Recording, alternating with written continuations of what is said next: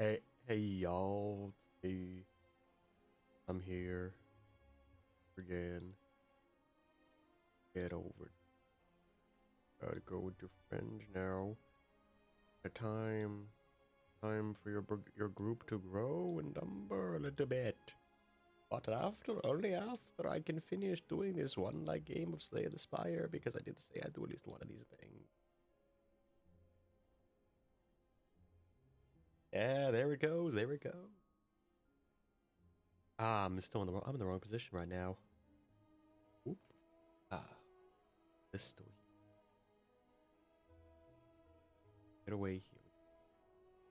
We don't need you, random death count. I don't remember why you're up here, but go away.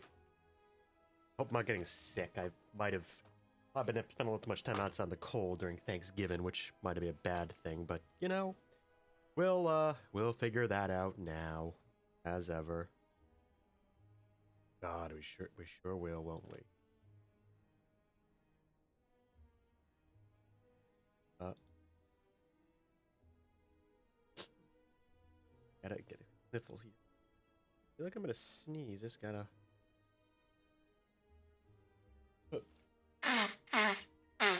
Hmm.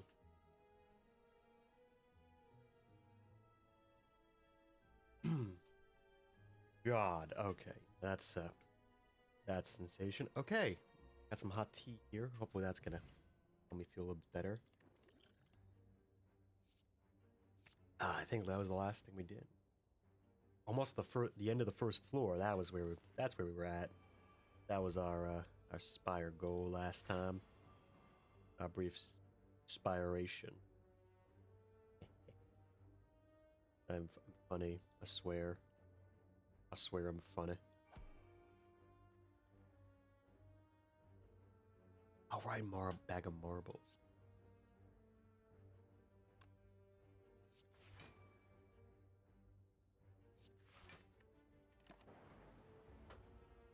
Come on, leave me alone.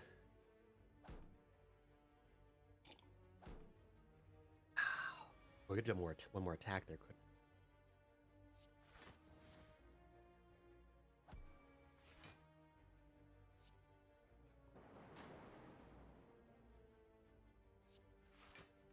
Oh, block, block, block. Dun, dun, dun, dun.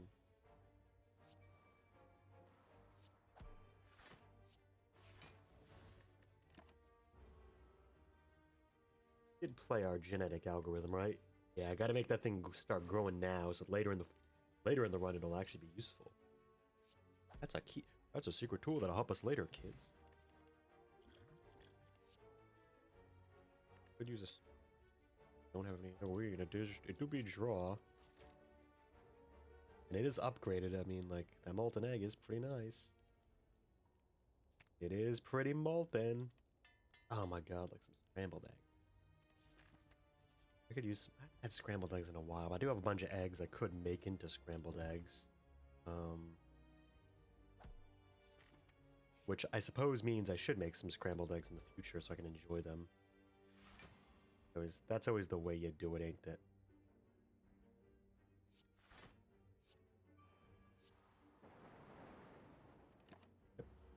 Probably should make them. I could probably make them scrambled eggs. I do love them. I just haven't had the time to make it. I've had the time to make them. I just haven't had I guess the inclination to make them scrambled boys.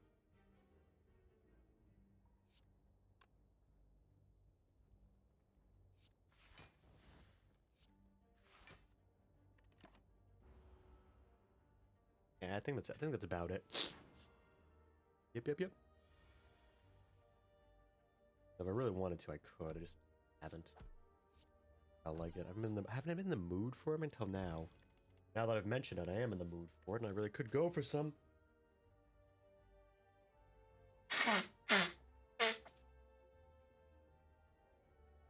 I've got a little trick to my recipe where I use a little bit of soy sauce. Tempting to take claw, but we're not going to take it. A little soy sauce to make mine taste better, but there's also other things.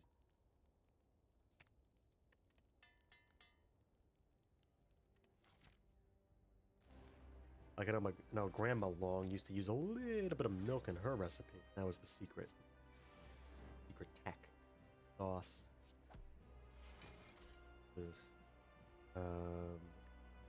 Yes, I think not really much we can do here or need to do, so we'll just let him go, let him cook off, buddy. Ugh.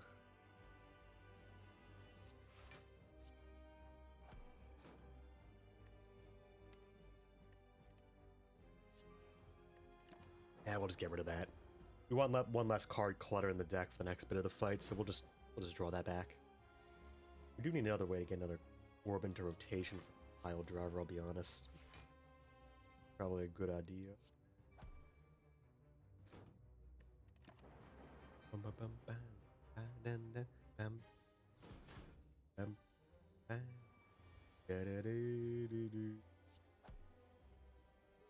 Pile drivers. No, we do have two compile drivers. Oh, we really could be doing that build actually, couldn't we? So some focus would also really work for our orbs. We're kind of a little too like, in terms of like actually having stuff to do with the orb.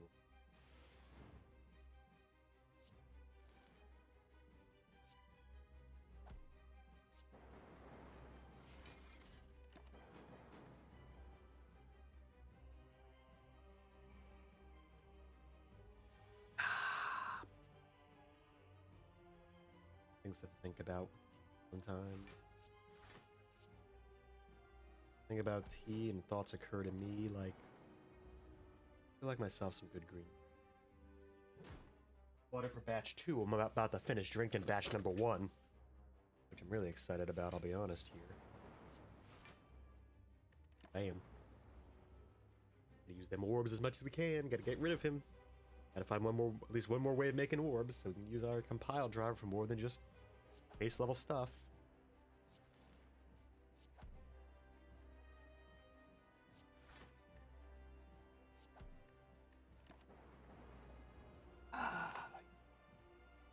We can endure it. We can endure a lot of things, as we're going to heal full because we're not at high enough ascension for them to not heal us to full. Good.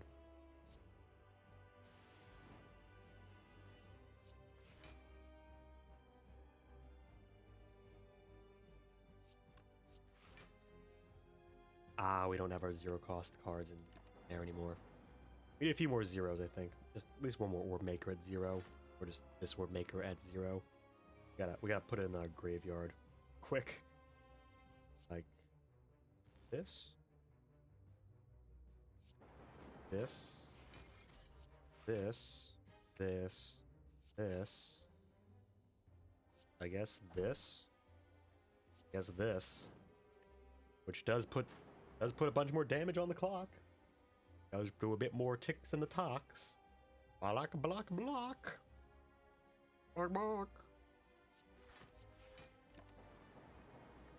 Can't go for any more frisky attacks. We're a little too low on HP for that sort of thing. That sort of chicanery will not stand, you say. Now that he is doing his tings and his tangs. Most important part of a sword, you see, is the tang. Part that connects the blade to the handle. A little bit of thin metal on the inside. Liver. A lot of people forget they exist, but you know, I don't, because I know you need it to make it work. Get zapped! Zap, zap, zap, zap, zap, zap, zap. Zapsia, zapsia, zapsia, zapsia.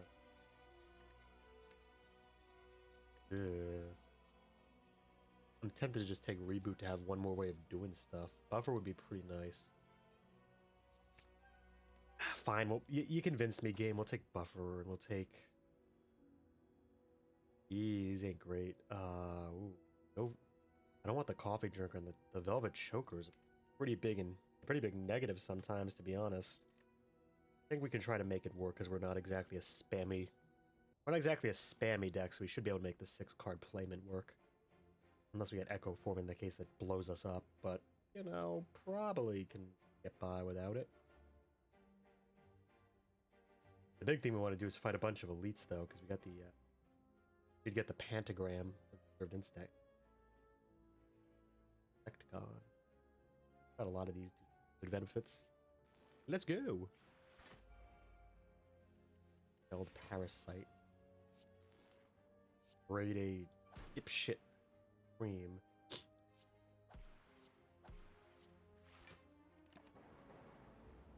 I'm gonna go fucking break your armor, buddy. And I'm gonna eat the insides of you like you're a lobster at Red Lobster. The restaurant with red lobsters in the food that you make there. Yeah. I'll do it. You can't stop me.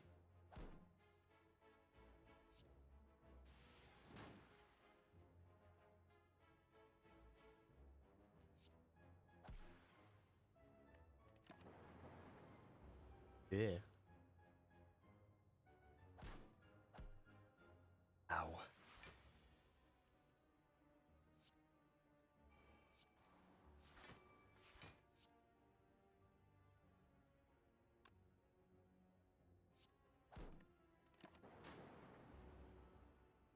Ish. Okay, just a little bit of a chip. Nothing our good old-fashioned repair can't handle. We'll go back to 73, which is basically full, right? This basically works out, right? We need focus, so we'll take that. Lickety split. Oop, sugar your orbs again.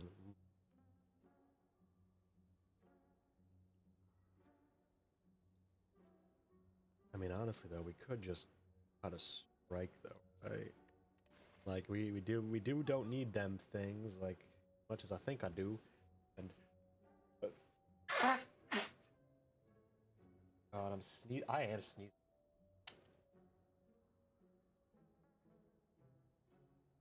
Issues I keep by me. I'm on top of my sneaky snack box of pretzels because I'm gonna need these today, I think. Very sorry about that, but my health, you see, gotta sneeze. I'll explode. A giant ball of phlegm. Horrifically! I guess it's kind of horrific.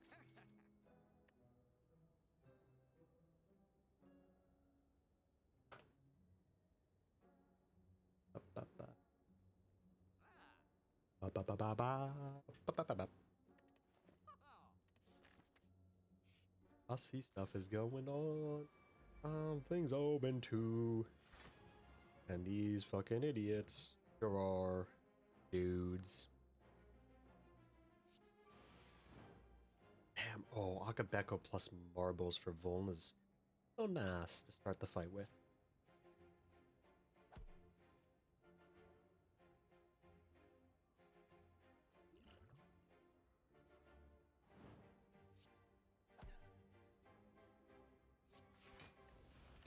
We have a nice potion use as well. Just get the little things ticking. Try to take my gold, but I'm about to take your life, buddy. If I can find repair though, I'd be pretty nice. Hologram.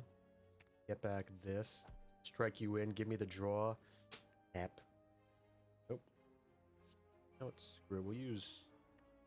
Oh, it's not gonna matter. He's dead anyway. Whoops. Oops. Kind of frost. Perfect. We needed exactly that. Exactly that. A little bit more of a different type of orb for drawing 2 off compile driver. Which is mission critical, as the kids put it.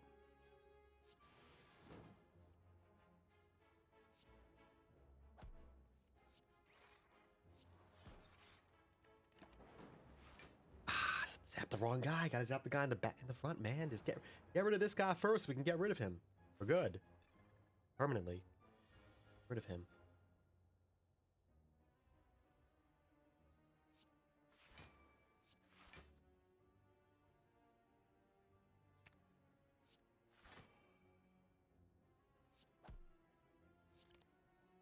Out of energy.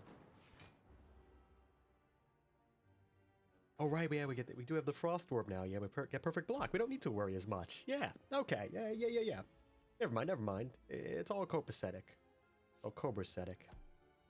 Cobra venometic.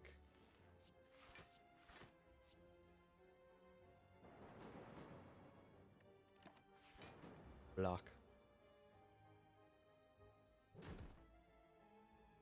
That was an inordinately large amount of damage, you motherfucker. How dare you?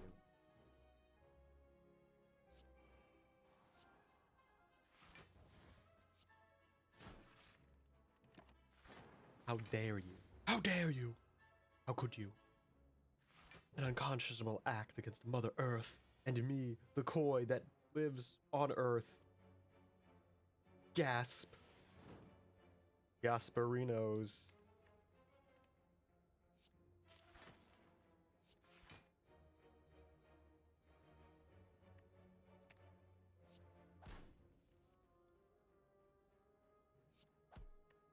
Get him. Drag him. Slay him. Look at him sitting in that cool tea, hunty. He thinks he can do nothing but sit there and be safe while I am hit. I've learned recently that there's more than one book we can get here, but knowing our luck, we're gonna find the Necronomicon, and not like the Enchiridion, but the Enchiridion would be fucking amazing. We're gonna take a risk here. We're gonna go insane in the membrane and pick up a book. Oh, it is the one we wanted. Nice. Enchiridion is the book that's an Adventure Time reference that gives you random powers, like, I guess, this one. Which is fine.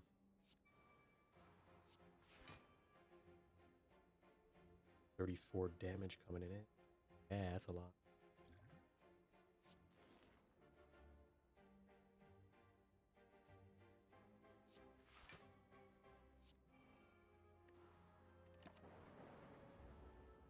Sort of are taking just a lot here. I don't want to really burn that barrier early. We'd be burning on like 12 damage. Which it doesn't feel great, you know? Just oh, they got Metallus. Ah, that's worrying. And we are drawn very weirdly at the moment.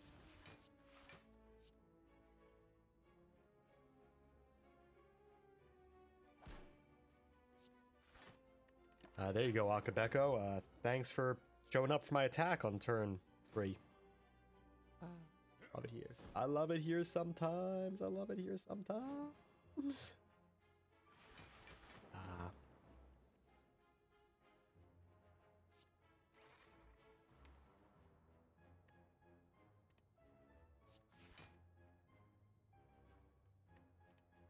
What are you guys doing? Stuff, things that are disagreeable to me personally on a personal level. You guys see that?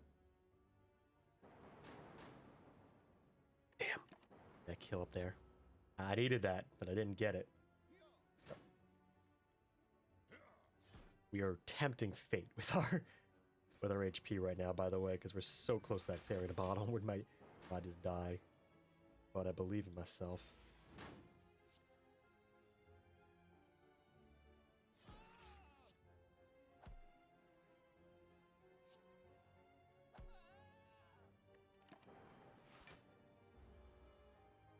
And we'll take that bottle now, I guess. Gulp. Gulp. Gosh. You guys better drop something amazing. I'm telling you that right now. You better drop something cool.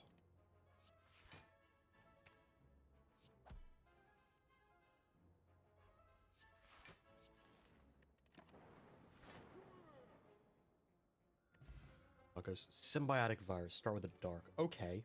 Okay, that works. That works.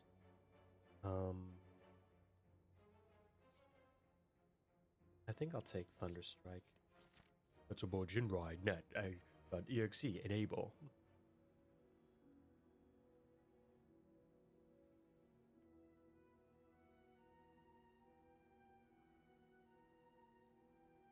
I think we'll just go hard on another defrag, I'll be honest. 5 focus seems pretty good. Learning.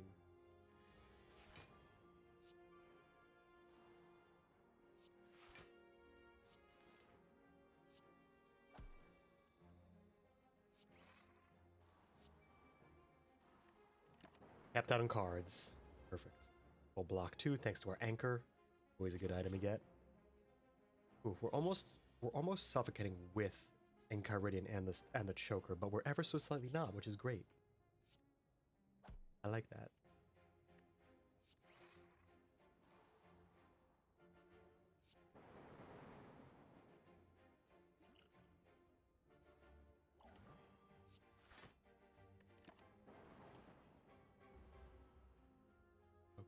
if we can double this next turn with our hologram back of whatchamacallit, we'll kill this guy. And we've got very good odds of getting there.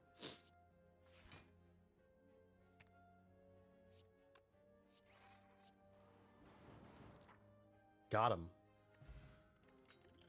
Hurricane, that is... very meh. Oh, we'll take Tempest, though. That's an upgraded Tempest, which means it's basically just a second copy of Zap, but better. Which we like those. Take those. Or do sleep here. Take a I think we take our pillow. Just so we're like really ready for the next. Not a lot of bonfires this route, unfortunately. Oh no. Hello world. Ooh.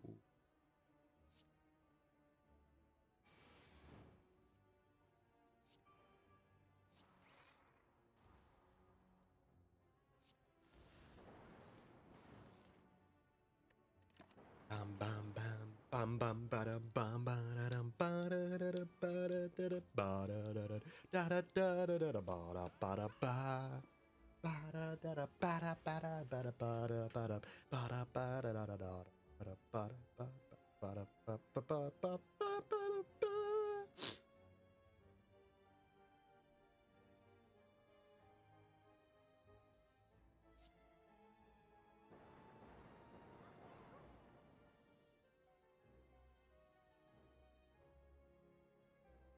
Ever so slightly not enough. Ugh.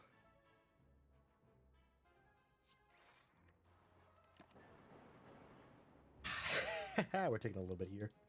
Guess we're gonna have to hope we draw into our. Actually, we do need to draw a genetic algorithm in this fight. I'll be honest. We probably could go for that. Right. Bafa.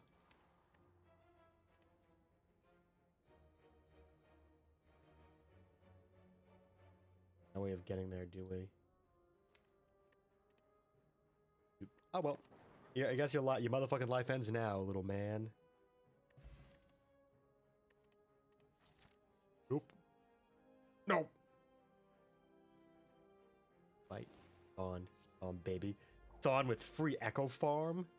Yeah.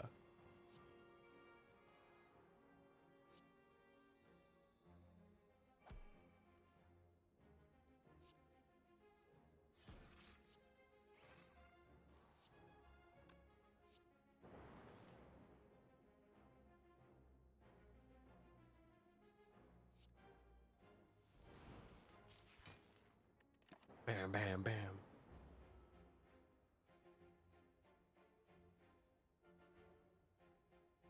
See, free Echo Form is the exact start we need to, like, really get these things going with Enchiridion. Look at this. Bam. Look at that. Double lightning strike. We are downloaded. Downloaded with the sickness. Da-da-da-da-da-da. Creative AI. Ooh. I think we're pretty creative. If you know what I mean.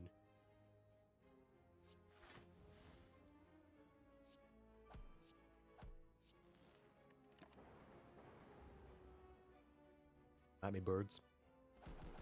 I wish I had Doritos to feed you, but you don't. I don't. Unfortunately. I really wish I did, but... Biased cog.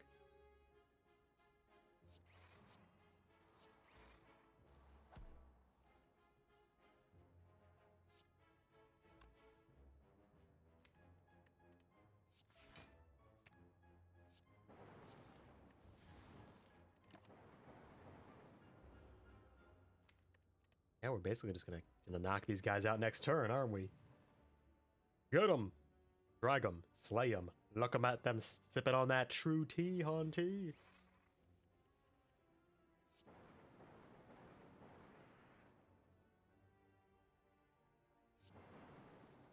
Why wasn't that an echo form? Guys, that should have been an echo form. Why wasn't it an echo form?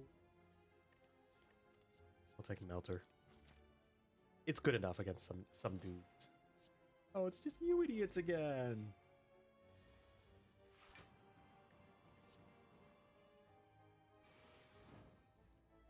And where are you without your precious little, whatchamacallit? Thing.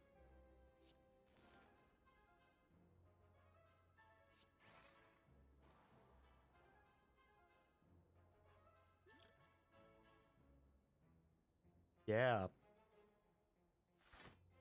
Take that. Take that, you guys. Thing. I hate hello.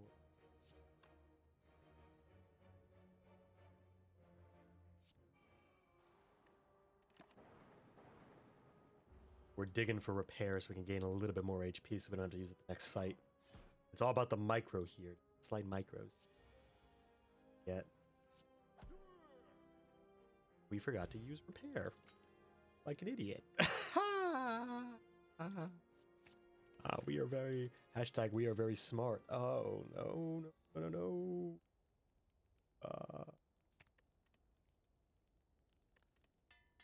We're good at this game. Whatever. We're like very, very good to close HP. Very close to full HP here, so it doesn't really matter as much.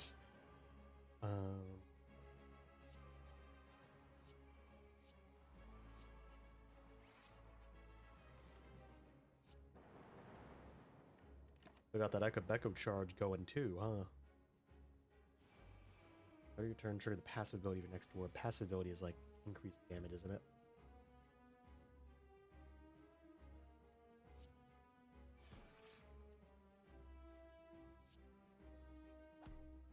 Triple draw of compile driver, man. I needs is it. I needs is it.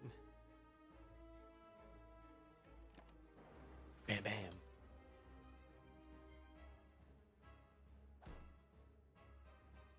Kinda wish we had another way of making Dark Orb. Not to burn up our only one, but if we had someone like what's the one that like uses the first orb and then puts it at the back, that would do something, I tell you.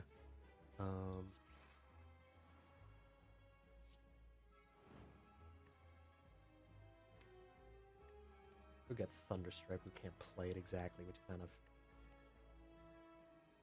Although we could, we do this.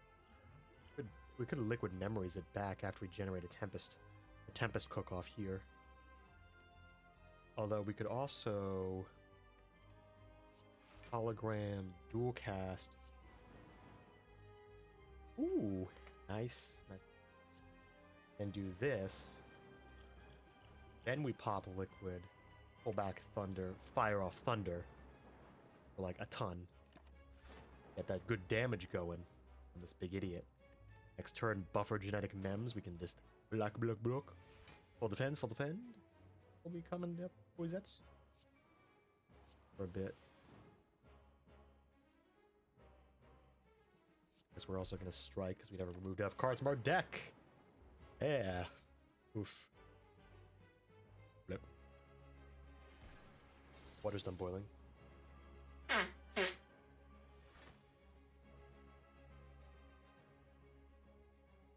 Gotta put this, God, this fills up while it's still hot. It'd be good for my cold. I gotta drink it while it's water's still. Not to the thing I did a few streams ago where I let my boiling water get down really cold, and then it sort of just, you know, wasn't very helpful for what I needed it to be doing, aka helping my sickness.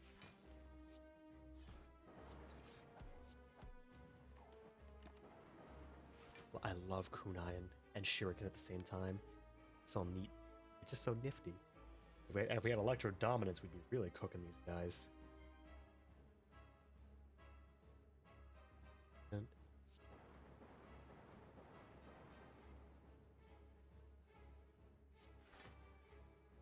charge battery.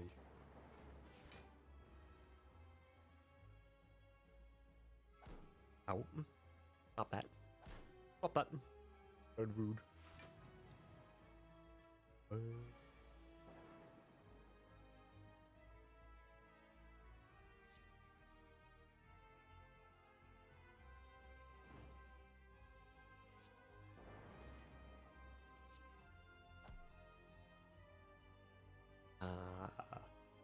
This is very tempting, but I'm gonna go try pop this off first, see what it is. Hyper beam. I think we actually take that. Because we can really use that, and now we can 8 times 6, 48. Yeah, that gets it. This kills the crab. Goodbye. Have a beautiful time. Ooh, we could take creative AI, which would be fucking hilarious. Oh, I don't know if we're. I think it might be too late for the creative AI build. So like, you know, we could always.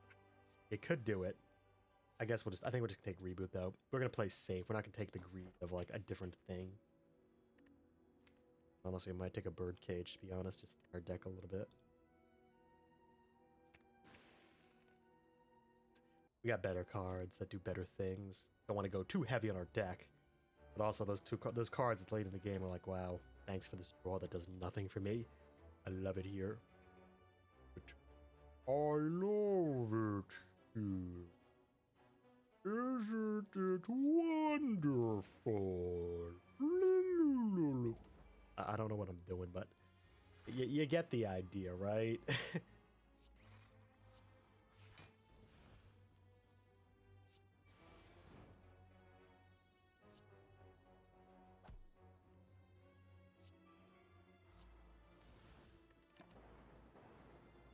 God, I really wish we had Electro Dominance. Get that group electric charge going. Firing up on all our orbs, or if you got him Picker to give us more slots every few turns. Yeah, but sometimes you gotta pick Cage for like base utility, which is a little lame, but you know, it's like eating your vegetables, I guess.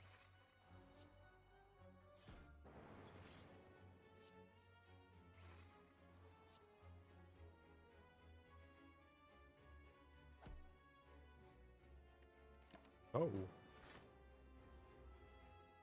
Gosh, Scoob, what you doing?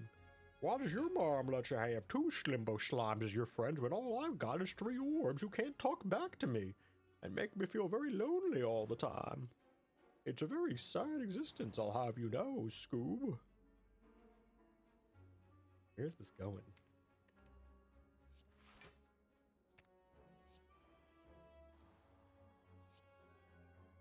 6 damage plus. It's also, it's once again just a little bit off, isn't it? Yeah, it would have been 1 damage off on True Lethal. Again, we need to like upgrade a few more of our focuses, I'll be honest. Oh, shit, he's coming back to life. Fuck. Fuck you, Slimbo Slime. Get back there. Get back dead. Back to being dead. No one likes you.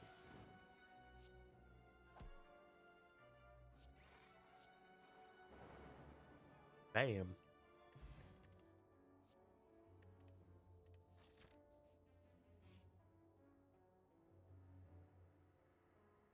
An alien landscape. No, we're not going to fight the boss immediately. I kind of dislike that event with a burning passion. I feel like I never strong enough to fight the boss. Whenever it comes up, it's like, I want to die. It's like, I want to die. I'm like, no, can I not die?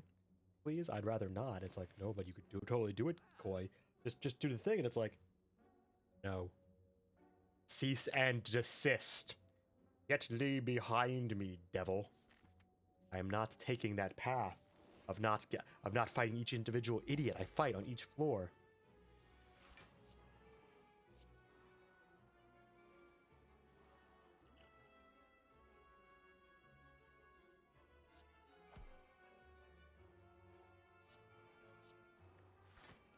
And we'll just play defensive this turn. Get a full-on block up going. Let Echo Form do something pretty big next turn, I think, because we might draw something really cool for Echoey doubling in. Like this.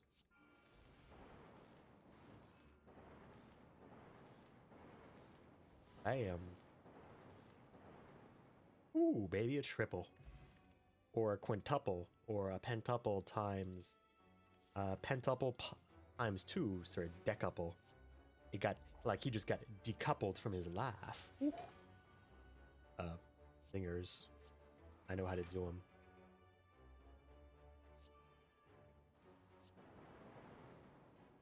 Bam.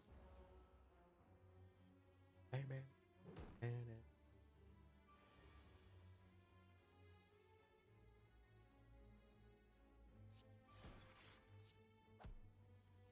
pile drives. We'll just start increasing our orb power again and again. Honestly, we just kind of need to keep doing that as much as possible. Get these orbs as big as possible off all our focus, because we got a bunch of them, but unfortunately none of the rare one we need to really like get its cook off, which is biased cog. Of course. For those in the know, biased cog is always the way to go. Larger bat back. We should get another. We should try to pick up another one of these with the chance.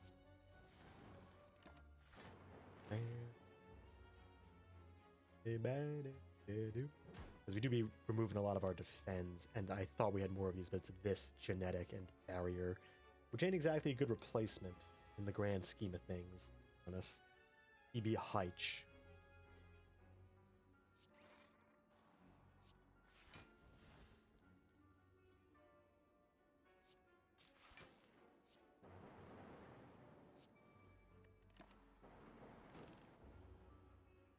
Oh my god, we're buffering off 4 damage there. That just feels bad. That just don't feel right. Bad. Self-repair. Evoke recursion. Yeah, that's good. That's good. This way because we want to fight 3. And we fight that guy. It's 1 elite. Ain't 2 elites.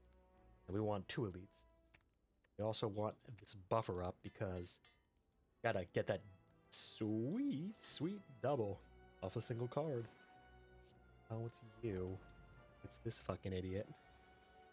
God, I despise you.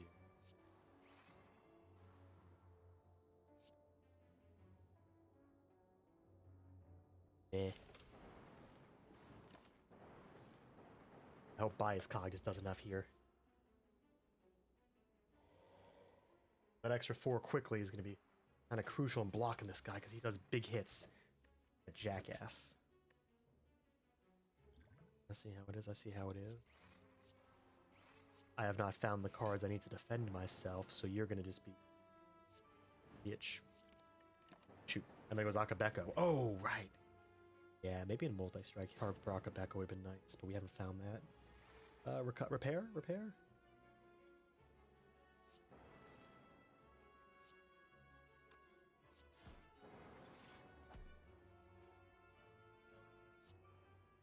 Boom. Perfect block. Twice.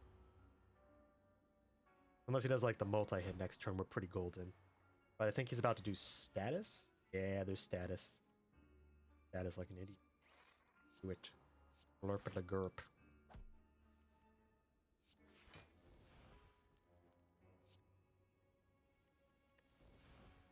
Fuck. Fuck me. I just didn't want to get that. I thought I could get that out of the way and back in the deck with that shuffle. I could draw it next turn and heal up, but I didn't. We're never that lucky, are we? Kind of a bitch. Oh, Pandagram, that's actually really worth it. Oh, like a lot. Focus key. I don't like that one. I feel like that one's a little... eh. I'll be honest. I always feel that card's a little just... eh. Does enough.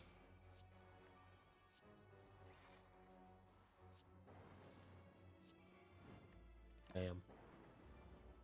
My ma'am, thank you, ma'am. Act. Get smacked around like a fool. Let's get you knocked like a tool.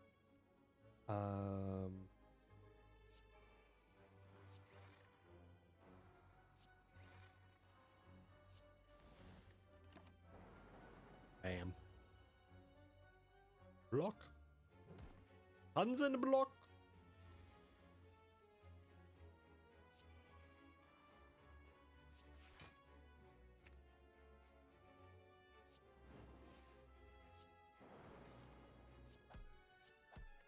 God, our strength is anemic. Oh, he weakened us. That's why our strength. Not because we're just weak. It's because he's made us weaker. We totally would have been stronger than this if we been in peak performance, though, guys. You got to know this, right? Right, guys. We'd be in better performance if we were better, right?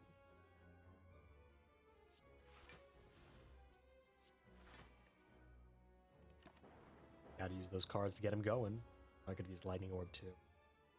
think we had space on our velvet choke. Choka. I barely knew her.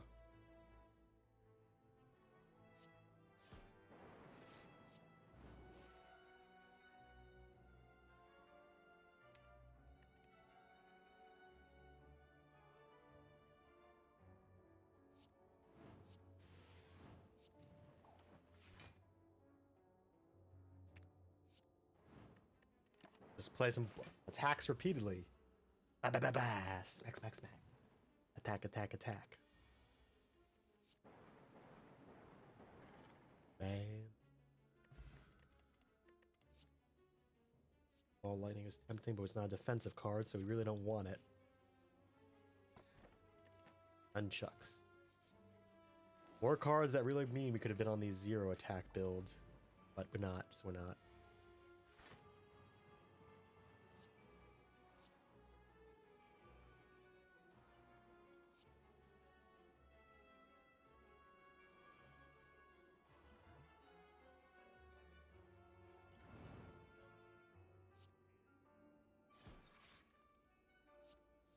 Get a rept.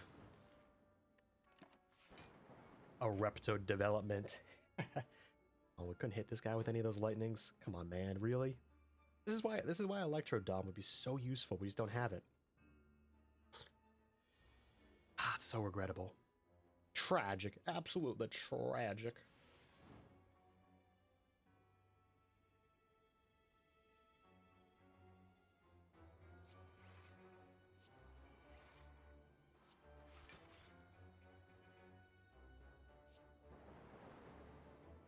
Bam. Got him. Guy at him. Ooh, my neck. Crackety crack. Crackety schmack.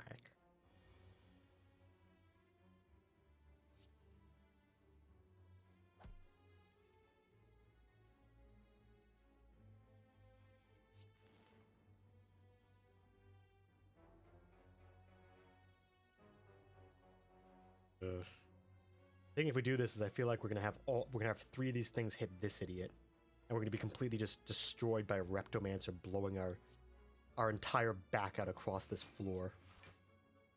We're gonna hologram. We're gonna get back charge battery. We're gonna charge battery, and we're just gonna jumbo block these fools.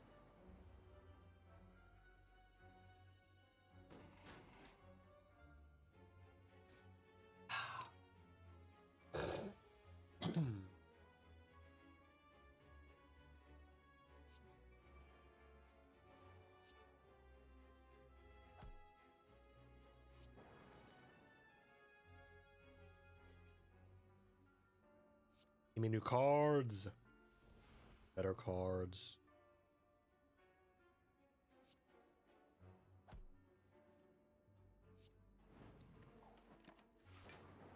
And that's all we're doing there, folks.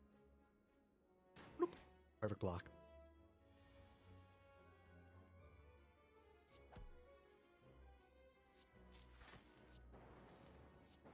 Bam. Got him. Ah, we'll take bias cog. Too useful. Oh, especially against these guys. Especially against these guys. I've never been so proud of my top decks before in my life.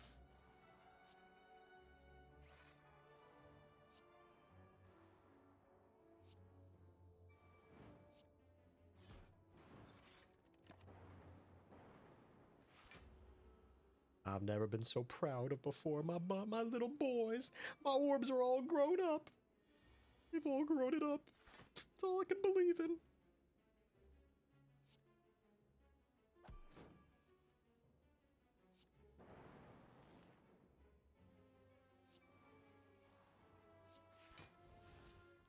Play Genetic Algo, we'll play that. I'll say, what are we really playing out for? We're kind of just gonna get these guys regardless. We've played all the cards that actually benefit us for the next fight. We've played Repair already. We just gotta... This. Goodbye. Forever, Mr. Spikes. Lead member of the Shapes that no one cares about. You're forgotten. You're dust in the wind. Fire dust.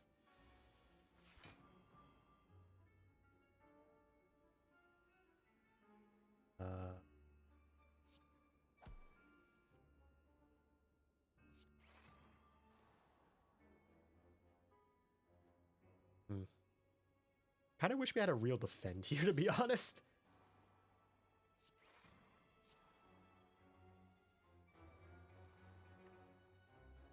Like, buffer feels so bad to block a 5 hit. It's just like, yeah, we did that, didn't we? It's like, oh, yeah, you did. Kind of was a pro gamer move you did, Koi. It's like, oh, yeah, I really wasn't. And it's like, yeah, it wasn't. I hated doing that with every fiber of my being, yet I still did.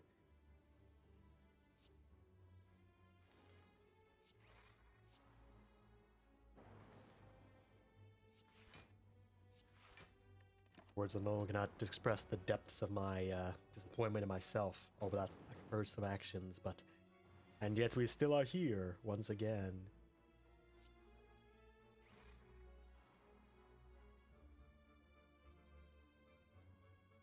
Damage.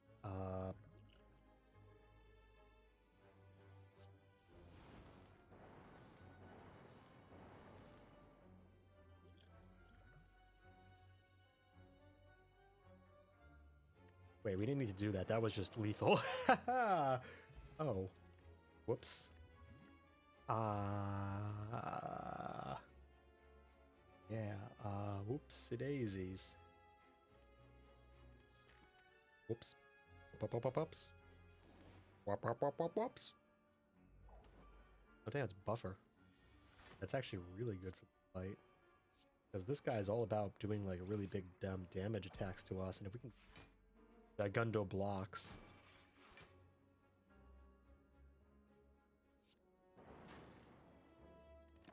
It'll all work out for us, because now we can just barrier up past it. Although it's an unupgraded barrier, so it's actually not what it would have been. God.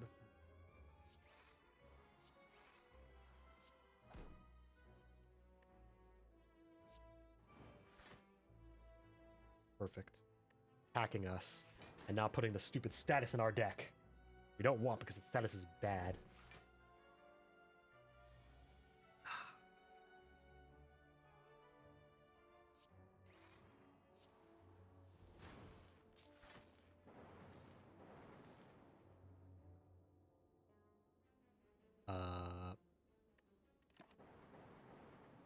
Yep. This is a very smooth writhing mass fight, I'll be honest here. It's all kind of just worked out pretty well. Like, the only thing we could have gotten better is if we'd found our genetic mod, our genetic aug, or our repair earlier. Kind of just didn't, so we don't need it. Bam.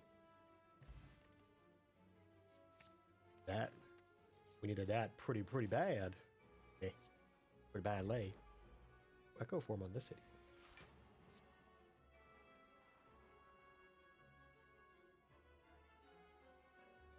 Very expensive big hit that we would have needed. But oh god, it's so regrettable.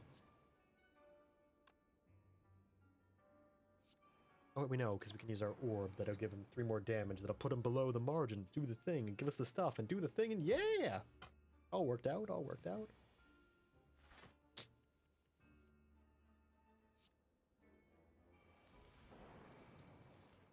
Boom, boom, boom. Another one bites the dust.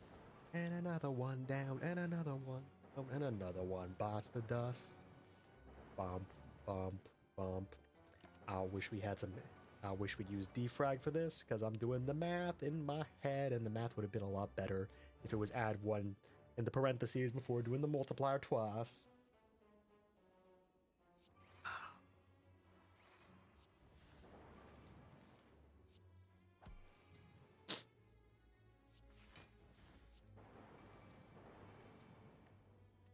Oof.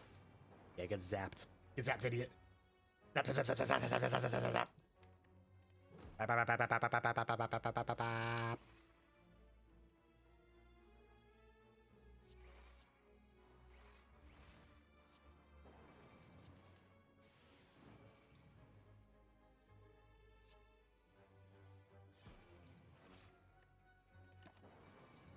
Bam, bam.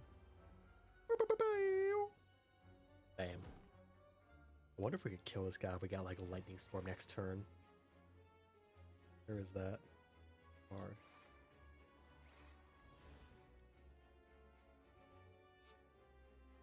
Come on, come on, show up, show up. I know you're in there somewhere.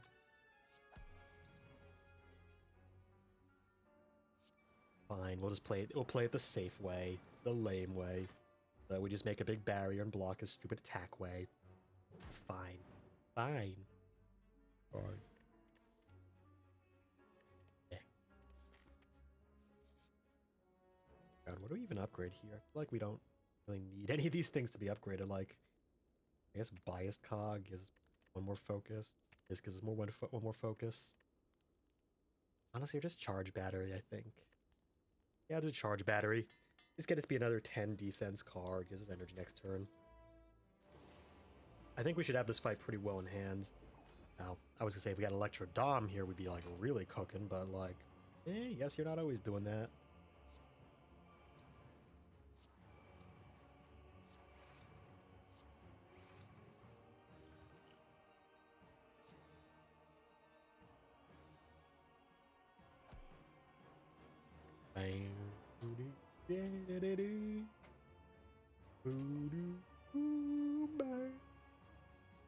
We should pop regen next turn and then go for an entropic.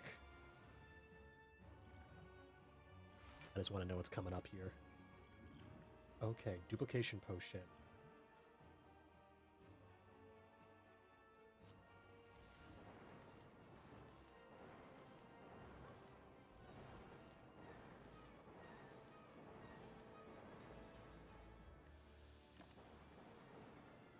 Ooh, yeah, big block, big block. Big boys. Oh, come on. Attack potion, another regen potion. We could pop the regen here, to be honest. Get rid of this guy's ability to do it. Let's drink the attack, see what we got. Blizzard. Yeah. Big ball lightning to be honest. Kind of better.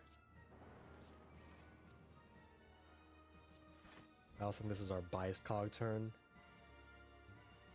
Genetically mutate. You. Charge the bat, and we'll smack you for the other bit. I think we should full block this now. We'll kind of. Hey Koi, how's it going? Sorry, I'm Mix. How's it going? I'm Koi. Oh yeah, we're doing one game of Slay the Spire before we do the art thing I'm doing today. Ba-bam. This is closing out the game we almost won. Yeah, I can interpret anything as a Koi, you see. It's due to poor object recognition skills. A skill I've trained myself well in. Battered at stuff. Though I don't want to be battered by fish and chips. Although I could go for some fish and chips. It's been a while since I last had fish and chips, actually. Well, that'd be pretty yummy. I mean, fish do eat fish in the ocean, as some people aren't aware. So, where am I going with this tangent, huh? Oh, that's a misclick. oh no, that's a misclick. That's number wang. So how you doing though? How has life been recently? Thanksgiving occurred. People ate food. I ate food. I'll say a little too much food, but I don't regret it. Yummy. And it was really nice in my tummy to consume it all. I don't mind it. I'm choked. We're getting choked out. I think we're gonna have to pop that other regen. I'm gonna fight every other human being alive. Ah, well, that sure is a mood to have after Thanksgiving. I big understand. Oh, I don't have the thing I'm looking for. We're gonna do this then, just to get it out of my freaking deck. Wipe. Wipe. Wipe.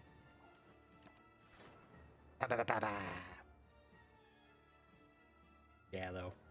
Thanksgiving can be nice, but can also be a little like, God, I sort of hate my family sometimes. I love them, but I kind of hate them sometimes. Ooh, 188 damage. That is very tempting. I don't know if it's the greatest move, but it's very tempting. I'm gonna do it. You only live once, right? That was a James Bond movie. I don't know, it has very little to do with things, and very much to do with my boiling frustration that other humans like they are. Oh, so it's just a normal day then, huh? Ba-dum-cha.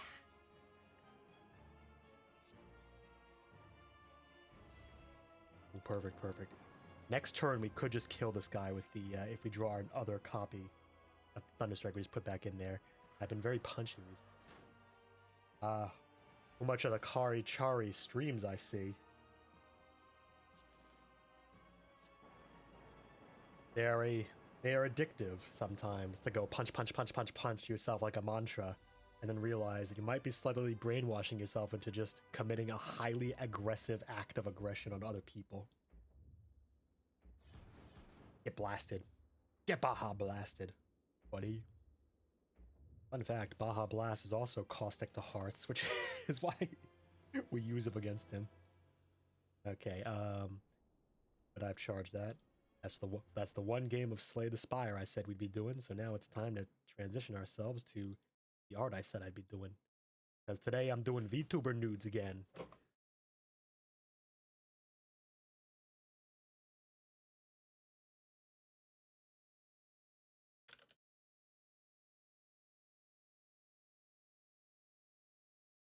Let me change the title. Yeah, the Noodle Brigade's going to be gaining some new friends. Although who the friends are is going to really depend on whether or not people actually read the message this time. And let's go to Twitter. Da da da da. Da da da da da da da da. Did I put my Twitter bookmark? It's somewhere around here. There it is. And I see that this time I have gained one reply. Shit. That means I am, if anything, slightly less reacted than last time I did this freaking poll.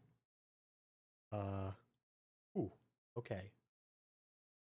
I do know this person through various means. I just do a shout out for them. I was actually on their channel somewhat recently for a little collab. Let's check out Coffee Curl.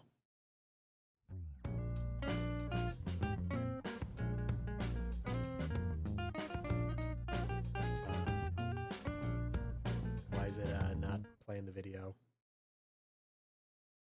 Does he not have clips? Hold on a second. Does he not have any clips to actually show? Shit. Oh, that is unfortunate. I should make a clip next time I'm on his channel.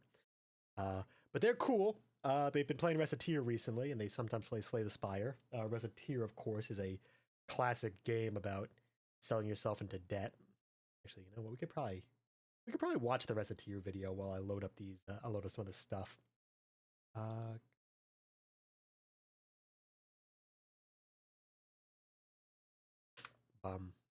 Racketeer. Nah, it's Recettear because you're a person who combines things and you cry. I don't actually remember. Hey. It's a very weird game. Look at that. Screen change. Capture the screen, please.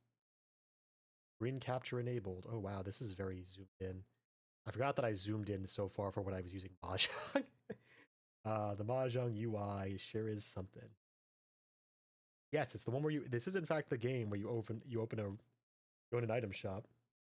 People, Seth here. Have you ever watched one of those sad documentaries about the living conditions of sweatshop workers in Thailand and thought to yourself, those poor people, they make products that sell for hundreds, yet they earn a $1 for their labor. That's terrible. Those workers are clearly overpaid. I'd pay them half. Then I've got exactly the game for you. Recettear, released in 2007 and translated from Mandarin Chinese in 2010. On the surface, Recettear is a game about the true merchant experience of being a professional shill. As such, it resonates strongly with my own personal belief and culture. Instead of being a random, adventuring schmuck that risks their own life and limb to put bread on the table, you play as a child that risks their very soul by venturing into the most dangerous, cutthroat, and oppressive arena of all, the arena of business.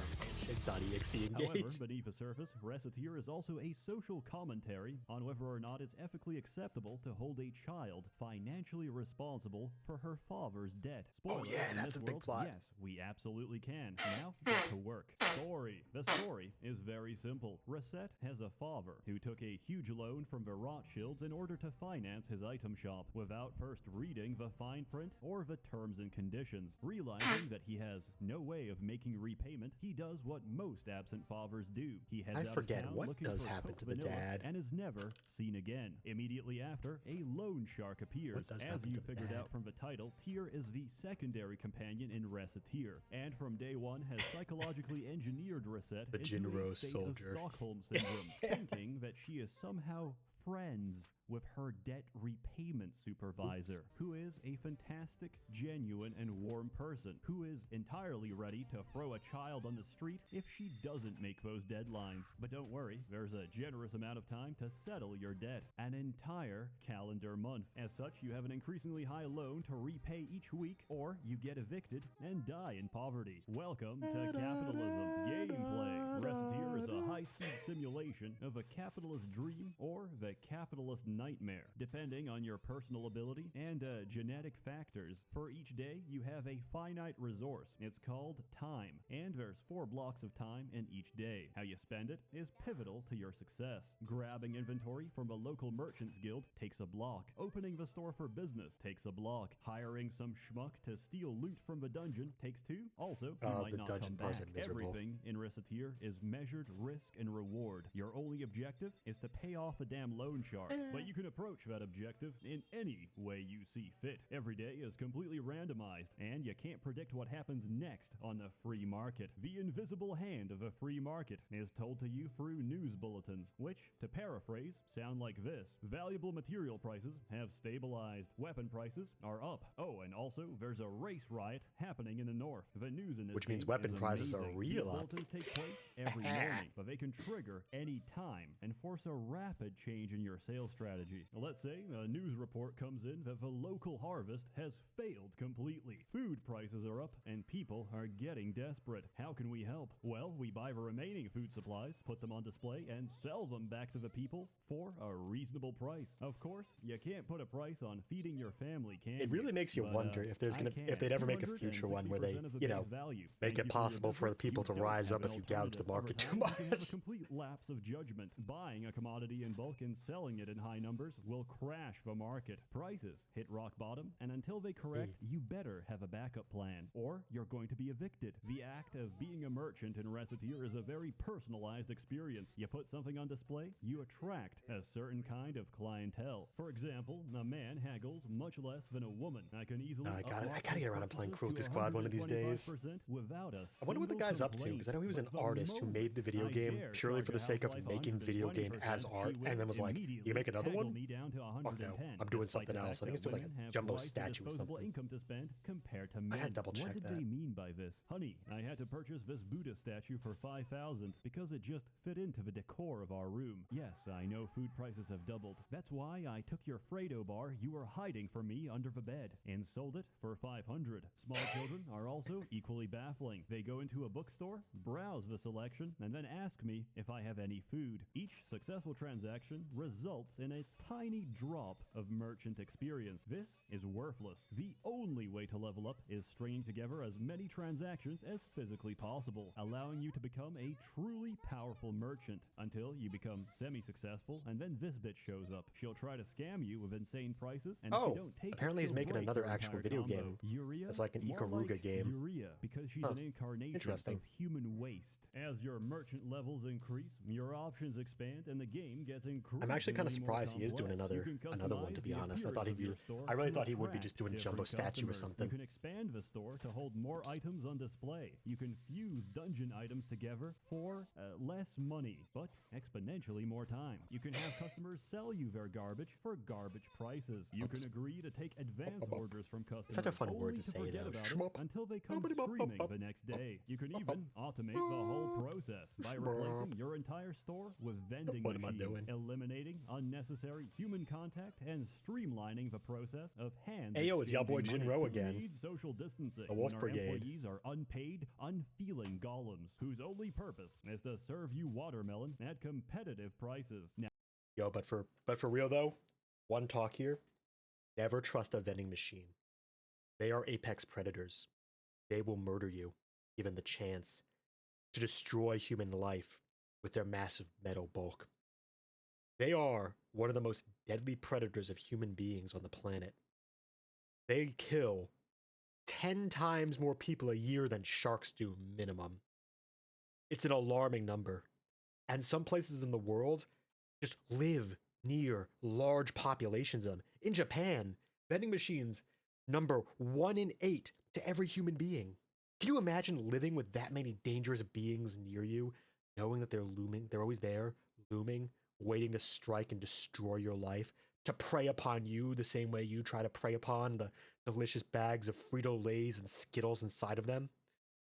You gotta fear vending machines, man. Those things are fucked up and evil.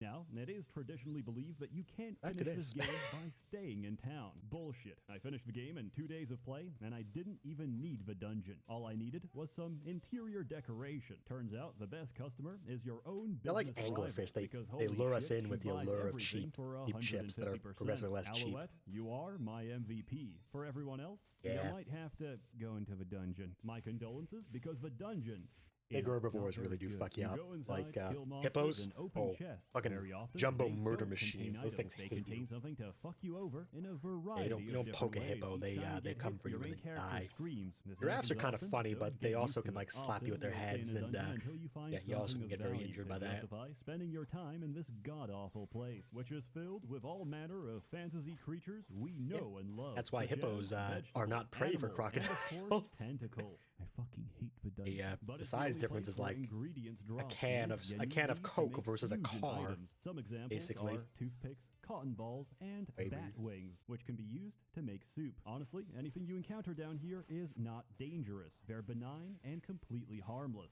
Imagine robbing the elderly. You wouldn't call them monsters, would you? They're more like walking loot dispensers. Yeah, just cut this part of the script. Once you get their business card, the adventurers do get better. The dungeon, however, does not. It is the same randomly generated by the way, grid, copy-pasted the dungeon several is hundred times. also But Seth, there's mostly boss fights, orb-shaped correct. enemies that They don't take have about the same limbs. amount of time So to they're just kill all as like vegetables. blobby I dudes. implore you, become a better Aside from, like, the merchant today. bosses, If not for which is the kind of a love little money, lame. then from the deep I was hoping there'd be all sorts of cool existential stuff fear of inside, having like to go goblins and through the ogres, but it's just like equivalent of mushroom, Dante's blue Inferno and mushroom, the 9 fish, circles of hell, slime, just to other come back with a slime, fucking pumpkin with no back body, scratcher. skull Recipes with is a no very body. charming It's all little just title, circular and it's dudes. quite different from the rest. I find the act of shilling endlessly to be very relaxing. Yeah, but the and legs and I the think upper you body of will the too. free Even market when you sure as finish hell the ain't main invisible. story, there's still more And I can't see content. them either. It's not much, but endless mode lets you experience everything you missed without time constraints. There's a lot of little side stories. Yes, they are wholesome and endearing, but I'm just here for the money. Also, don't stay on the main menu or your ears are going to bleed. If you're a masochist, Oh yeah, the game has like no volume controls that actually stay between moving, so every time you move back to the main menu, the volume just goes and blows your ears out. Oh, and also, which is great. Everyone loves that. Good luck. I give Reciteer a 10 out of 10 years ago, back when this game was still relevant. I still play it sometimes to relive my ancestry, so I thoroughly recommend it. Unfortunately, the Okay, game let's never update goes that on again. I sale. accidentally deleted Correction, the game art is tag I currently tried to on put in. sale, and $15 for something older than the average pyrocynical subscriber is unreasonable. Thus, I strongly encourage you to use a VPN and buy the game in Argentinian pesos, which converts roughly. Oh, that has not aged well. Oh no.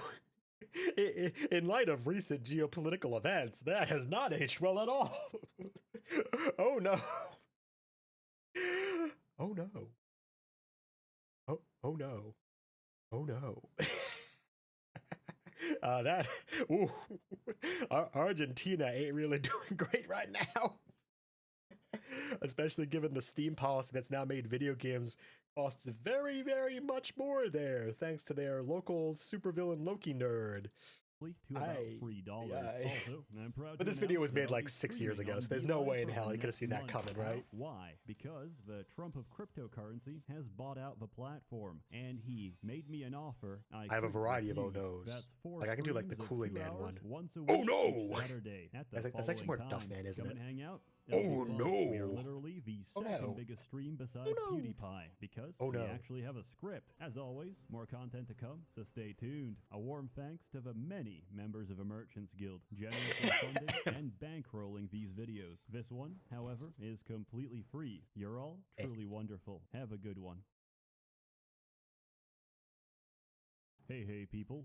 Oh my god. But one more of these and then Seth we'll, here. we'll do the Have art. you ever dug I'm too currently, deep and found something currently they doing something don't here want so you I to can know? Sandy more people Lowe, to respond who to is this she tweet, and why can't but it I ain't reach working her? very Have quickly. you ever fallen out with someone and restored your friendship using quantum entanglement to retroactively rewrite history and save them from a car crash that never actually happened? Have you ever wanted to skip a lifetime of formal education just by cooking a banana? And finally, have you ever had a fungal infection on your arm that, despite your best efforts, won't go away? No problem. Just cut it off. Then stab a syringe filled with anabolic growth hormones right into your chest and grow a new one. I like As you well fried know, plantains are good mushrooms too, a man. great source of Plantains are so protein. much I just bigger hope and you're not they soak up picky the oil a about the bit origin better. of that But bananas protein. are also pretty Everything nice. said could be described as the I got raving some of a bananas this week, paranoid too. schizophrenic, They're not as, but it isn't. It's an everyday over brown occurrence as the ones I in ate the last week, caves of but Quud, which I I'm like not them sure how anyway. to say, so we'll just use the acronym instead. That's a joke. COP Last week the is bananas like were the really kind of negligent fucked up and I was supervisor to a hungry and I needed to eat a kindergarten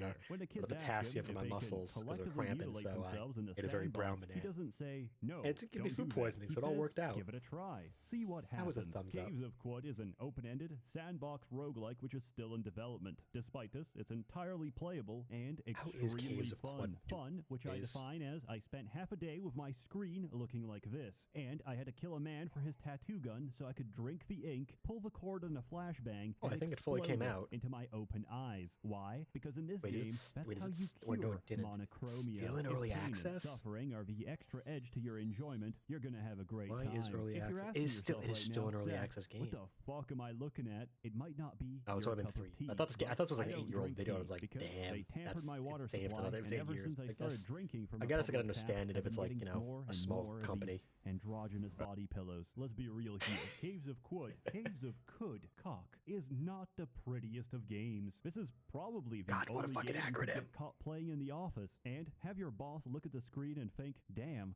my man's Excel spreadsheet looks fucked up. It's not a very visual game, even though there are some nice visuals here and there. You're gonna have to use It really is kind of the Dwarf imagination, Fortress and School if of you Game can, Design for take aesthetic. my word for it that this random collection of pixels is actually a small farming community. So, what's the story of Quud? I don't know. There used to be an advanced transhumanist civilization living on Quud, but they're not around anymore. Instead, we got mutated everything, from humans to trees, from pigs to chimpanzees. Everything thinks, feels, and the plants talk behind your back. Oh, Welcome to Quud. that's what the It's plants a are always complete doing now. madhouse, but hey, it's Plants are very fucking colorful. traitorous To play buggers, this but they're stupid better than game, you need to cats make because they a don't character scratch you for up. which you've got Unless you're, two you know, options, very mutant or bad at taking true care of kin. plants and What's the interacting with difference? them. Mutants are My plants genetic never freaks, scratched me. and they randomly nice. mutate their I loved you, genomes once they Nathaniel level up, Nicodemus. which includes, Rest but not well. limited to, multiple Sadly heads, passed away multiple earlier feet, this year. multiple He was hands, he was two an hearts, amaryllis plant. paralyzing stingers, Loved him. regrowing limbs, loved the him like my ability to own pet fly, plant. the ability to induce he a was. brain aneurysm, spontaneous combustion, teleportation, phasing through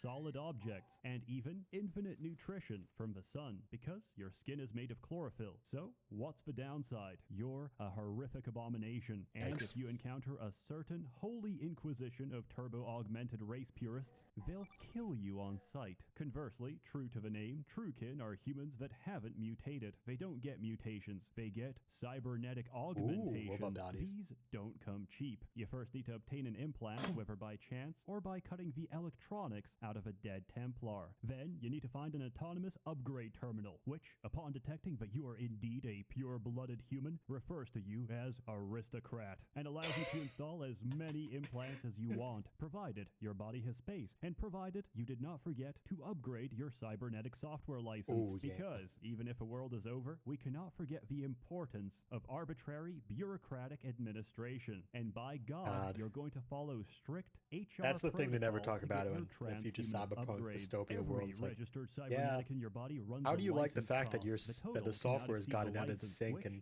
the versions of the different limbs you got are non-compatible? These are exceptionally rare, and there's no easy way of finding them, and rightly so, because cybernetics are absolutely ridiculous. Tired of your tiny, feminine hands?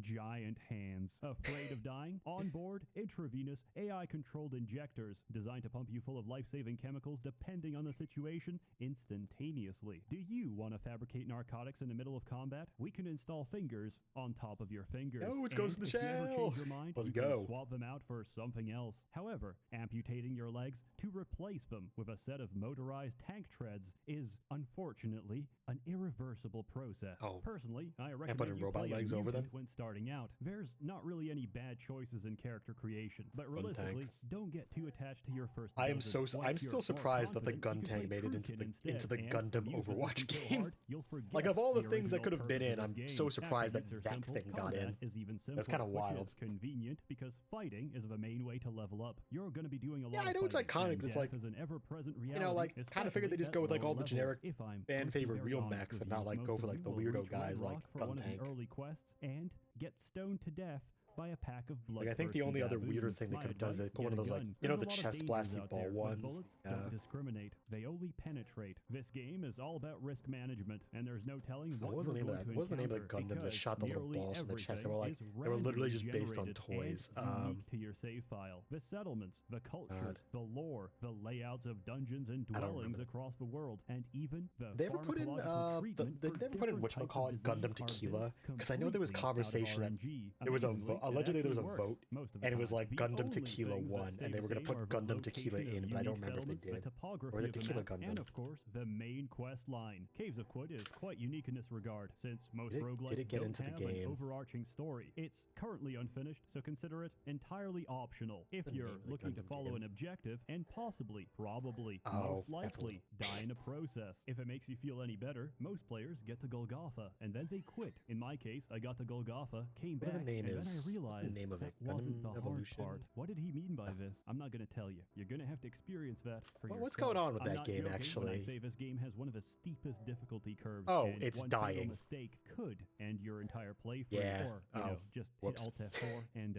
never tell anyone. Let me tell you about mechanics. Firstly, overlay UI. Turn it on. I have no idea why it's not the default, but it's virtually unplayable without it. There's a lot of interesting monster designs in this game. Interesting in their design to creatively reduce your life expectancy. Most What common did they cause add? of death, a brick wall, because for some reason, mimics are level 25 and still generate where they shouldn't. That's Yeah, they good added Hyperion programming, just Gundam. like choosing Unity to be He's the got them, basis of them your big old sandbox shields, roguelike. like How about Reinhardt from Rusty Overwatch? Sawblade that dismembers I on guess that's every why they hit? added him. I hope you have an extra head, because otherwise, 'Cause they it's needed that- game that over. shield On the dude bright for the side, game equipping your play. severed face as a homemade facial accessory Well, is I guess both it's sad. I guess fashionable it's sad, and isn't it? attractive. No Do you like Tequila bananas? Gundam, How about and the being game's dead, peeled so they're never like a gonna add him. banana? Because for about half a banana tree All in the this countless game, fans the of Tequila fruit Gundam are gonna be comes to sad, them. This may which is surprise apparently a newer lot, players as pressing 'cause people auto like that explore in guy, the banana despite him grove is being a little, like, guaranteed single-click derpy and slightly, shortcut to being disemboweled. stereotyped. Have you ever wondered about the struggle Just of a living with little bit dyslexia? If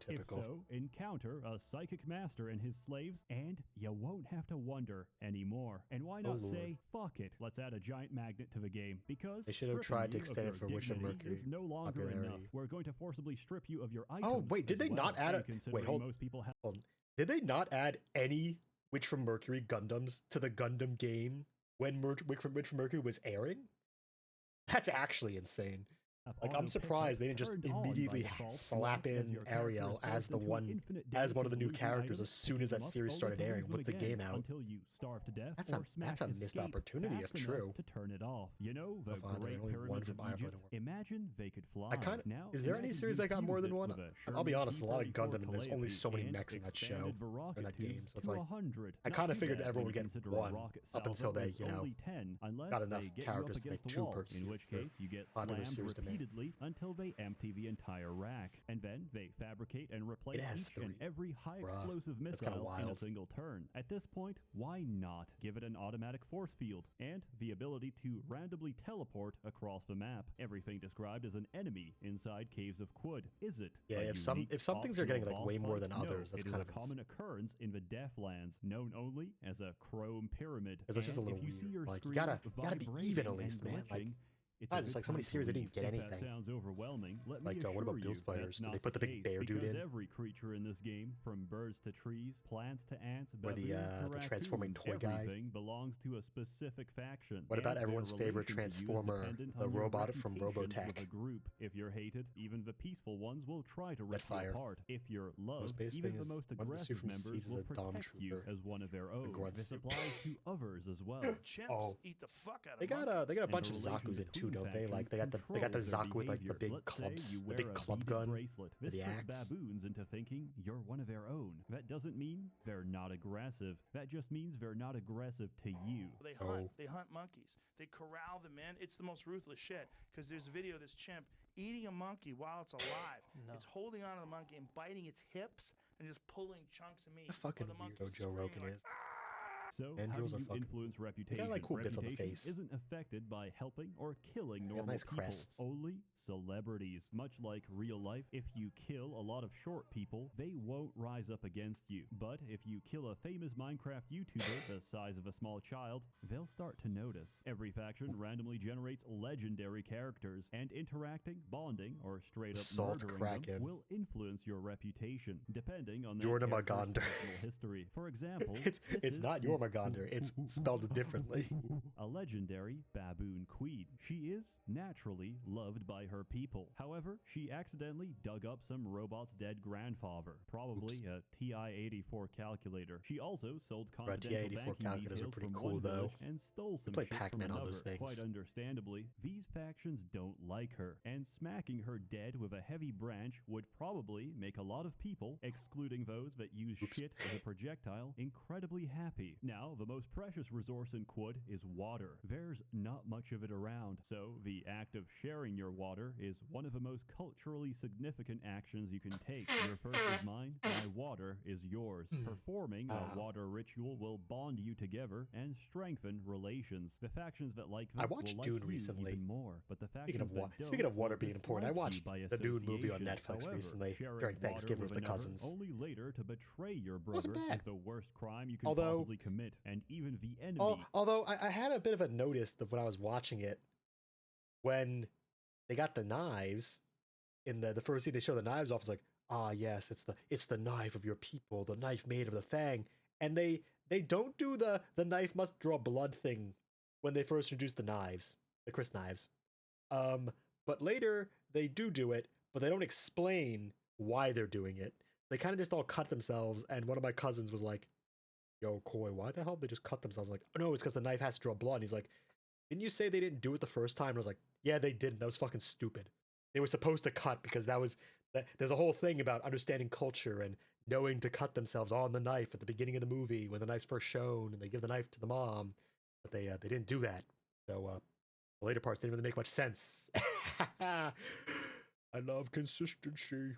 I love Thy it. enemy will regard you, the kinslayer, But that's a with minor open gripe. hatred, as will every faction in the game. Or Of is course, it? You can always use a Schrodinger's page. Remember, it's not considered historical Yeah. revision when you're Look, doing apparently it the with editor's quantum big job was entanglement. cutting down As 3 hours of briefly movie mentioned, into water is the 2.5 most hours of valuable movie. That's why we don't have which I guess currency. was something, Water 'cause is Dune's a fucking currency. We big don't ass go by book. greenback or gold. at least a very we go densely by written water, book. and we trade it by the dram. The man wrote the opposite the way of approximately Dickens did. 1/8 Yeah, of a fluid ounce, very, or about very conservative on his 3.6 word ml. use. It is the smallest He was not unit of paid by trade, the and letter. A water skin can hold up to 64 drams of fluid, 8 fluid ounces, or about 230 ml. In Caves of Quud, we Duncan was drink good, though. our I like the guy who currency. played him. He In did a good this world, job. Poverty isn't begging on the streets. Poverty is dying of thirst, and so you need water to live or trade. Meaning, your Although I think the currency is Baron actually was a little damn less, heavy, and there's only so many water corpulent skins you can than he carry was in the first around. one. I It's think an I kind of like the interesting first one system, a little effectively bit better forcing you to aesthetically. trade He's like valuable a little bit more for of a other fucked up dude. valuables, and measure out water to even out the difference. But to even earn your water, you're going to have The to shield go effect, into though, a was great way unknown, better. Like, explore, plunder, so much and better than pillage the your way Minecraft across effect. the world, and hopefully you can come Oh back god, alive. It's Dune going to be 1 dangerous, shields but sure when were the something alternative else. is certain death, I think I'll take my options. Survival is not easy, but the game offers you a diverse variety of skills to help you stay alive. Each time you level up, you get skill points, which can be freely distributed to suit your character. Finding Wow, this is actually combinations that kind of work like is a killing me. Watch this. This video is a little too long what it is. I just kind of want to show the difference between the shield fights. Practice. Gurney, we had practice this morning. I'm not in the mood. Field practice. Gurney, we had practice. It's a very interesting game. The video's I'm not not in the mood. really showing it. Not in the mood. Also, fucking got Mood's a thing they got the of man to battle. play the We fucking love role. play, not fighting. Boom. Sorry, Gurney. Not sorry enough. Guess I'm not in the mood today. Mood? What's mood to do with it? You fight when the necessity arises, no matter the mood. Now fight! You know what an interesting fact about this fight scene is these shields were apparently entirely hand-drawn and traced. So this was what they fucking thought was like the peak aspect of active tracking. This was, oh my god. Look at him. Oh lord. Because CG wasn't like, you know, the biggest thing back in the day, so they couldn't exactly like do it. Like now we got like the really cool effect of like the shields hitting things and the kinetic movement. It looks nice. Although also Patrick Stewart plays the role really different than the guy because he had a much more controlled sound to his voice, even when he was like more angry or annoyed.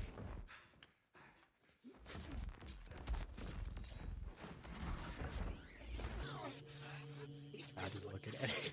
Literally hard to see what's going on. The slow blade penetrates the shield. But, look down. Damn. Join each other in death. This fucking Finally, video. get the mood. Oh god. I have you. Aye. How much Look down, my lord. You'd have joined me in death. I see you found the mood. I did like the new one very much. The older ones got some bits that I enjoyed, but the newer ones just kind of like a little bit highly better polished. Tech's gone so far, and I really like how it looks now. Over to the art now. Art. Yes, that's why it was so zoomed in because I had to zoom in for art for the person we're doing. It was in fact Crow. Person of crows. Put up.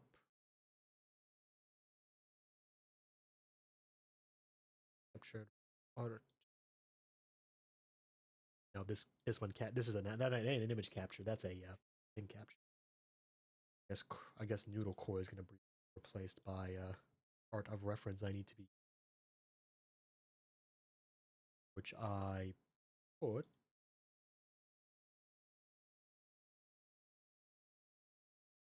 God, I need to change my folder etymology. I got one folder called stream references, and I've got another one called references parentheses streaming, and they are not the same, like at all. But yeah, here's Crow. He's a crow that eats coffee and becomes a person, and sometimes on stream he'll eat coffee beans and then regret his actions, or you know, reasons.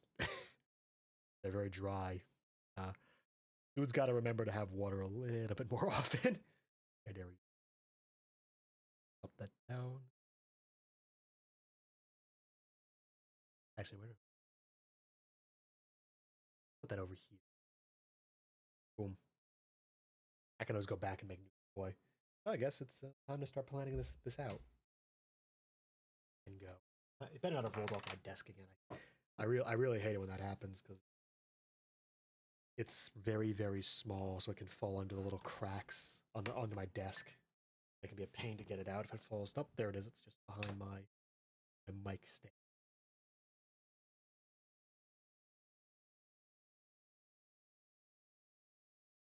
going.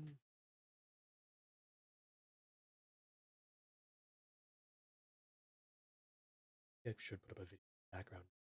That might be helpful.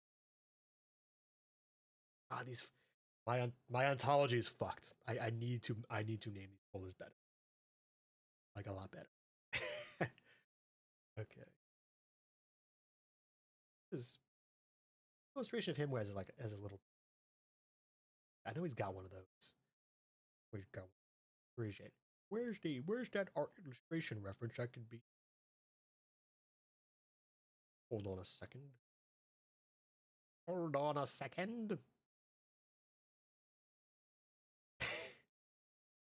And there it is. Okay. Okay. Go back to the Caves of Quad video. Background noise. I do have another screen I could be using. Anyone else? Anyone in chat got a recommendation of a good background listening audio to slightly talk over or hear about as I do this art drawing? Asking for a friend. The friend is me.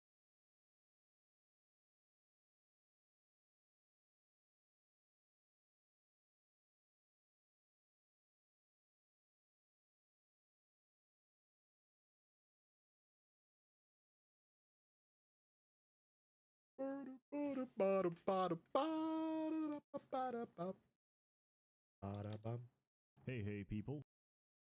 We can listen to the endless space video.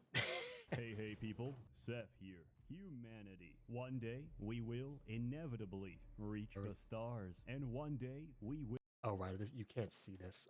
Where's temp extra properties capture? Boom. Look at all these little boxes I got going on. Very focused person. You can definitely see what's going on. Reach other intelligent, sentient, yet utterly alien races. We will shake their many appendages, engage in trade, exchange ideas, and even stop that. Diplomacy. But we all know inevitably how this has to end. Interstellar war is the only constant. It never changes. Welcome to Endless Space 2. Endless Space 2 is a 4X game, which, if you're not familiar with, stands for the 4 X's: expand, explore, and exterminate all xenomorphs before they do the same to you.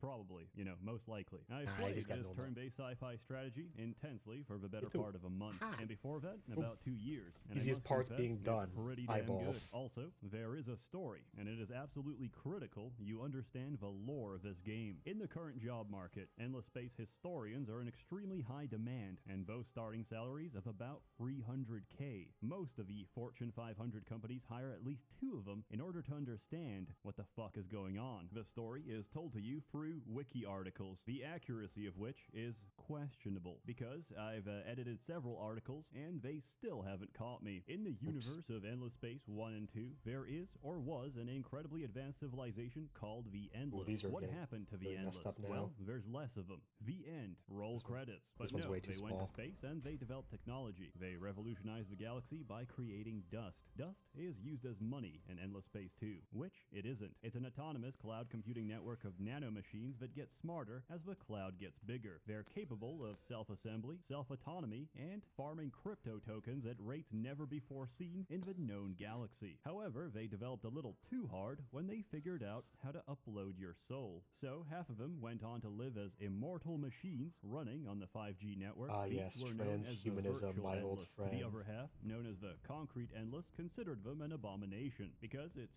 hard to consider a sentient laptop as intelligent life. Even harder when you find out it's still running Windows Vista. Unable to reconcile their differences, the Endless decided to end each other. The Virtuals unleashed bioweapons on the Concrete. The Concrete sent malware to their mailbox, forcing them to run 3 billion instances of Bonzi Buddy. Needless to say, they wiped each other out. The Endless came to an end, but many centuries later, other races figured out space travel, picking apart the ashes and remains of a civilization long forgotten. In the galaxy of the Endless is where our story takes place. I used to have this written down as like what levels of width I use for well, you pick a spacefaring civilization and you try to win. Exactly. What is victory? I'm using small ones always better because things get more detail in, which I like. Conquest, or even like here, what I'm going to be doing is little e-girl streamers to absorb every I don't know the sentient name for race this in type the of coat, but I'm galaxy, gonna because, as we do it. already It's got know, those little sentient brain, is little still floppy capable bits. of What's the falling what's the name victim for those? to becoming a simp. The path The to sleeve, victory is your own the free sleeve thingy. choice. The game itself You know, is the very customizable, meaning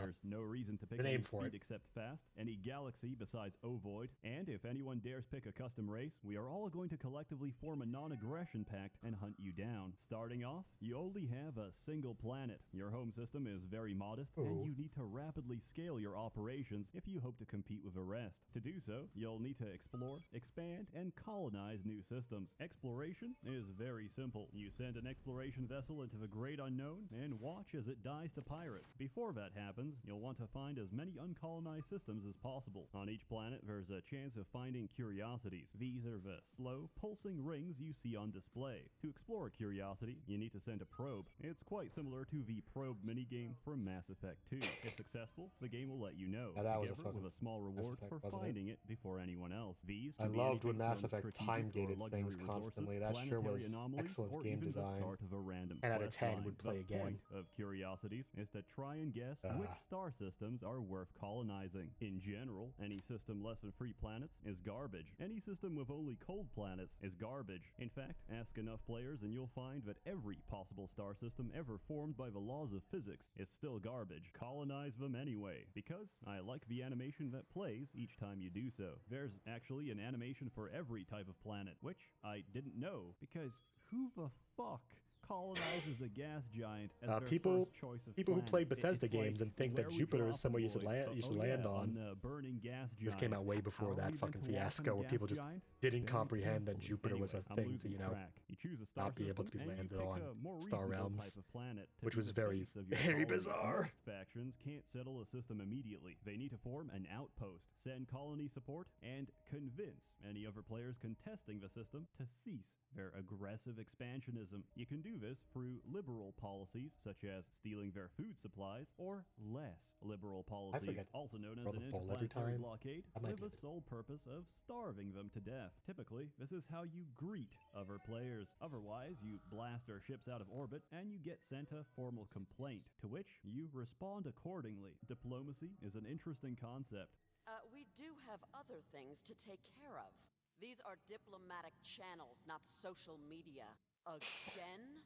Are you just lonely? Because unlike many games of a I similar love nature, diplomacy is minor a tangible dialogue. resource. It's In funny. fact, everything is a resource. If you want to condense down the Endless Space 2 experience, you're going to be spending hours of your life trying to increase the 5 colors: green, orange, yellow, blue, and purple. Respectively, these are food, industry, dust, science, and influence, or FIDSI for short. These are the combined economic outputs of your system. actually, At why the did I beginning, you don't have very not much. You can't redraw do some of these very much, bits? so you need more, a lot more. You Hold need on a food second. to grow I think population. I think I'm actively Contributes to the economy and gives you I think I'm actually fucking up how my template worked. I think I'm supposed to just actually borrow parts of the template. It's been a while since I'm supposed to just redraw parts of the template. That's why it's looking weird. That's how I avoided design drift over the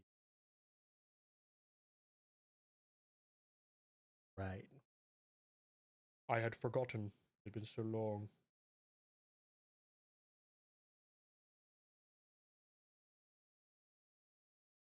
Bye. Jojo.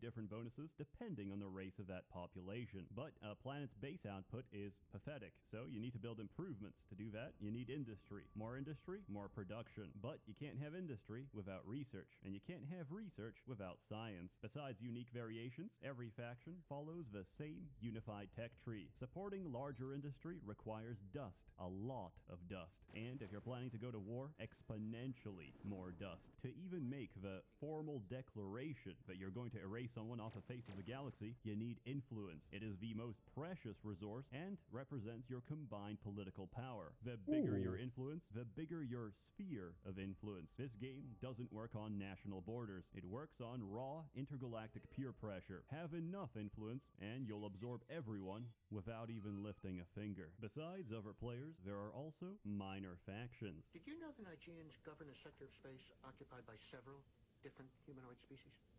If we say yes, will you feed us? One of those species is the Benkarans. They occupy just 10% of Nigerian space. God, it's this fucking clip from Star Trek. Space in Nigerian prisons. Maybe they commit more crimes. Oh my God. Why? These are civilizations that are advanced, yet not advanced. You know, sometimes Star Trek's writers really make you wonder, like, how far in the future they were thinking about some of this stuff, because some of these lines are like, whoa, yeah. Yeah, buddy. Yeah, why'd you say that? Enough to avoid Like that a percent line. simulation. These are very diverse Yikes. and can be anything Guy, from why did you say sentient that? jellyfish, reformed assassin droids looking for God, or even moving chunks of coral reef remotely piloted by a sentient supercomputer the size of a planet, which in itself was formed by random chance. Minor factions exist to be absorbed by other players. Why? Because you get a free system out of it and a unique racial trait. Never underestimate these, because a single good trait can win you the game. Hey. There's also pirates. It's okay. Everybody finds me irresistible.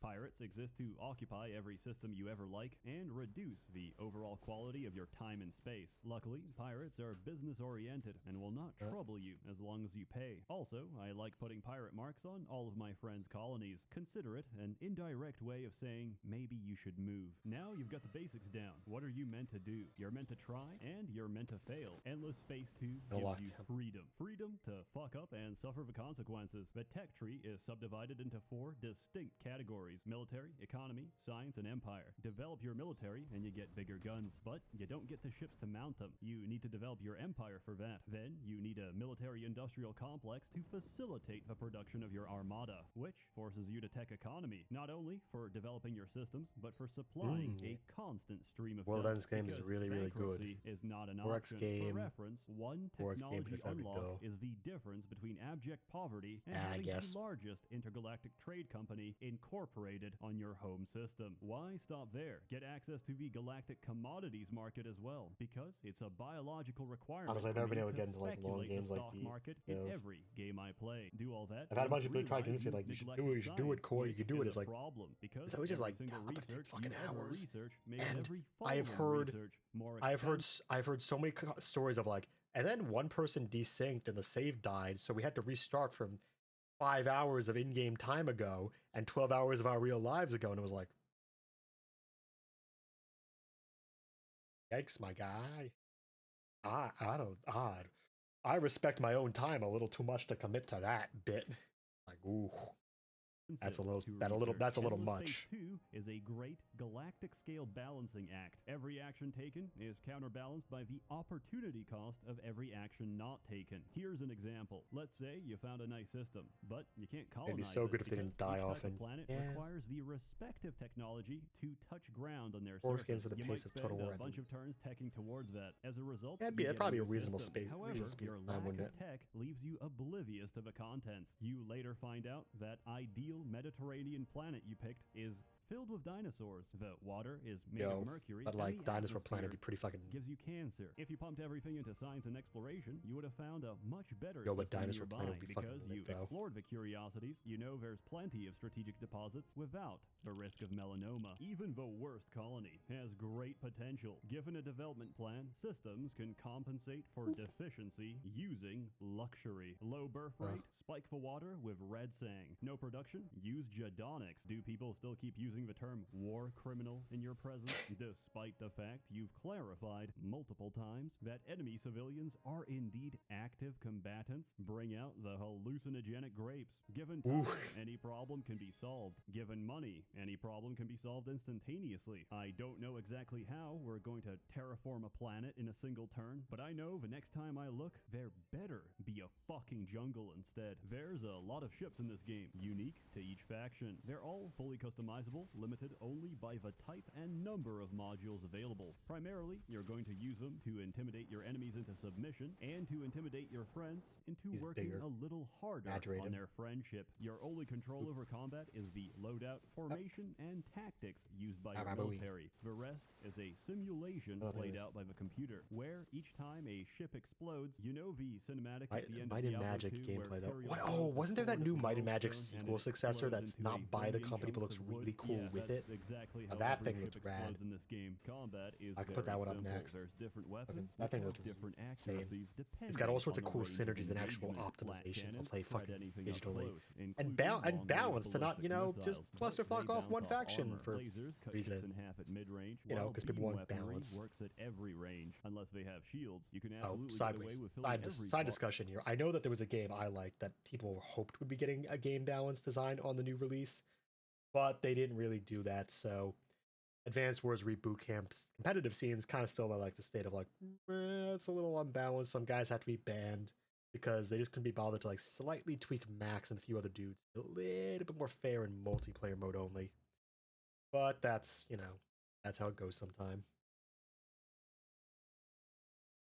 With a flat cannon, choosing the default tactics card, and still win every fight. Besides interplanetary combat, you can also directly invade. This works on the same principle, which means I'm still going to use the default tactics card, which just so happens to be preemptive orbital bombardment. Many civilians will die, but that is a sacrifice. They're a nice I'm gameplay loop willing or to boring as make. fuck Your concepts. chance of success depends Yeah, but entirely on mix. whether Maybe or if it's not the you have gameplay replaced the aesthetic where they're troops trying to with tell you a that managing an mobile empire is suit boring Gundam. as If you fuck, conquer a actually. system, you can The choose to Drakengard either approach to spare the game population design. or take a massive hit to your public approval rating by I know you love the re-educating Drakengard school of and game design, right? reintegrating the native population into the fucking soil, which is a good time and segue to talk about politics. In Endless Space 2, you have government, you have Senate, and you I have think the that school of game obligation to design where you're like, I'm represent your making something people, dull which to is reflect why how we have a dull it is and how it dictatorship. sucks is Power like, to the ma- cool, but consider you could make part of it interesting on learning that, because otherwise I kind of just think you're a bit of a pretentious dick who made me spend $50 for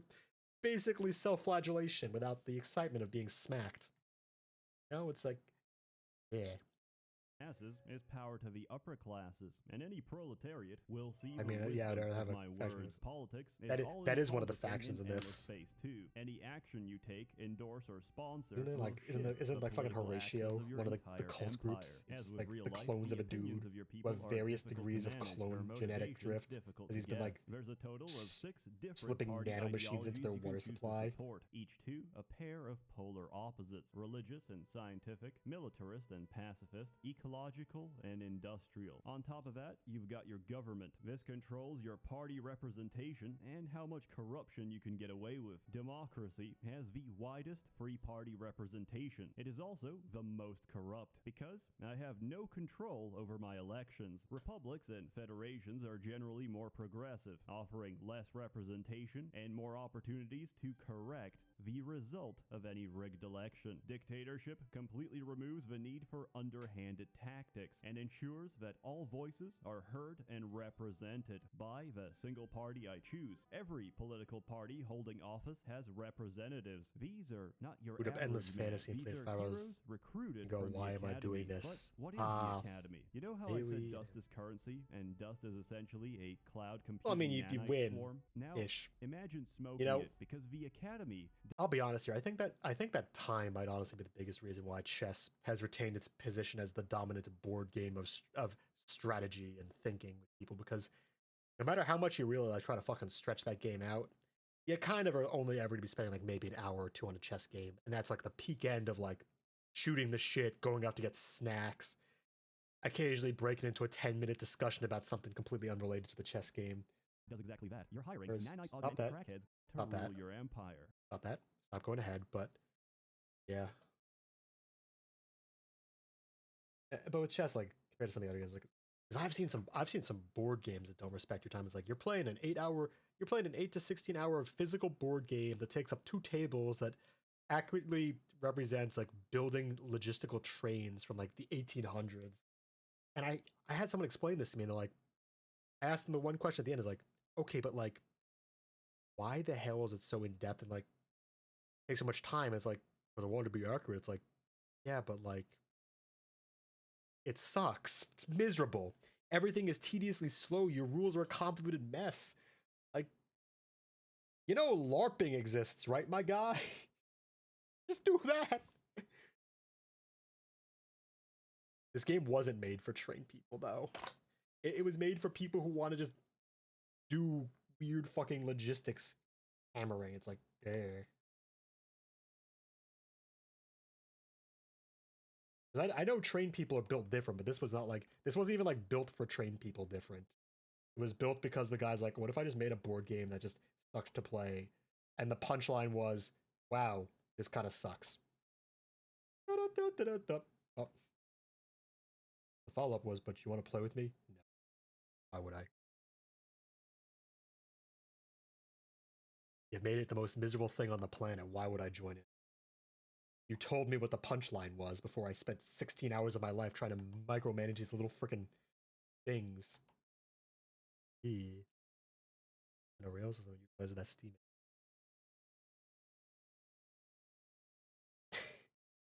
You know, you could just build a replica Steam engine with physical stuff, right?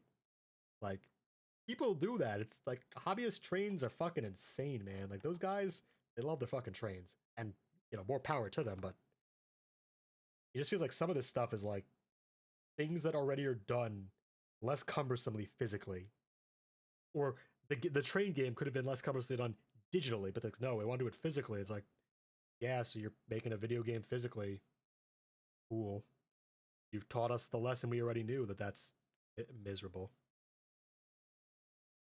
These are very diverse in both race and specialization. They each have their own unique and interesting backstory, except Scales. Scales is literally a giant bat that likes to eat zucchini. How is she qualified in any way to be my senator? I don't know. But the people love her. And who am I to say no to that smile? So, what's the point of political parties? I'll tell you. It's called legislation. And legislation controls the focus of your empire. You can pass laws respective to each party you have in office. The leading political party also enacts their own automatic policy. Scientists let you research high-tech without unlocking it. Religion gives you the moral high ground to escalate a Cold War without legal consequence. Industrialism uses the economy to finance the economy by expanding the economy. If we have learned one thing from recent years, it's that being weird is actually...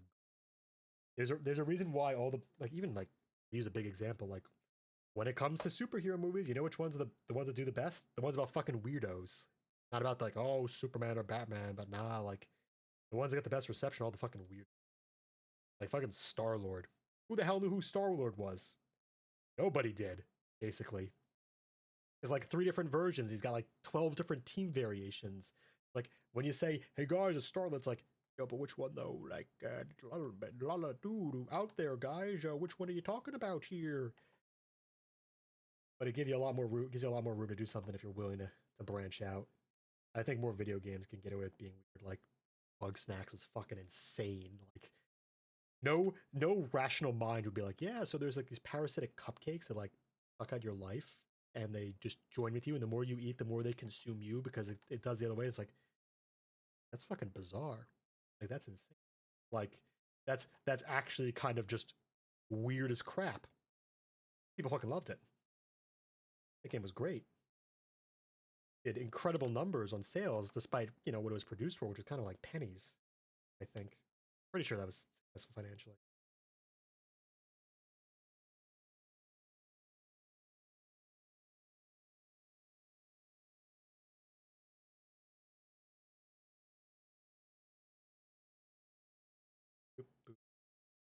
Yeah. I don't want to say in this space. Here's a super detailed developed faction with its own completely distinct progression mechanics to win condition. Now play as them. They did add that though, didn't they? Because this video is about to cover it, but there is an actual faction that's like weird. Like there's a bunch of weird factions in this game, I think. We haven't gotten to that part yet. We haven't done factions yet. How could ecology possibly compete? Well, by giving the public announcement that we don't exactly know how to live on a volcano, so let's do it anyway. Militarist rhetoric not only removes the political cost of war, it actively encourages you to go to war with absolutely everyone. And finally, the pacifists can, at any time, without your consent, force you into a state of peace. Passing law costs influence, depending on the size of your empire. The longer a party stays in power, the more laws you have to choose from. For example, state-enforced eugenics and mandatory sterilization of other races who aren't your own is a relatively simple law to pass with minimal political experience. Asking everyone to work overtime requires a level of finesse and eloquence. Well, the thing is, no one sets out to make another galactic economic simulator mix. EVE Online exists! I just play that. The game where they've stagnated into peace for like the last half a decade, I think. Bro, I'd play that. I'd fucking play XCOM, PvP XCOM with factions. Like, that'd be fucking awesome. Someone should make that. I'll be honest. Like, someone write that down. That's an idea worth stealing. I mean, do it more with. Only seen in the most Machiavellian of politicians. Unlike many 4X games, Endless Space 2 has quests. Most of these I think are we need to faction-specific redo story part of missions this with head. I'm not branching liking how some of these political feathers are options to looking. suit your empire. They're I think I quite gotta do these as interesting. They give you feathers something to do, independently and then most not of try to all, just they give imitate you what his other permanent version. upgrades for the rest of the game. You also have multiplayer. How do you play multiplayer? It's quite simple. You all connect to a game, you play for about 50 turns, you forget to make backups of your game, and then everyone ripped out of collectively once desynchronizes. Welcome because it also to has Endless legs. Space 2 multiplayer. With all that covered, What is you've FF? got a general idea of how to play Endless. Oh, Final Fantasy Tactics. Okay, because it had legs. Was that the one with the judge guy who was always an asshole? Like rode around, and you could hit him if he occupied a square. Yeah, it is Final Fantasy Tactics. Okay, I did recognize that name properly.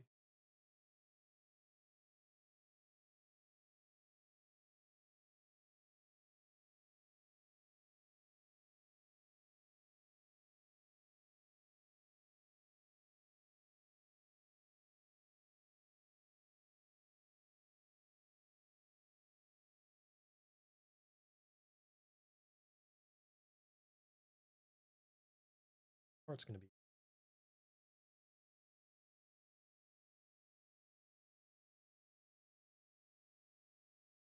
You have to roll.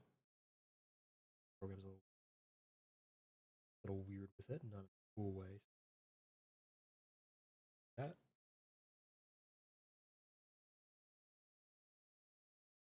Click that. Relation.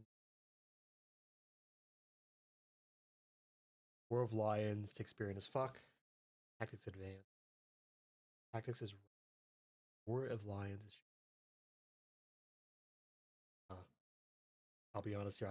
My knowledge of the Final Fantasy games, I know there's one game where you could like summon like different star levels of units, and you could summon one 6-star unit. It was better to just put a 5-star unit in the 6-star spot because you could summon more 5 stars than a 6-star, and you'd have more dudes, which had the action economy advantage, which I thought was a little sad because it meant the biggest dudes were never like viable. And I just like big monster as units. They're cool. Despite this, they talk in a British accent. They're overdeveloped geckos that love science and hate personal health and safety. The less people know a technology, the faster Sophons can obtain it. If you want a fairly vanilla faction with an easy science victory, go play the Sophanity. Conversely, Sorry, Link. I can't give credit.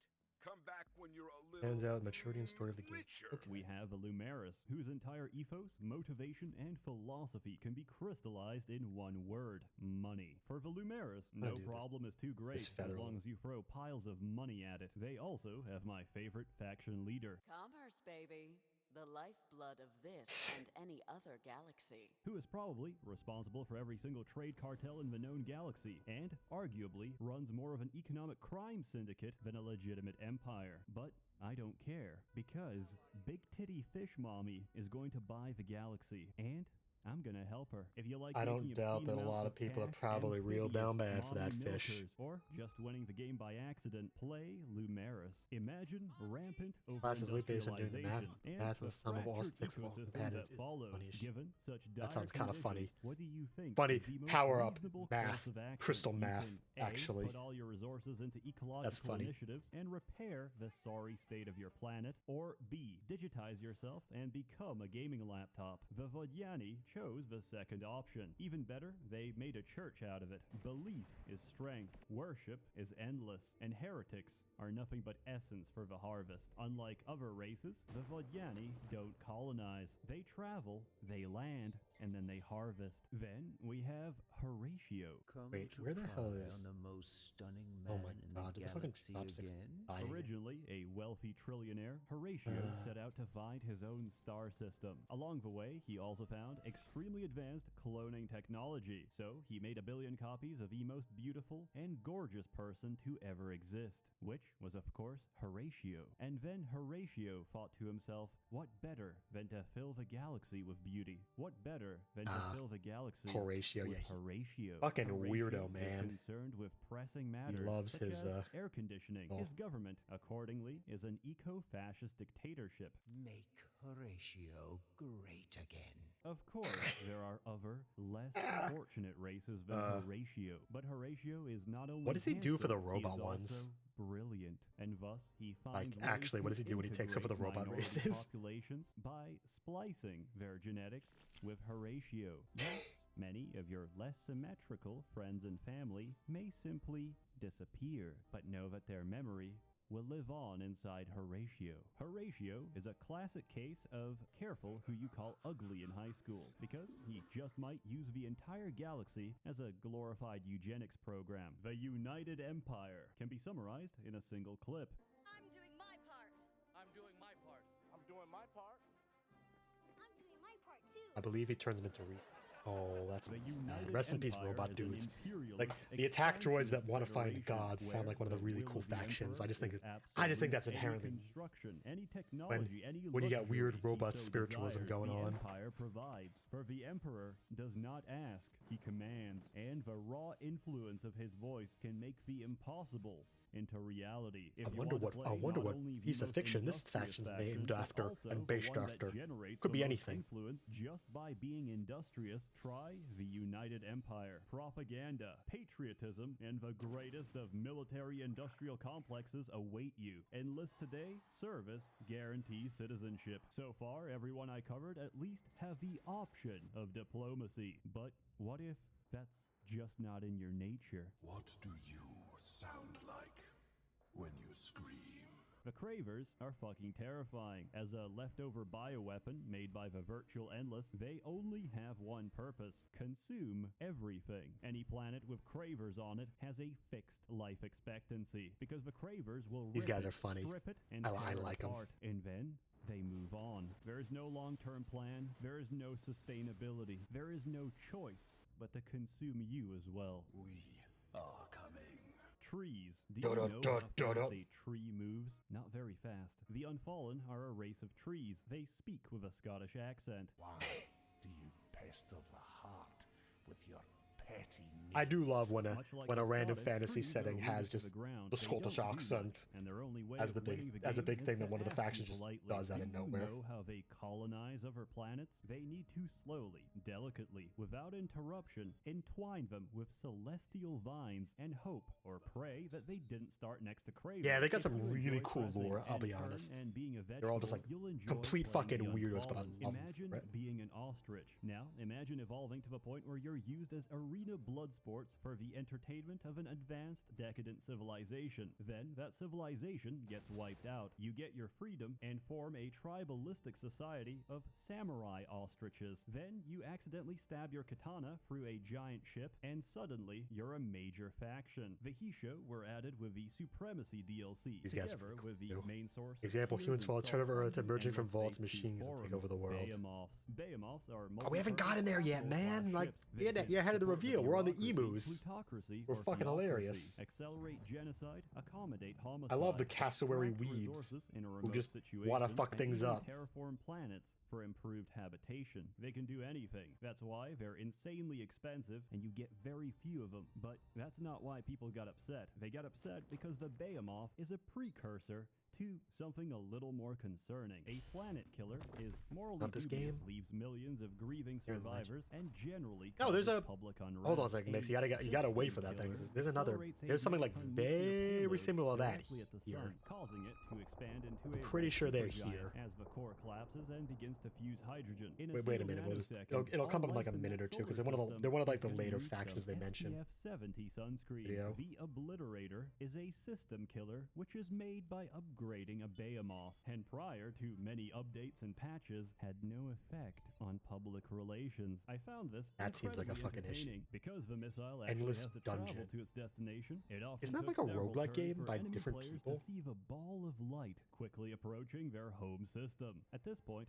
you will notice something: the chat functionality, inside which you will see a stream of colorful messages calling you a number of racial slurs, after which the player will mysteriously disconnect and add you as a friend on Steam. Even after numerous nerfs, the Hisho stand tall. For the Hisho, combat isn't just about winning, it's about honor, which they call Kai because they're a race of weeaboo samurai chickens. Yeah, The but fucking more based. honorable your actions, the more Kai you Based, generate, though. the more obedient Based. your empire. Based And chickens. if it ever falls too low, just remember, Aztec blood sacrifices are a great way of gaining popularity. Vaulters are the DLC race designed to completely invalidate the Sophons, because for Vaulters, location is no issue. We've got portals for that. Disconnected system with no clear star lane, even better. The typical Vaulter player will usually fuck off to the four Yeah, the corners Vaulters. of the galaxy. These are and the machine gun dudes, quietly I'm pretty win a sure. science victory before we can even find them. Also, their mothership, the Argosy, can be used as a two-way portal. I very much enjoy parking. Vaulters and outside Legends an of War, enemy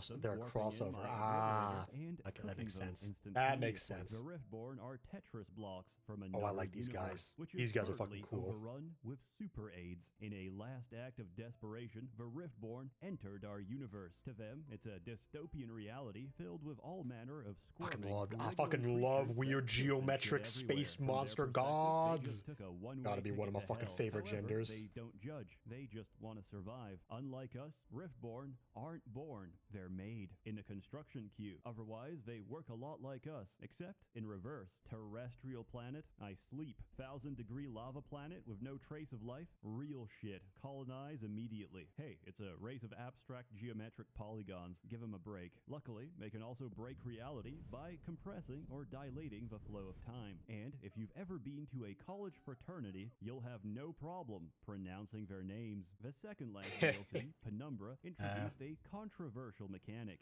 hacking. It's a nice way to grab intel, sabotage enemy systems, and of course, accidentally turn a craver government into a pacifist dictatorship. With that, they also added the Umbral Choir. The Umbral Choir is an immaterial intergalactic wraith. These with guys are like the intentions weird like winning a ghost in the weird machine. The Umbral whatchamacallit Choir thing. spreads by Weird win hacking con. absolutely everything. Every transmission is tapped. Every system is compromised. And we have no trace of who did it, because the Umbral Choir doesn't want to be found. How do you fight something you can't see? How do you stop something that's already inside the wire? And if it's already inside the wire, then how do you know it isn't inside you already? Honestly, they're extremely fun to play, especially when your friends mouse over a system and ask why half of their GDP keeps disappearing into the Craver Pension Fund. Finally, it's a good time to talk about the last DLC, Awakening, which adds the Nakalim, a fairly interesting religious faction that I personally enjoyed, but also adds the Academy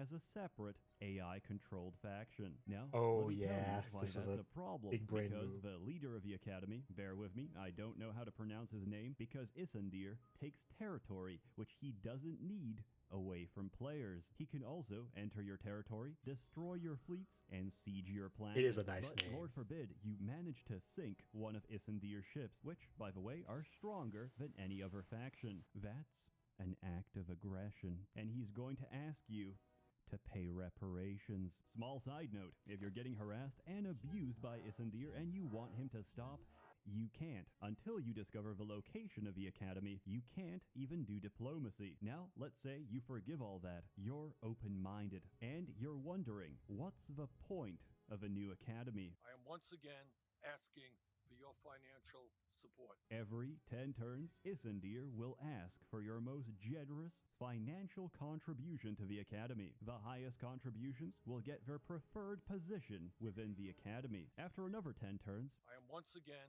asking for your financial support. Having not Also, played he's this been game, this expertly truly seems like programmed a to forget gigantically any great positive idea for relations you had DLC. before, which may surprise you, since he'll go back to neutral and start attacking you. Better pay up, because you can't contribute to the Academy until you've paid reparations. If you try to take his home system, he'll demand you give it back and pay reparations. Who the fuck made this shit? Oh right, it's not even the same studio. They outsourced this. I'm from Buenos Aires, Wow. and I say kill 'em all. That's all the other big DLC brain up until time. Penumbra, fantastic, love it. Awakening is about $13 you can spend to make the game worse. It's such garbage that even if I got it for free, I'd still ask for a refund. We could talk hours about strategy, metagame, and the eternal question we always return to: is Endless Space 2 balanced? No, it is not. I'm convinced There the are Academy many was created by an mods that try intern and who was fix this, their but college ultimately, tuition fund. part of what The makes thing game was, so interesting that it already existed in the game,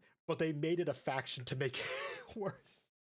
Which is Gigundo Brain. Is the element of randomness, forcing you to adapt and overcome the circumstances to the best of your ability. There's many players out there who will constantly demand you remake the game, citing that they don't have an optimal 5-planet system adjacent to them and can't possibly compete. If you don't, they disconnect. The equivalent of this is being born on planet Earth to a middle-class family and immediately committing suicide to try and re-roll for better RNG, because if I can't be born as the son of a wealthy Middle Eastern sheikh, I may as well not be born. Endless Space 2 is a wonderfully designed and beautifully made game with such a level of pace and intrigue that I actually bought a legal copy. I've played it for 2 years and I still keep coming back. It satisfies every tick box I ever wanted for a civilization game in space. It's enjoyable and relaxing both in single player and in multiplayer. You're probably going to desynchronize before anyone actually gets angry. I like the music and I enjoy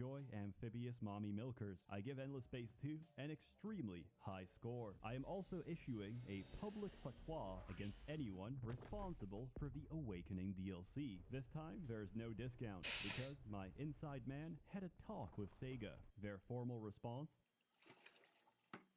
fuck off. So I recommend waiting for a sale, buying on discount, or using other legal methods of purchase that I am not yet aware of. As always, more content to come. Yeah, so legal. Stay tuned. I'm sorry guess they're for all the relaxing delays. part. Streaming really put me back. A warm thanks to the many members of the Merchants Guild, generously funding and bankrolling these videos. You're all truly wonderful. Take care and have a good one.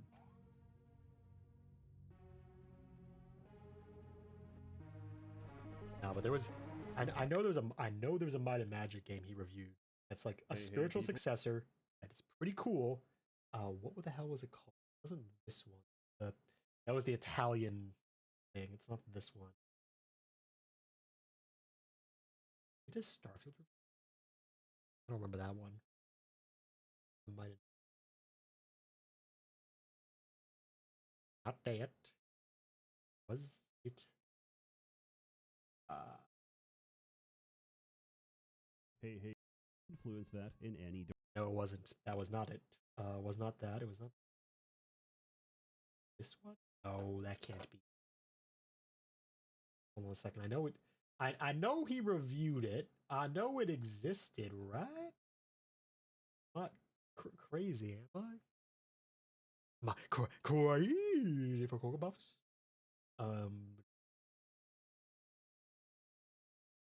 That. Where is the thing?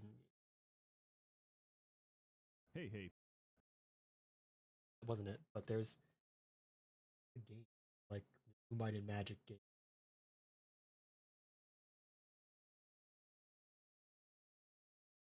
Is that it? God, it's been some years since I've seen some of these. Put out a lot of videos. Like skeletons in it. Not down, is it? It was after this.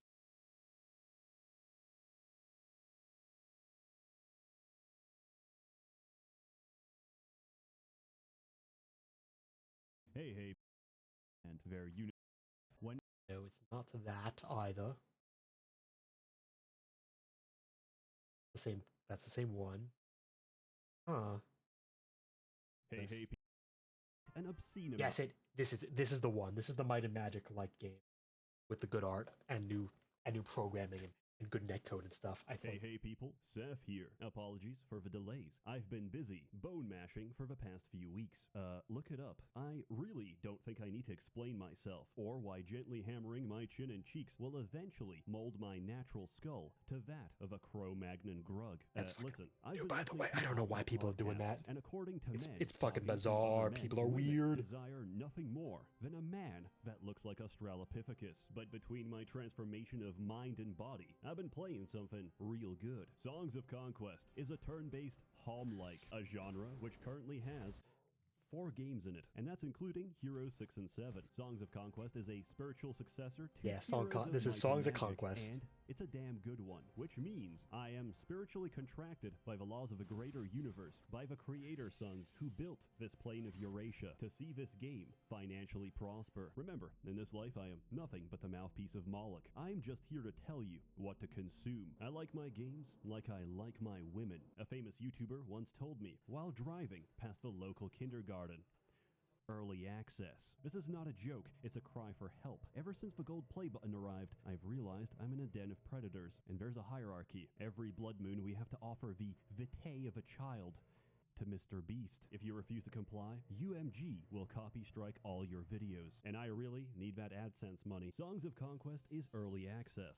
Technically, it's completely functional and has more than enough content to justify the price. A little tag, generic in which its is flavor. ironic because I didn't I pay for guess. gameplay. Maybe. Because I've played so much Heroes. I mean, do after Endless primarily Space, I talk feel about like we're a this game little- in comparison to Heroes of Might and Magic. So, Ooh. what's in common? It's a turn-based fantasy strategy where each player owns a number of heroes with a limited number of moves per turn. They can be used to fight monsters, take resources, and upgrade towns to fill their ranks with more powerful units. The objective is to defeat every other player. Differences. There's no overland spells, thank God, because I'm tired of living in a world with town portals and dimension doors where a single man can simultaneously defend every town on the map, yet lives in perpetual fear of a dungeon player who, depending on RNG, has both a movement points and mana to dimension door across the entire map and take every single town. Yo, but you dimensional own in door a spells are single kind of turn. funny. I find this Even though I've never really entertaining, managed to get a engaging, D&D game to get to the point where I could reliably use a dimensional door spell, I conceptually think they're pretty nifty. I wish you I love a teleporting. very pleasant, Ooh, the power I wish I had in retrograde reality, ejaculation. I'll be Instead of honest. heroes, they're called But welders. Welders unfortunately, are Koi the Magic's not essence, suited the for magic teleportation, this world. so- Every unit Eh. generates a unique type and quantity of essence when their turn begins, adding to the welder's total. You have one spell book containing every spell. That might sound underwhelming until you realize I never said anything about casting one spell, because you can cast every spell multiple times and they stack. How many spells can you cast in a single turn? Infinite. Your only limitation is imagination. And of course, the amount of essence you possess. Combat is effectively a chessboard, except my queen gets 10 consecutive moves because I collected 21 yellows and purples. Towns are no longer a single screen. They're actual towns surrounded by external buildings. These are modular. You can build whatever you want, provided you've got the space for it. Unlike Heroes, where units Here's are produced Dimension Door is in like bulk 4th at the level. start of each week. Here, you Yeah, produce a constant so supply.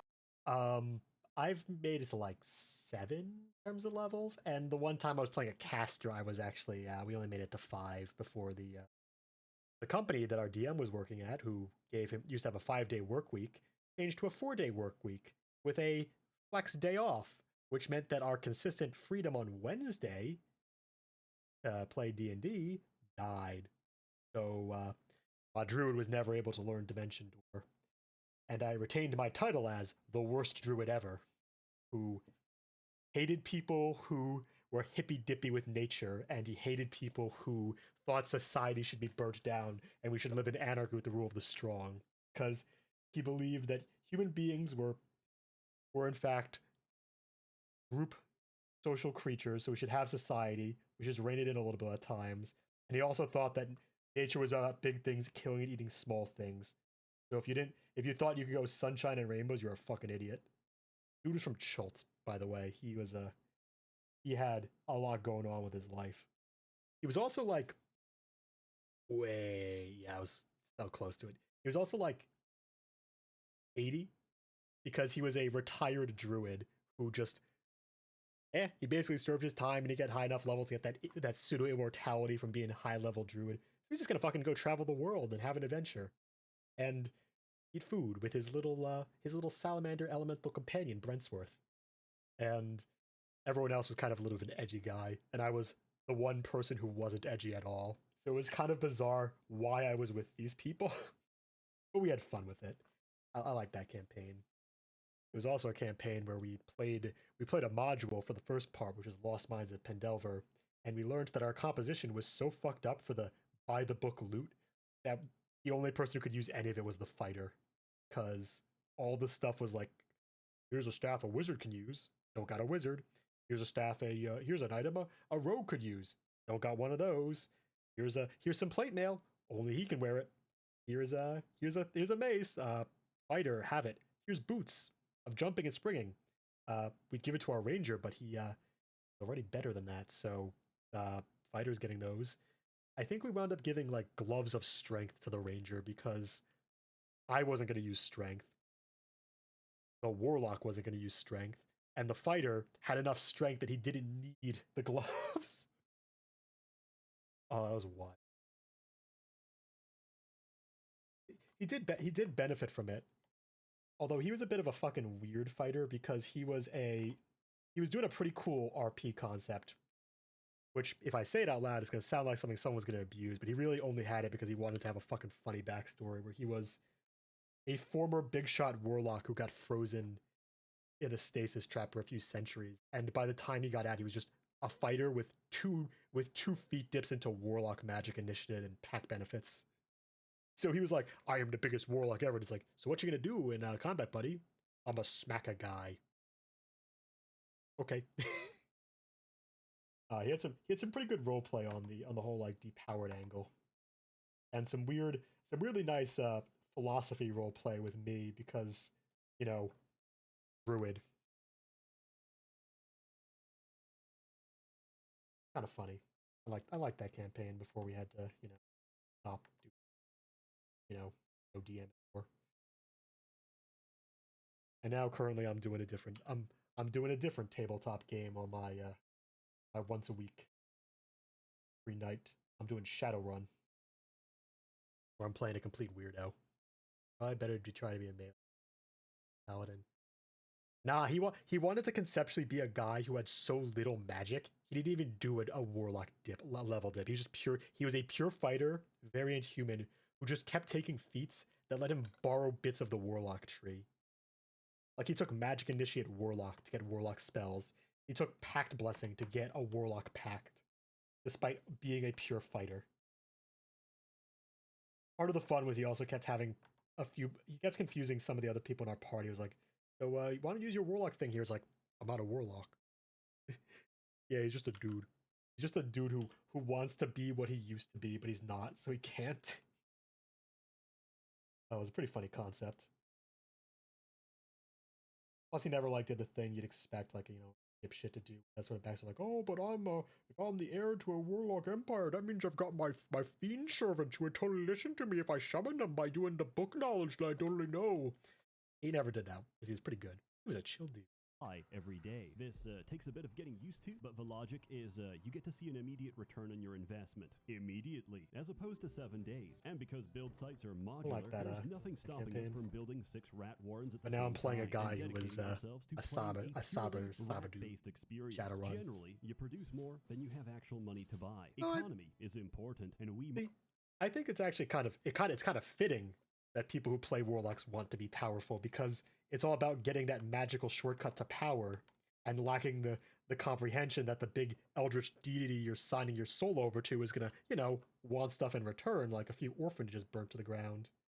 I think that's actually kind of hilariously in character for the way people play it, not expecting the downside of a deal with the literal devil. Like, it's kind of funny. Yeah, but some people, you got two schools, and I was like, some people are like, I want to have the eldritch power with 0 cost. I don't want to be tied to it. And some people are like, I'm working for a fiend, so I get to burn down orphans every time we go to a village. Funny RP, look at how interesting I am. And it's like, yeah, maybe could you just like try something a little interesting? This inn is a circle. There's not enough corners for y'all to fucking lurk in.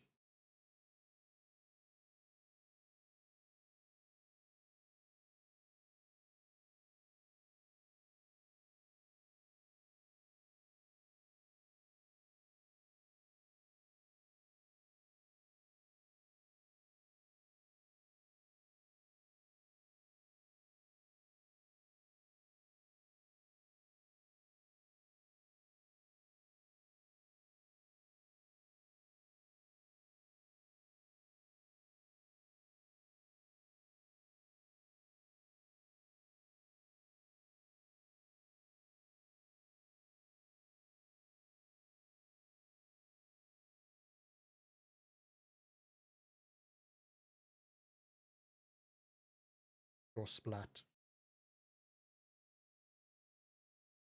I mean, it does. You can get infinite casting off short rest as long as you take like as long as infinite spells is what 48 in a day every hour. Must increase our GDP. Yeah, but you can turn that off easily by saying act slots do not convert to spell slots. Sorry, you can't take the power from your feed and just convert it. It ain't gasoline. For this reason, half the towns I conquer, out of necessity, will become plantations. Yes, it's a fantasy military campaign. And you know what? It still runs on corn. Also, I have found that all the resources I ever need cannot be found. So I have to build markets, and then I have to build more markets to offset the horrible exchange rate, because I cannot afford to buy lean rock at such prices. Conquering the town of another faction gives you several options. Raze it to the ground and rebuild as your own. Convert the town, which replaces each building with your respective faction equivalent, or occupy the town, which means you keep it intact. You can't do anything with it, but for every turn it's occupied, you generate an obscene amount of money. Instead, there are 16 human heritage options playing an elf. You can't mix races. Sorry, that doesn't sound very good. You can't mix different. I mean, if you look at all the stuff they do, it seems like everything they do put out officially also has fucking variations of human as in variant human. Mix and match, you would have access to the strongest spell combinations in the game, which, by design, are intentionally difficult to obtain. Combat is very similar to heroes. If you're not familiar, each unit is called a stack. The number represents how many identical units are inside that stack. For example, these are ducks. They are a stack of like I remember when they did the Magic the Gathering D&D collab for Innistrad. The race options were literally like 9 flavors of different human because there's literally no other life on the plane.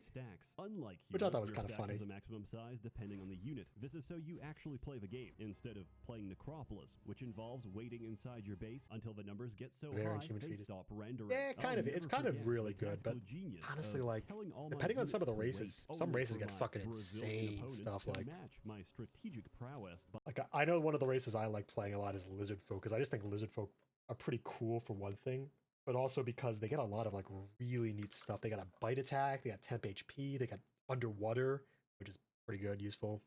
They got the armored skin, pretty nice. Love it. I remember when I played my Lizard Folk pirate, I sold all of my starting armor as a fighter so I could buy fancy clothes because he just loved wearing fancy like brigadier pirate gear. I loved that. That was a fun character to RP as, because I got to be a very flamboyant pirate man who had basically no secrets and constantly talked about how he needs to get revenge on the dread pirate Nikolai for killing his entire found family crew in his backstory, and that justified why he didn't have a boat but he had revenge as a motivation.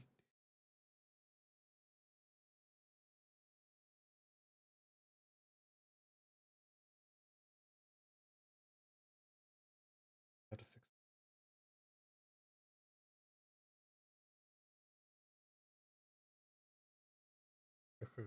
elves. What else is a cool race?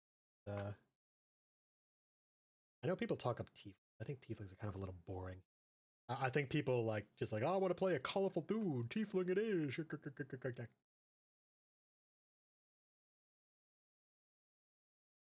I know that the fish dudes are kind of funny. The Lakatha, just big fish that need to be in water actually, or they die, which can be sort of dangerous depending on the campaign. But if you can talk to the DM and they're cool with you getting the water jug item, the filter vendless water, you're pretty good. Not accidentally kill yourself of severe dehydration. A fear that I live in as a koi, of course.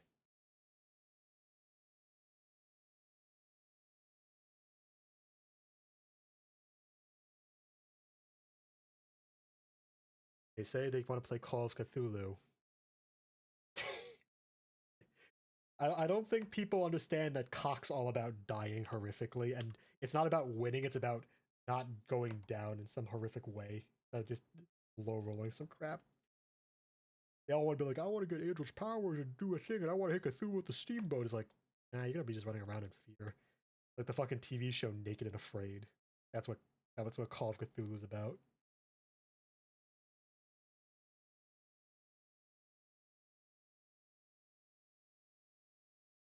This one needs to get up a bit.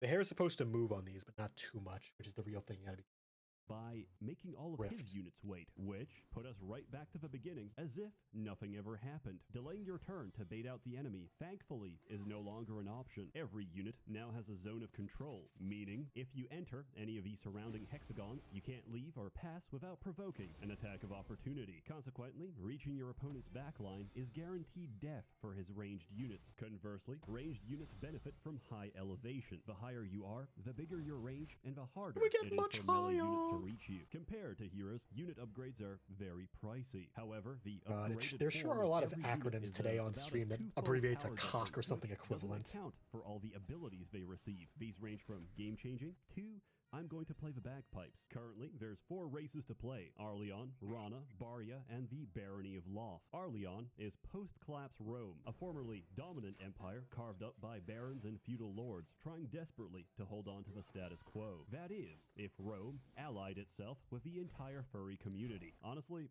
I kinda get it. Imagine you were an explorer, and you stumble upon this isolated village inside the Amazon, consisting entirely of Crystal the Fox, but there's no males, so you gotta do your part. You gotta turn those woodland creatures into woodland Twinkies, because if you don't, they won't survive. Barya is literally the Merchants Guild. They're a federation of technologically advanced merchant folks who also engage in a little slavery, which is unfortunately where the comparison ends, because we've never owned slaves. I actually asked my relatives, and technically, what we had would be referred to as serfs. Rana represent the scalies, the frogs, and everything else that comes out of a swamp. Typically, if you have more than 4 limbs, you get to be part of Rana. Enslaved and abused for generations, their natural response, understandably, is to murder everyone. Finally, we've got the Barony of Loth, a breakaway faction of Arleon. The only difference? Necromancy. They're trying to bring back the good old days by raising them from the dead. For reference, one of their basic units is a loyal soldier brought back from the dead. Their strongest is several soldiers buried close together, so when resurrected, they fuse together into a giant lump. And that's about it for gameplay. There's people to kill, treasure to loot, and cities to plunder. Pretty much the quintessential hero's experience. This game can be played both on and offline, single player and multi. Ooh, that back feather. See this one? This one's messing up a lot. As in, play with 2 people on the same computer. All you have to do is tag yourself in for 2 slots when starting the map. There's currently no mechanic to hide the screen between turns, so I recommend putting a blanket over it before you press end turn. Still, there's no guarantee people won't try to peek, which is why I record the entire session on a USB camera. My house is a very fun place. Hey Seth, why is there a proximity sensor? Good question. Why is there movement at 3 in the morning? There's also a map editor, and it's very good. You can do a lot of complex events without having to understand the code behind it. Conversely, for the Heroes 5 video, I had to learn a scripting language just to make a 10-second joke. Finally, there's the single-player campaign, which leads us to the story. There's currently 2 campaigns, Arleon and Rana, each consisting of 4 different missions. Do not be fooled. These are deceptively long and take a while to finish. The Arleon campaign is a good introduction to the game. It shows you the ropes and helps you understand the core concepts. However, your main character, Cecilia, is a unit-focused welder, so you won't get a super deep appreciation of the essence system until you've had more time to play around with it. She's not a spellcaster, so you won't get access to better spells unless you know exactly how to level up and tilt the skill priority. And for the record, I don't think most people playing right now even realize you can do that. So unless you know exactly what you're doing, which, spoiler, you don't, you're going to have a mixed experience. That's because you'll mostly have Order Essence, which is very buff heavy, but it's not spectacular. And you don't have it leveled up, so you won't even get to see its full potential. It's a mild complaint, and you can fix it by playing the Rana campaign. At the end of each mission, you are rewarded with singing. I'll be honest, I skipped this in the beginning because I felt secondhand embarrassment, but eventually I grew to like it and just embraced the experience. I thought about it. The bards of yesterday are pretty much the SoundCloud rappers. Hey, of Sprockets, today. how's it So going? why did I produce such We're making an automatic, nudes. visceral Nudes response? for people Maybe who want the them. Zoomer population could relate a little more. Maybe if every mission was concluded with a short performance by the prodigious Lil Yachty. Maybe the eventual Barony of Loft campaign could feature lyrics by XXX Tentacion, which would be fitting because, you know, they're undead. And he is, similar. Right now, the game is always changing. I don't know who the There's fuck that guy patch is, but I notes assume almost that every week. that joke Nerfing means some something kind of if you know who that exploit, guy which was is. usually the core of my strategy. So I'm forced to make this review even faster to try and outpace the balance team. I'm obviously using a plural, but I know who you are. Carl. Listen, I'm just a young blood trying to make it in the projects. I'm raised on a staple diet of oatmeal and ironic webms of anime girls about to undress, where in the last second they pull a bait and switch on you, swapping to animated footage of African American men reflecting shower water using their developed glutes. But you gotta keep a brother down when you capped Essence generation to 6 a unit. Why you gotta do this to me? He's doing this quicker than I can write the script. And no, I am not going to correct myself. I'm just gonna Photoshop over it and pretend it still works. Section 3, abusing the game. The following is an unsorted list of things I've discovered. Spells. Spells are interesting. Spells can be stacked for great effect. For example, knights have the ability to charge. For every tile they cross, they deal more damage. But if you cast Quicken and stack it repeatedly, they can run back and forth across the entire battlefield several times over. Yo, until synergy, finally they buddies. collide. That's how Then haste you works. pacify a monster. Do it twice. Whatever damage it used to do,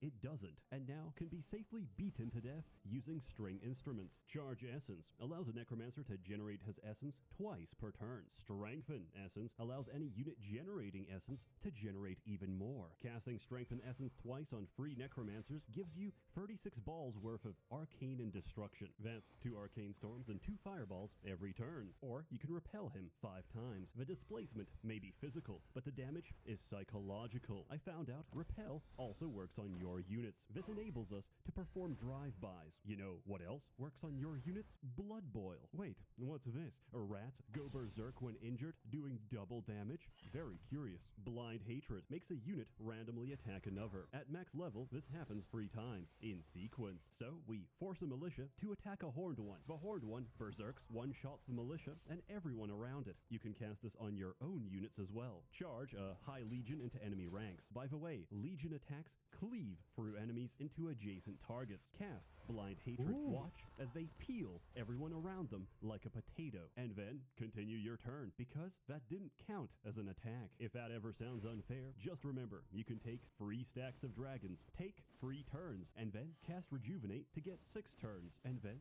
cast Mist on them, turning them invincible until the next turn. This doesn't affect you because they're faster than everyone else, which puts you in an infinite loop where you can attack the enemy and turn invincible before he can ever respond, every single turn. But when you have so many dragons, you're building tall. So I cast Justice, which kills 9 of a stack, regardless of what they are. Each time I cast that spell, you lose 30k, which makes you rather upset. So you patch it the next day. Whatever am I going to do? Oh, that's right.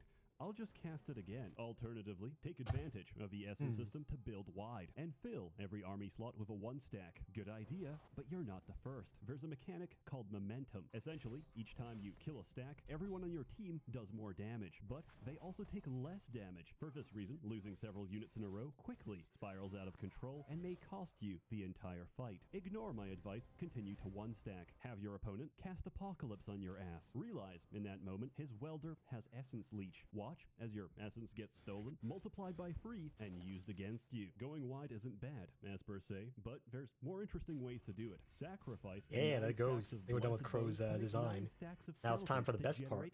Art. Units worth of essence. Then do it again. Let's pop up his to make freaking 27. model. We'll start Paint the filling the map. colors to Don't make this stop thing look until accurate. there's no more free space. When walking is no longer an option. When the concept of moving forward implies we can burn it quicker than it grows. Earth Block is a great spell. So great, in fact, that nobody could invade towns anymore. Melee units would desperately tunnel through the jungle, dying from 10 billion trillion arrows before they even got close. According to the patch notes, they fixed it. What does that mean? Absolutely nothing, because I'm still doing it. In this game, the laws of physics are less of an obligation and more of a rough guideline, which I've chosen to ignore. I don't need to explain how a cannon, which normally has to reload between shots, can fire the same cannonball 10 times in a row. But if you stack multi-attack on a hell breath, anything is possible. Spells have a lot of fine print. For example, rapid fire gives every ranged unit an extra attack, but it's not based on the unit's turn, it's based on the entire round. So 3 different units shoot 6 times, but because it's still the same round, we cast Rejuvenate and shoot 12 times. I love this game. Swap is a very versatile spell. What's that? A tightly knit circle of spellcasters? Allow me to swap in my hyena with his mage, leaving his forces with no option but to kill themselves, because a hyena retaliates first and has infinite retaliations. Defending against a siege, decide that I want my ballistas even closer. His strongest unit is now at the top of my tower, so I fence him off into a little playpen.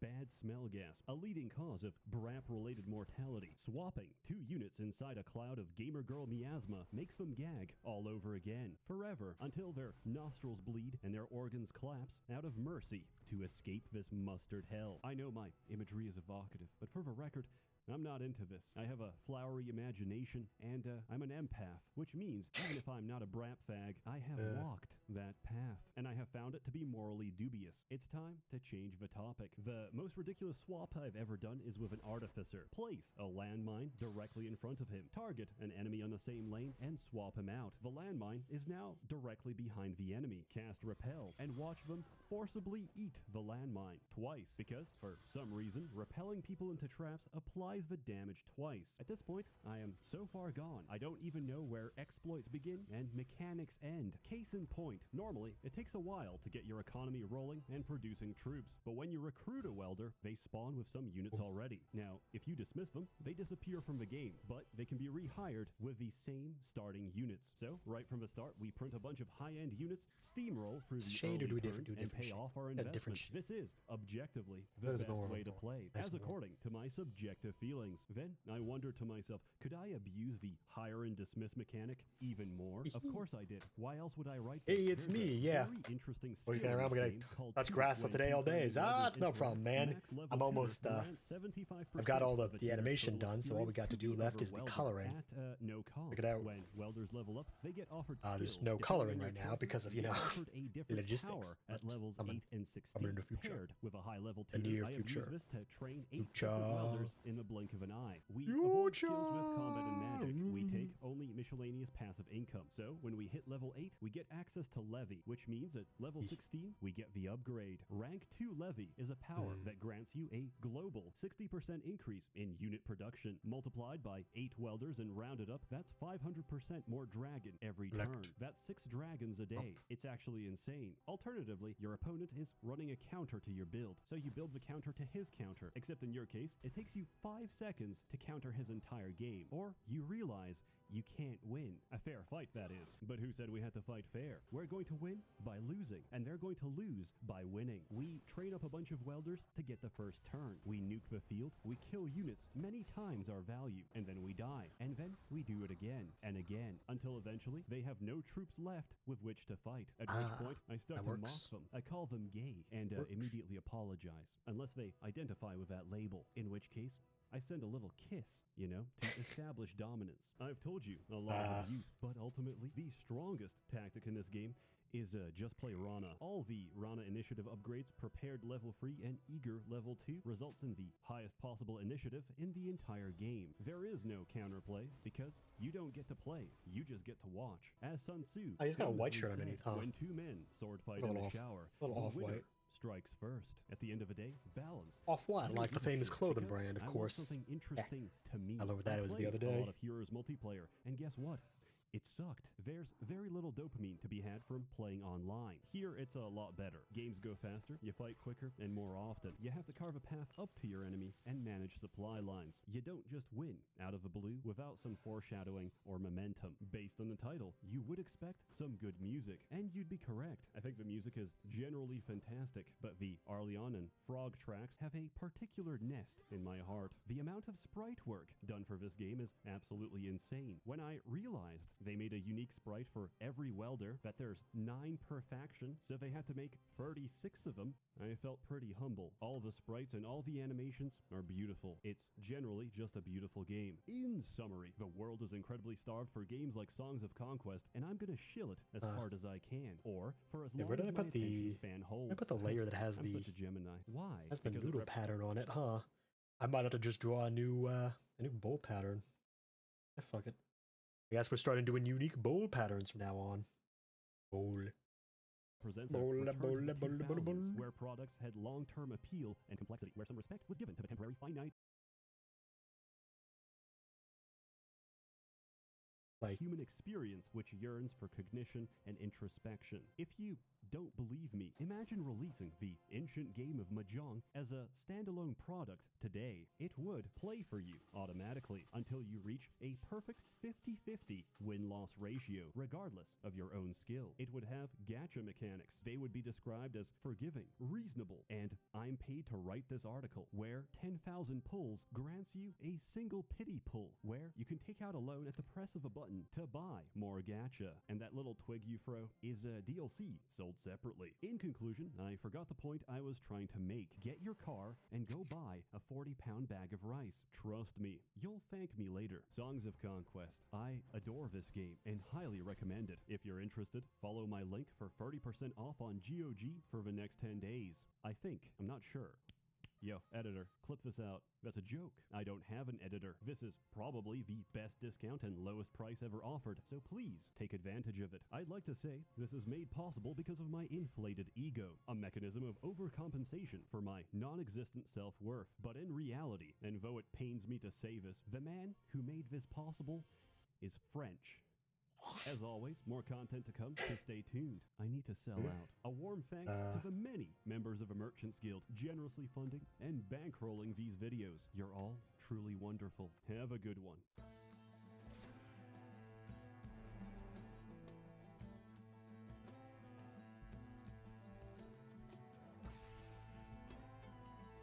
I'm gonna be taking a quick break to use the bathroom. I'll be back in a few minutes.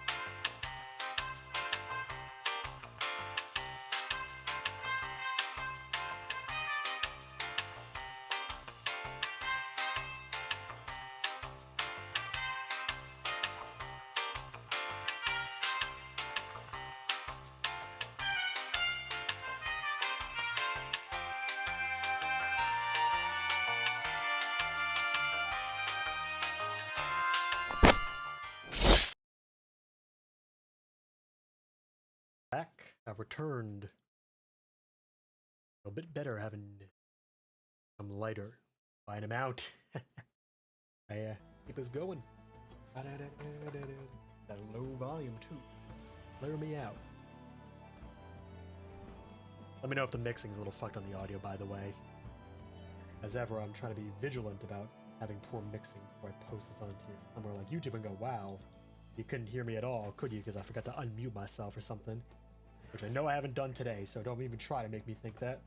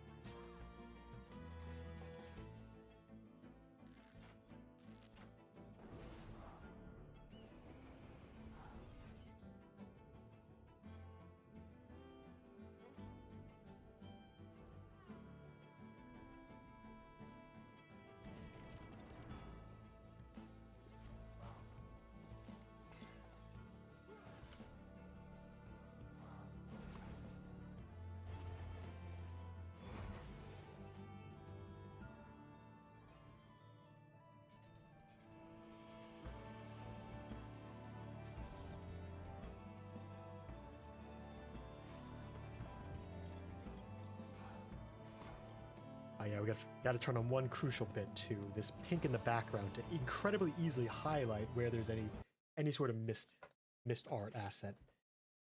That's, if you see mission critical to ensure you always hit exactly what we're supposed to. Little tricks like this are what make it art. Very smooth koi indeed. Yee! Yucker.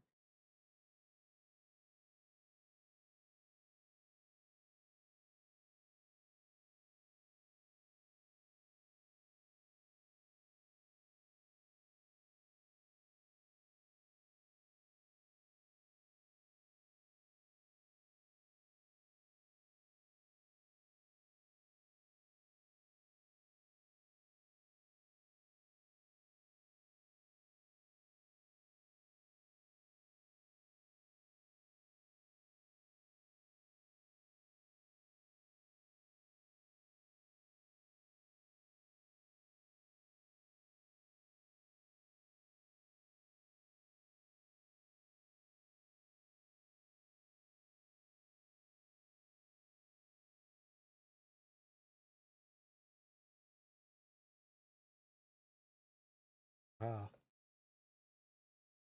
Hair color, I think.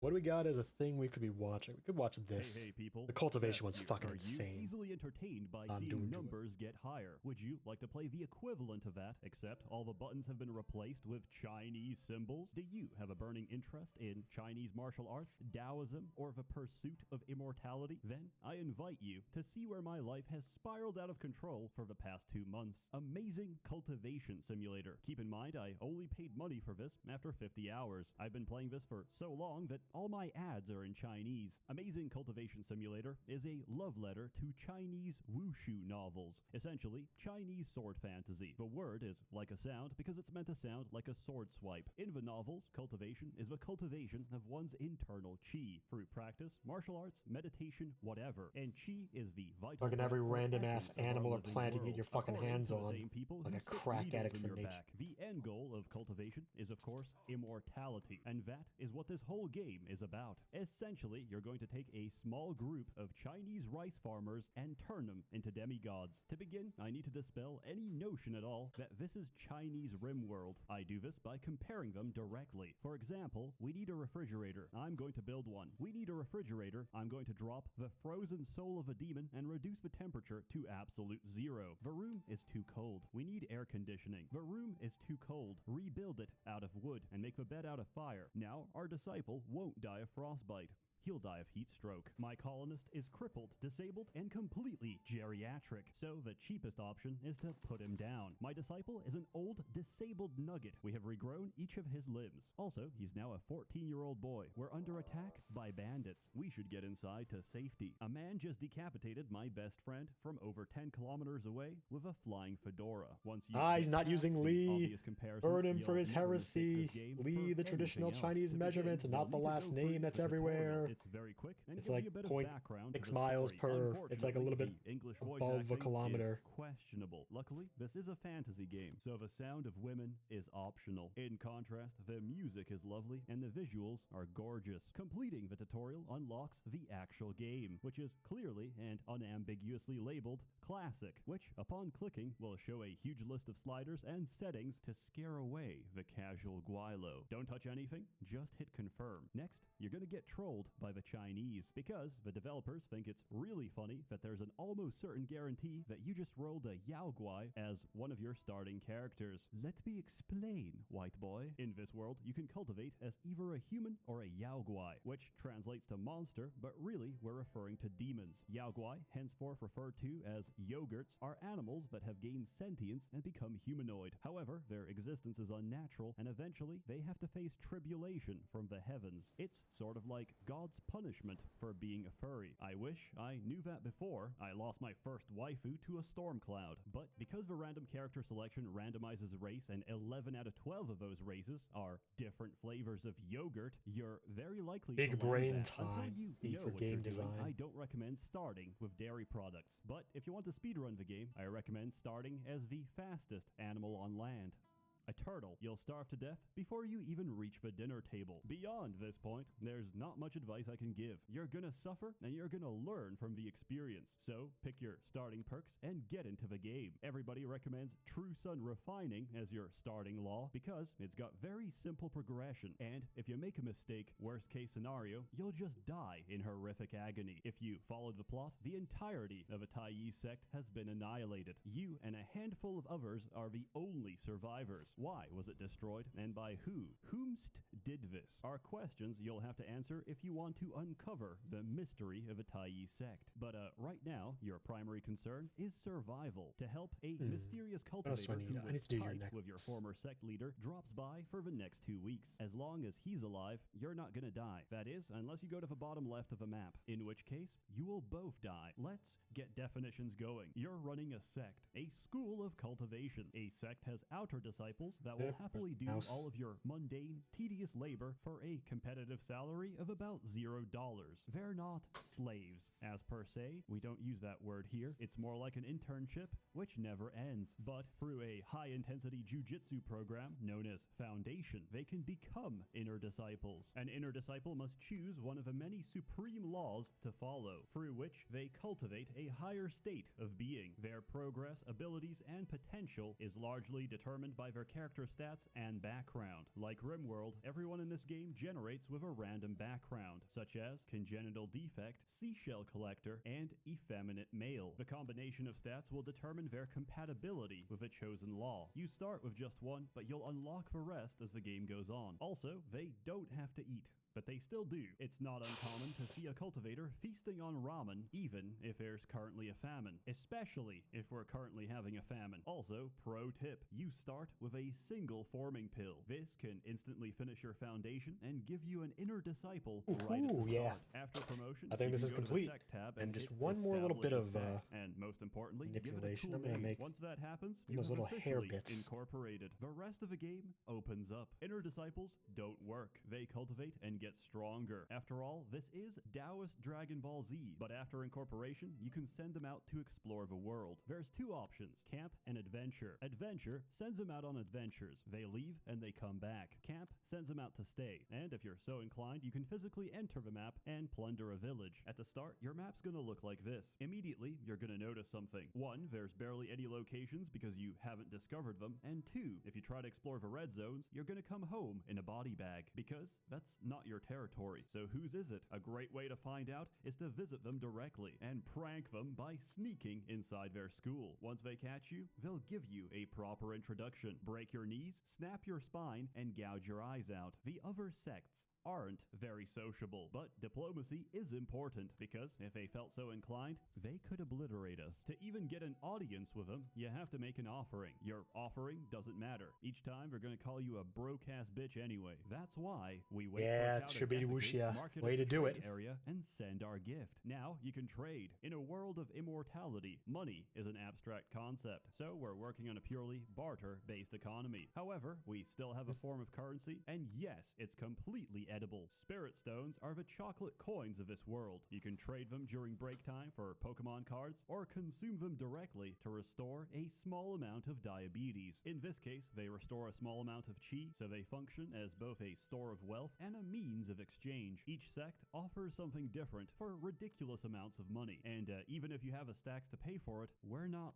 selling. That would be like selling weapons to your enemy. And how do we know we can trust you? So you have to butter them up. This is mainly done by asking people across the world whether the leader of a sect prefers cats or dogs, and gifting him the appropriate kind of meat. Let's return to matters back at home. Feng Shui is a Chinese system of thought governing spatial arrangement and orientation in relation to the flow of qi. Have a look. Here's some simple Chinese alchemy that I expect you to memorize by about 200 hours of play. Why do I have to learn this? Because everything in this game is subject to Feng Shui. Everything has an element and they interact with one another. Water nourishes wood. Wood feeds fire. Fire cools to make the earth. Earth produces metal, and metal holds the water, allowing it to repeat the cycle. Okay, that's cool, Seth, but we don't have time for this. Wait, did my guy just die of heart palpitations? Why is the yin-yang symbol in this bedroom red? What the fuck does ominous mean? When in doubt, check the pentagram. Room of wood, bed of earth. Wood defeats earth, making the feng shui of a bedroom ominous. And if you sleep in that bedroom, you'll die of a heart attack. Replace the earth bed with a fire bed, and as wood feeds fire, the feng shui will become auspicious, which means good. However, if you sleep in that bedroom, you'll die of heat stroke. That's because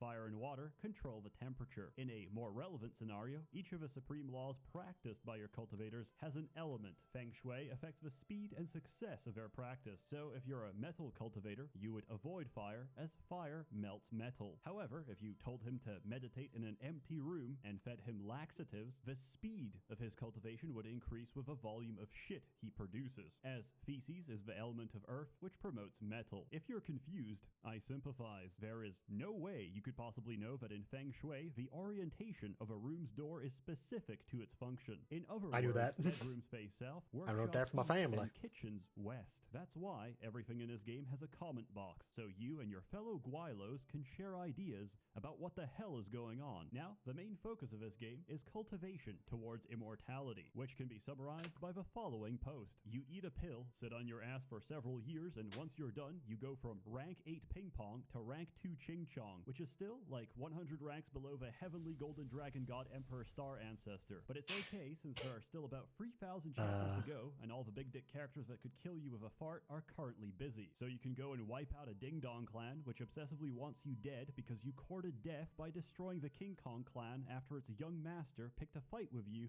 over your jade-like beauty childhood friend. Essentially, you're going to perform a bunch of opaque, esoteric, and poorly understood processes to help you reach a higher power level. There's 3 types of cultivation in this game, and I'm going to mispronounce all of them. Xiandao, Shendao, and physical. Xiandao is most relevant because it makes up 90% of the game. Your process of cultivation is derived from Chinese internal alchemy, where instead of a cauldron, you use your body, and instead of reagents, you use your qi to form a golden core. Think of a philosopher's stone, except backwards. That's what a golden core is. Instead of drinking the elixir of life, we are the elixir of life. Xiandao is unique since you can transcribe your knowledge to a manual. This means a single cultivator can study from every other law and become exponentially more powerful. This can lead to interesting situations where someone might learn skills they really weren't supposed to, such as a male cultivator learning lunar form from the sunflower refining law, and by doing so, reversing his sex. Becoming female in this game results in the loss of your penis, which can be picked up and sold on the open market. You can even make money off this by regrowing your penis, which will, upon realizing that you're not meant to have one, detach immediately. Each time you harvest a crop of penis, you become the dick farmer. But I digress. To reach a higher power level, you have to perform a breakthrough. This is essentially a bottleneck in your training, which you have to overcome or you can't progress. Golden Core, however, is different. It is the single most important breakthrough of your career. Every condition has to be perfect. The season, the weather, the time of day, the mental state of a cultivator, the element of a room, the chi density, and the amount of chi flowing through the cultivator's meridians. Get all those right, and you just might get a better result than I did. I genuinely thought I did pretty good for my first time. Tier 9, Oh, right, I because thought these to things have myself, inverted that's numbers. a pretty high number. Tier 9 is the lowest tier of golden core.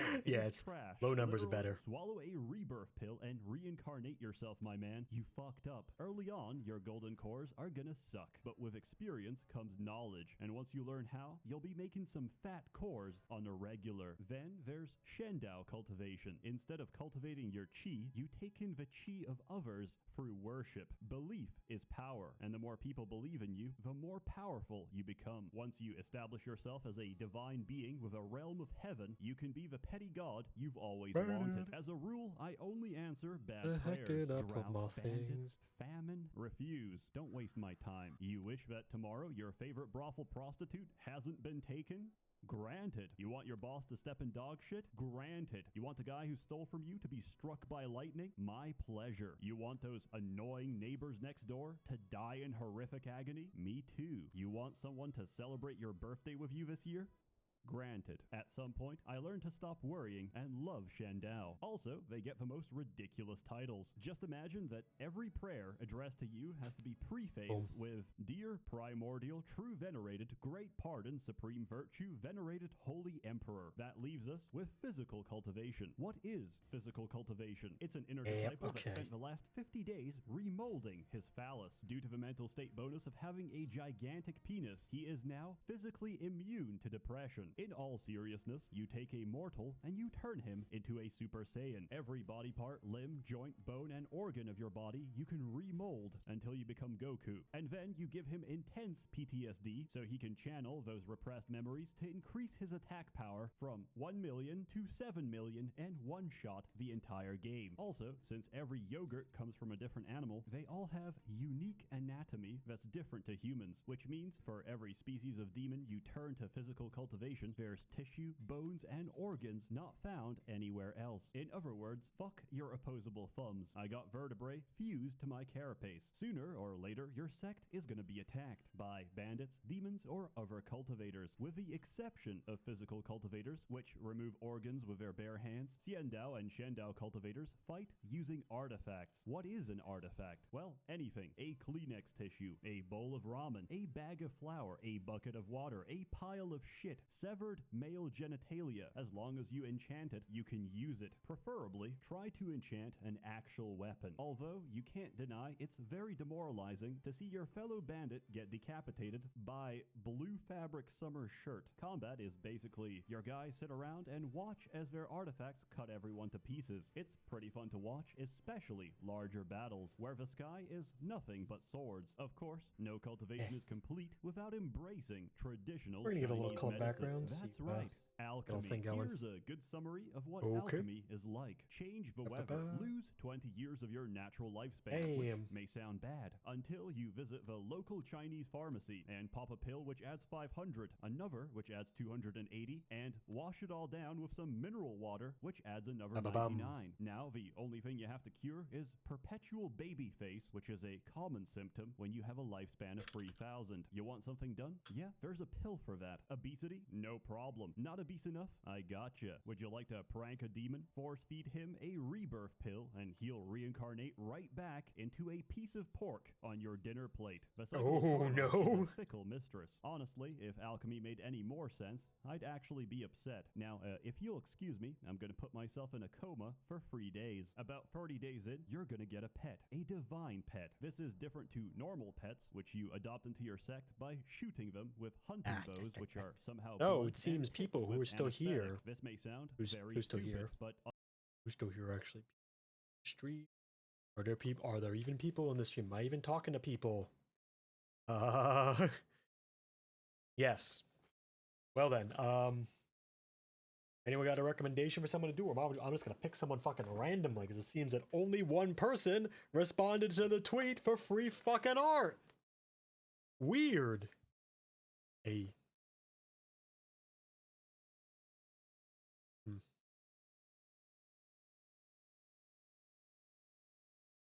Rain. Wild. Burn the man, corrupt the child. Awaken, awaken, awaken, awaken. Take no end must be taken. Awaken, awaken, awaken, awaken. Ba ba ba da ba dum bum ba da awaken, awaken, awaken, awaken. Ish da bum ba dum ba da dum. Da dun dun da da da da da da da ba da da dum ba. On the other hand, Gundo Musashi had bullets that put you to sleep, and that was a Right, God, that fucking masterpiece. made no Anyway, sense. he starts off as a baby and grows larger with time. He's also a little shit, and you're gonna have to keep an eye on him before he destroys your sect. For example, my friend saw one of his cultivators doing a breakthrough, and he thought to himself, fuck, my man is literally shitting himself. see. This is one intense breakthrough. Turned out his dog was feeding laxatives to all of his inner disciples. It is your responsibility to teach them right from wrong. Peasants slacking on the job? Yes. Attack outer disciples. Give them some cardio. Drug inner disciples with euphoria pills? Why not? Give them some opium. An injured stranger wants our help? Yes. Attack unknown mortals. Kill them. Whether you raise him to be a functional member of society or a four-legged sociopath is entirely up to you. You can even rename him to something a little more Chinese. Yep. If you include I guess I'm just gonna do Bamboo fucking Forest Kari then. DLC, which adds a pair of pandas, there's 5 pets in total. They're incredibly cute and generally amazing. At the beginning, your sect can only hold 12 members. This increases to 24, then 36 as your reputation increases. Reputation also increases the power level of invading enemies. Don't let this number get out of control or you'll experience firsthand what it's like to lose a 50-hour game in 5 seconds, which is a good time to inform you that in this game, you can draw Chinese talismans with your mouse, the accuracy of which determines the blessing. You can even draw on a blank sheet of paper, and it's still gonna work. I know this because somebody drew a swastika, and apparently they can now use the oven 12% faster. So please draw a bunch of invisibility game scrolls and wear design's them when you go on fucking adventures. acid Your trip. sect will thank you each time they haven't been murdered in your absence. It's not easy to make stacks in this game, which is why we have to trick villagers into filling our ranks. We do this by making small talk, finding out that half of them love nothing more than to ravenously consume shit and invite them over. Because we're gonna need a lot of manpower for our Chinese sweatshop, as inner disciples cultivate immortality. Outer disciples cultivate huge plantations of cotton. We're gonna process that down to fabric, and we're gonna wait, because very soon a merchant is gonna show up. He operates on a sweatshop economy. He's gonna pay you garbage, so you better have a high volume of garbage to sell. Luckily, our emaciated peasants have worked hard this summer, and we just earned 10,000 spirit stones. We're gonna celebrate by losing it instantaneously, because the merchant also sells an invitation to an exclusive event. Read the token, and we're off to the auction house. Have you ever gone to an auction where you can't even see what's being sold, but instead are given a vague description? Hard. Lumpy. A man's hand shoots up. I'll take it for 10,000. Not to be outdone, I raise his offer. I'll take it for 12,000. Another joins in. 13. Another raises. 14. The rest fold because they're poor as fuck. It's Those who remain bizarre keep how raising. Chinese Eventually, there's novels only keep 2 doing of us. auction One blocks that are final basically raise, this.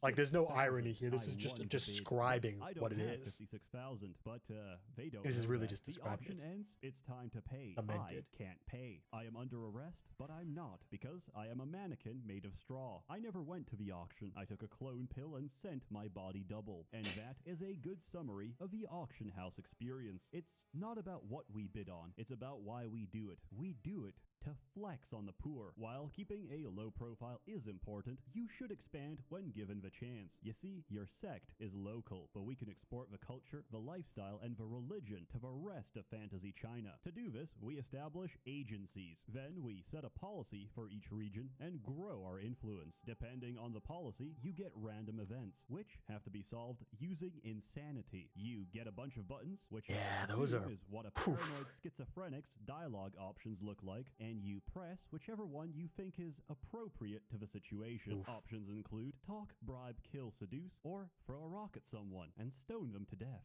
Foreigner scamming the locals? Murder him. Another sect is preaching about their faith? Pay them 100 spirit stones to fuck off. Is it currently Ramadan in the Great Desert? Start handing out food. Believe me, the longer you do it, the more sense it makes, or the more warped and psychopathic your reasoning becomes. For example, you're building a wonder and some people drop by to ask what you're doing. Wrong answer, debate feng shui. Correct answer, beat them with a club. If you solve stuff correctly, you get a bunch more followers. Followers can dig up natural resources, generate belief that converts into experience, completely skipping Where the hell did I grind of put the export on this cultivation, thing? and be sacrificed for a greater good. You see, we're gonna need a lot of anguish soul gems, which are formed from a painful death in ominous feng shui. Luckily, with agencies, there's no shortage of fresh and willing mortals. With reputation, you can build a sect gate. This is the front door, where hopeful mortals arrive to prostrate themselves, begging to be recruited. But instead, we're going to build a hell gate, which is the same gate, but in a room with ominous feng shui at a comfortably cool temperature of absolute 0. We're gonna recruit mortals from every city. They will arrive, pray to Hellgate, and freeze to death in horrific agony. Where And the did I negative put this moral thing? consequence of such an action? 0, because they have died through no fault of our own. This is a good time to introduce alignment. Your sect can be good or evil, but preferably we want a balance, so we have good relations with both the virtuous and the demonic. This game exemplifies the Chinese practice of moral relativity. What are they doing there? What are they, protesters? Yeah, okay, this is wild. That should work. If I horrifically mutilate someone's dying body to extract the location of their friends and family, that's slightly evil. But as long as you give them a proper burial, that's a net neutral action, and we have done nothing wrong. Or let's say a curious stranger comes by to ask what you're doing, and then stands there waiting for an answer until he collapses from extreme thirst, at which point I feed him a laxative and watch him shit himself to death. Is it wrong to watch a dying man's ass fertilize my fields? No, not at all. Maybe. But if I turn a bandit's What dead, is moral broken relativity, body into a actually? flesh puppet to serve Sometimes us makes you really economically fucking until it wonder. rots away, that's considered evil. A bigger question, I guess, is if I get decapitated by a dragon while adventuring, fly back home without a head, and use Yang God possession to transfer my consciousness into the body of another man's wife, would that make me a homosexual? Some questions have no clear answer. Have you ever frozen to death during winter because the wall of your house stood up and walked away? Unfortunately, What? in this game, that's a frequent occurrence. Without warning, anything on the map can gain sentience. Sentient objects can also randomly enter the map, as I've seen entire pagodas march in and flatten my base. What's the point of them? To grief you. But more seriously, you can turn them into a 14-year-old boy. What is the application of this? Well, you can take a shit, give it sentience, and turn it into a human, who you're going to call Big Chungus, because the guys on Discord data mined the Chinese code and found out that specific set of Latin characters ensures that the sentient spirit will generate with the highest stats possible. Then you're gonna make a literal piece of Genius. shit, Game become a design. demigod, and ascend Game to design heaven. is my And that's passion. what cultivation is all about. By the way, everyone who ever goes to heaven, whether by death or ascension, gets a little epilogue section, so you can follow the shenanigans of former disciples. Here's a sample of the literary gems you might encounter. Ming Wu reincarnated as an ant, but got drowned to death by a mean child who peed on the ant nest. Then he reincarnated into a parrot, but because he learned a lot of profanities and was swearing all day, someone plucked out his feathers and he froze to death. And in his next life as a human, he met a strange acting boy, and believing him to be an immortal in disguise that could teach him cultivation, he took him in as his own. However, as it turned out, the child was actually mentally retarded. Later on, you'll find out combat gets a little more complicated with the introduction of formations. To understand what that is, go to another sect and try stealing. The moment you do so, a gigantic bubble forms in the sky and tears you to pieces. This is called a formation. The leader of it is called the pillar, and everyone around them an auxiliary. It follows the rules of feng shui, so different elements will feed each other as they flow back to the pillar. It might look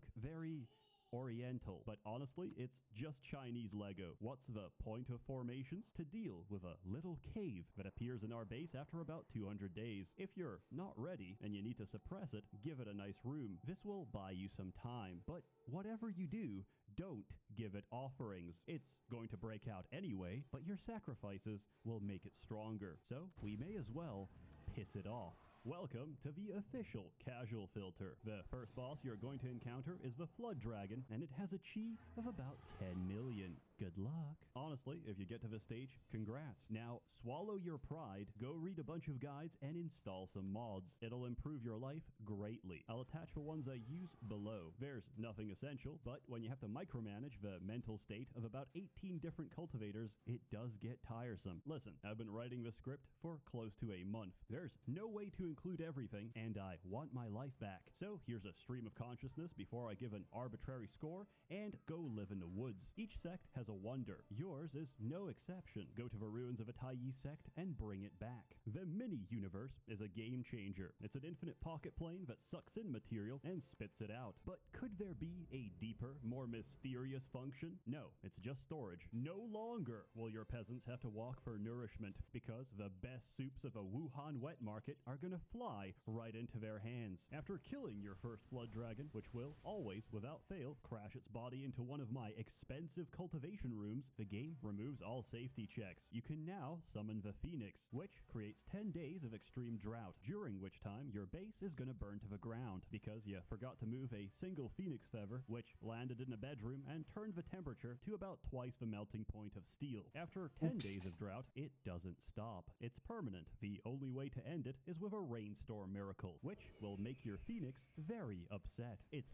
stronger than the Flood Dragon, by the way. Also, you can't kill a Phoenix. Each time you do, it's just gonna reincarnate. Maybe I should have mentioned that earlier. Again, good luck. Then there's the Torch Dragon, which is larger than the entire screen and comes in a yin-yang variant respective to the time of day. Each variant is invincible to elements of the same polarity, and even worse, they make him stronger. Also, he's gonna lay a bunch of eggs. You should probably just ignore them. And if you survive all that, there's really one challenge left: genociding every other sect and beating them into submission. Once that's done, you can truly say, I finished the game. Now you can go back and play on the real difficulty. I do, however, have some major complaints. Remember the story? The plot? Weren't we supposed to investigate the mystery of a Taiyi sect and why it was destroyed? Yes, but the process of doing so is so terrible that I'm just gonna save you the pain and tell you instead. You see, every character that's not your own can be interacted with, and we uncover the plot through the talking minigame. Yeah. Primarily, this is done by adventuring to another sect. You talk to people, you get favor. After a while, you don't get favor. You only get favor from juicy gossip. So you have to talk to another character, learn something about them, go back to the first character, and tell them a secret about the second. But to get the secret from the second, I'll have to talk to 20 other people to have enough gossip and rumors to trade for more gossip and rumors. It's an infinite web of high school bullshit. It's the experience of being a teenage girl, because you can't get the information you need directly. You have to go through the PMS chain of command to learn absolutely anything. Now, here's the big problem. You might see a little question mark on someone next to the mystery tab. These are the people you need to investigate to solve a mystery. Again, you have to ask an entire sorority if they think that person knows something. If you ask them face to face without circumstantial evidence, they'll act dumb and say nothing. And even if you know that they know, they still have to open up to give you that information, which is dependent on their personality. If they're naive, that's the best case scenario, because you don't have to do anything. If they're greedy, you have to bribe them. If they're weak, you have to kill them. If they're tough, you have to gaslight their personal weakness. But if they're withdrawn, unfortunately, you are screwed, because the only way to make a withdrawn person open up is to make your spirit dog act playful in front of them. This requires a fully grown spirit dog, which can take hundreds of days, and each time you do it, he loses intelligence from the retardation of this minigame, which takes 10 to 20 days to recover. About 20 hours in, my eyes bloodshot and attention slipping, I managed to solve the first two mysteries. You do this by finding clues, participants, and motives, and slapping them together. The more you find, the more complete and accurate your solution is. Then I talked to the next 5 characters, and they were all withdrawn, and I quit the game. I have never seen a story mechanic that's more laborious, difficult, and poorly thought out. But it doesn't end there. It gets better. You can do all of that and still hard lock yourself from completing the game because you didn't pick the right option for a specific event on day 565. Or you waited too long and someone essential to the plot has died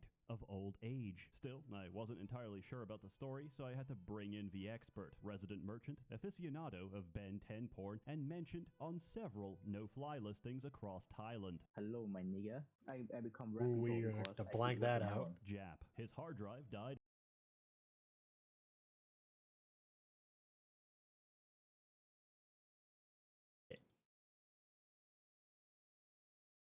How do you fuck?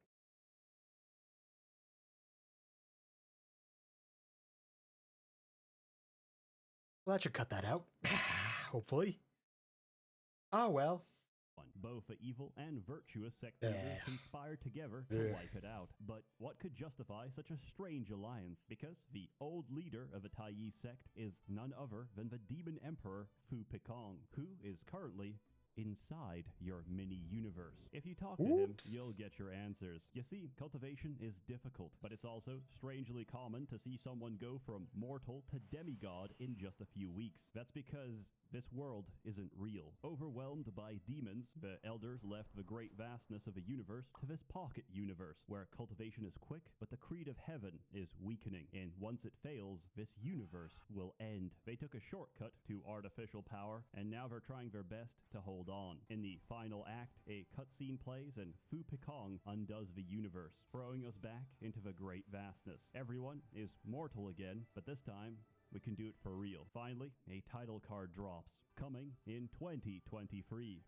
Bugsnax 2, and that's the story of Amazing Cultivation Simulator, so you never have to go through that horrific experience. In conclusion, I give Amazing Cultivation Simulator 10 out of 10 euphoria pills. I hate it. It's like the Opium Wars, except in this case, the Chinese are winning. If you're interested, you can get a copy on Steam. Also, it's coming to GOG on the 23rd of July. This is made possible thanks to Polish greed and my growing alliance with a CCP, because I like to bet on the winning team, and right now, that's Team China. A warm thanks to the many. And now I think I'm gonna find someone else to pop on the side.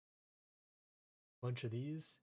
Does anyone in chat have anything to do, or am I gonna be putting up royalty-free music again? You know, a classic.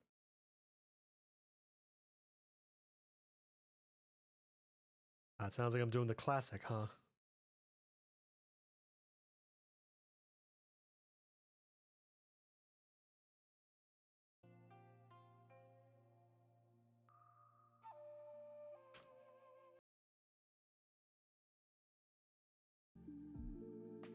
Yep, there it goes.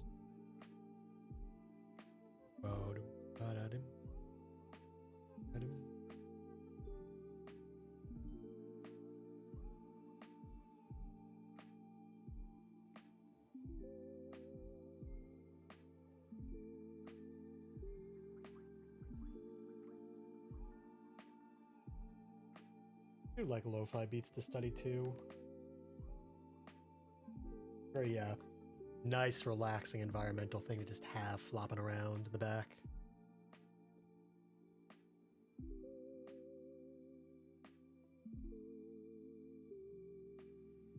Plus, the best part is it's royalty free, so I can listen to it without getting sued on my ass, or having my video get demonetized. I re-upload all these streams onto Yaboy YouTube.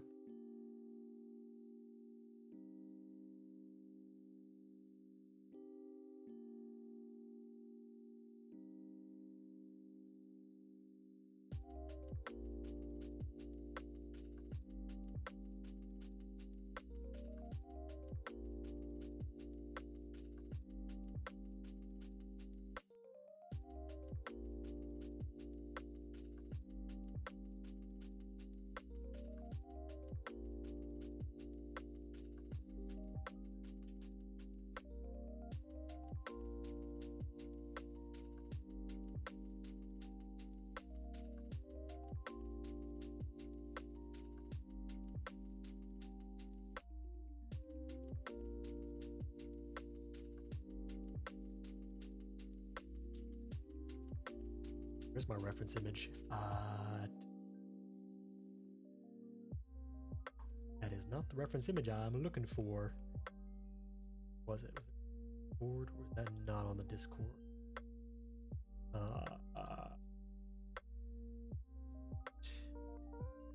Did I save this reference? Because I know I got one. I used it for something else.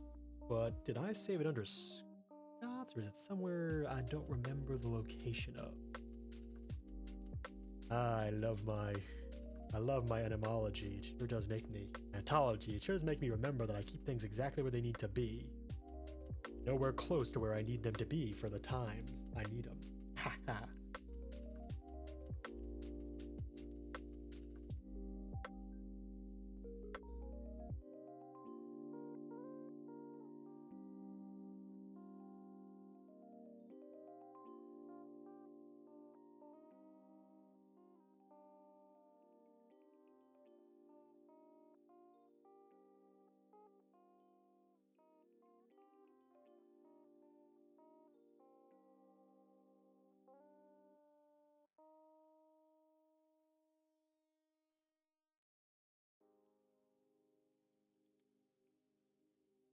Looks good for that. One little.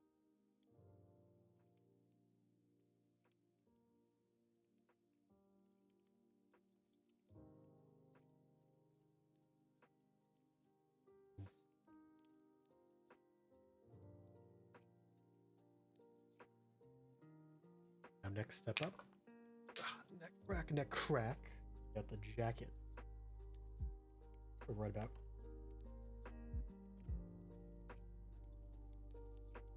What do we do? We're doing the lean. We'll do the lean on the.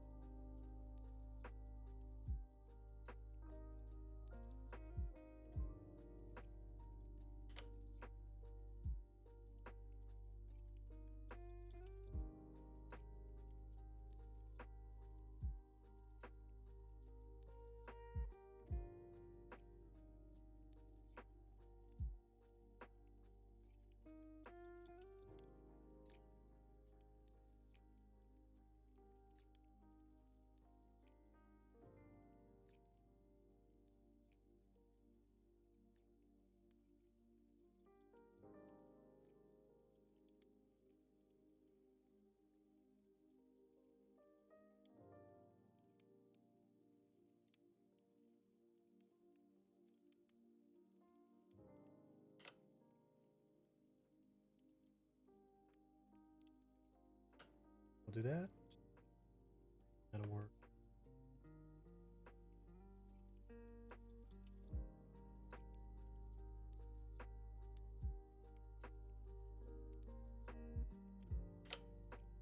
That'll work there for the chip.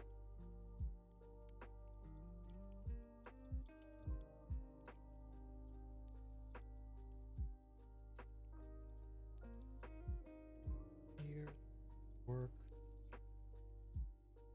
We got the thingy.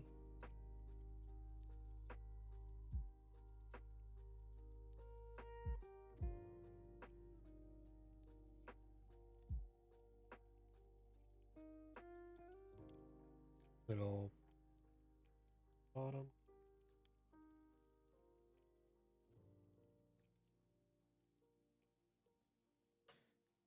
Out.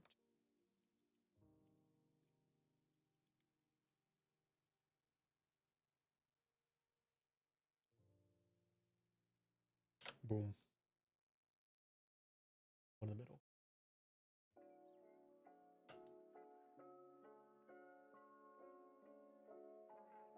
Ah, and we got the same sleeve pattern again, actually, which is kind of funny.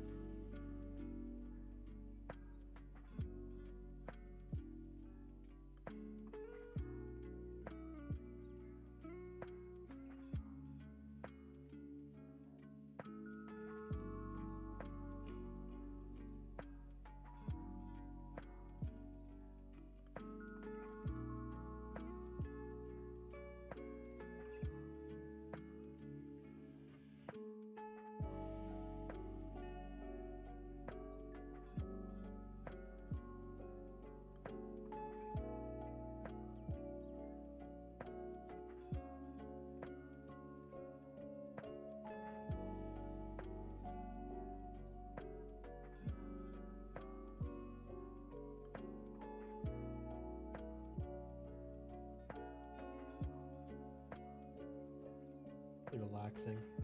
It's a little soothing.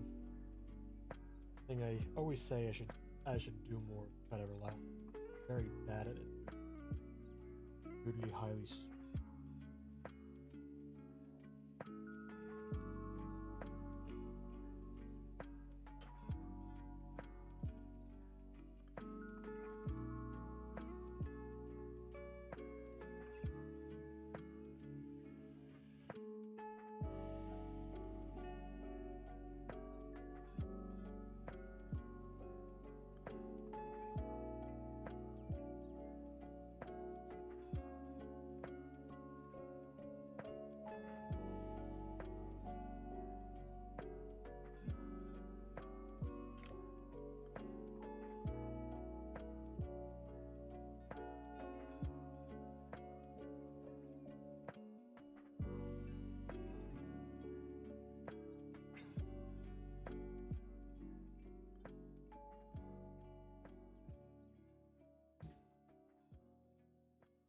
And that's the first one. Done.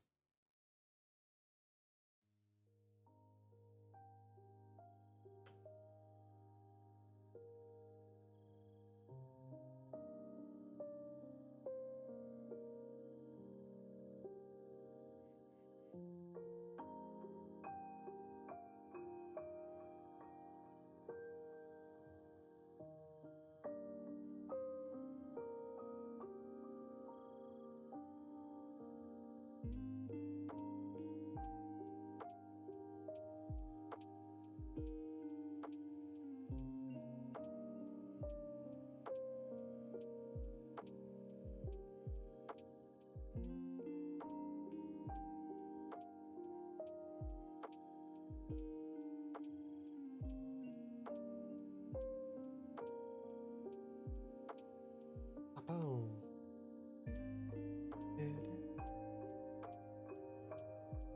Ooh, anyone say anything to that? I think I've covered up the, I've accidentally covered up the message again. Alas, the touching of grass. Ah, Kari, how you doing? You wound up being the second victim of Noods today. As a result of me arbitrarily deciding that this is who I'd be doing next.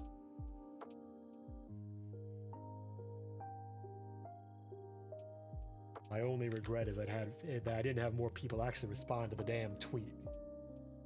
But once again, I've been in the situation of just picking random people I see. This is somebody I know.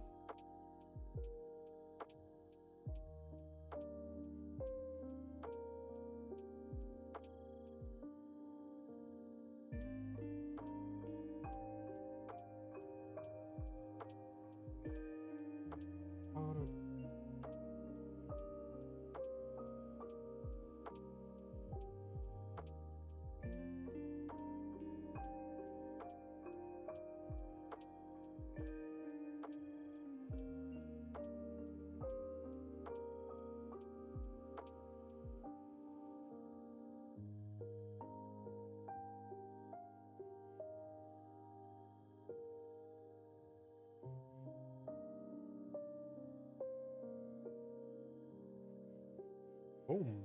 Yeah. His hair is moving a lot better than I thought it was. Once I figured out the trick for it with the line cuts, I think it all worked out.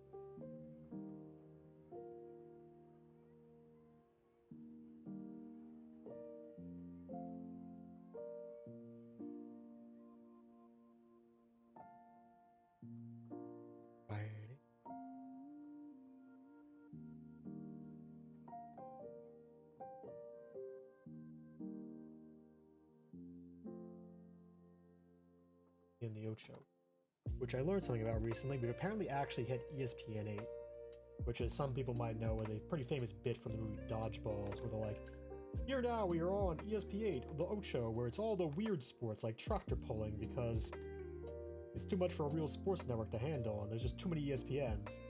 but the joke's kind of come into a weird position of coming back around too far, where there really are like 8 or 9 ESPNs at this point. But sadly, the great tragedy we've had is that ESPN 8, the Ocho, is just boring ass normal sports. It's not like they didn't actually go along with the bit and be cool and make an actual ESPN dedicated to weird sport. Very sad. And I think it's an incredible missed opportunity from ESPN to have made an ESPN channel dedicated to just weird sports for the sake of weird sports. Which is very unfortunate. But I'll forgive them if they do make ESPN the Ocho weird. So everyone vote on your local ESPN hearing to have them create that change we want to see in the world. I swear that's what will make me watch ESPN for once instead of ignoring the continued existence of sports, right guys?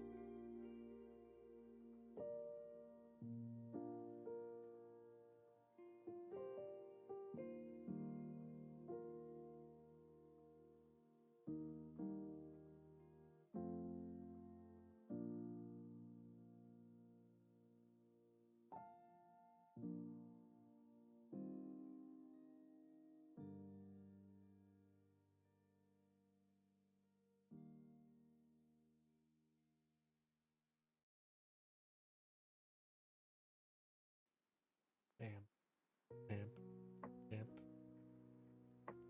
Bites the dust. Another one down, and another one down, and another one bites the dust. Bump, bump, bump. Another one bites the dust. The one down, another one. Another one bites the dust. Lyrics ain't dope, my rhymes ain't tight, but I'm your man KB, I'm the killer bite. Working out here, them saying them words, and everyone's gonna say, go bother some nerds. Always been heard, that's not the things you do.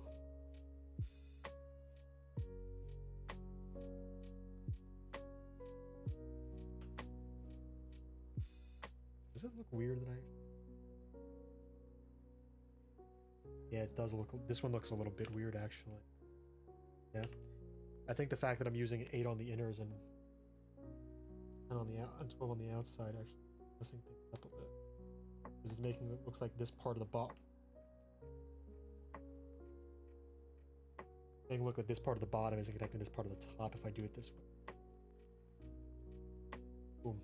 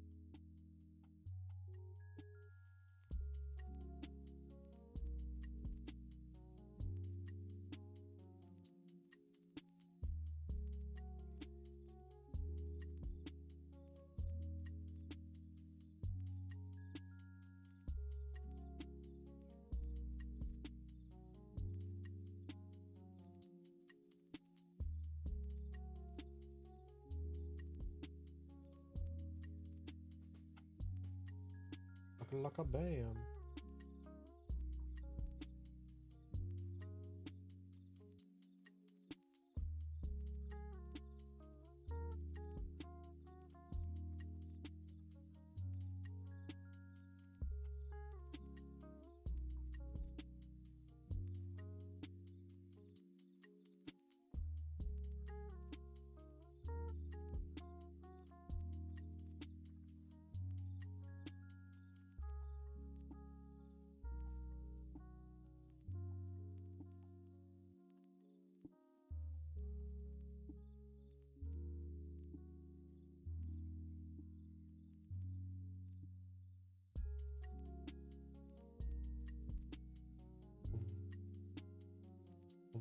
Ba-dum.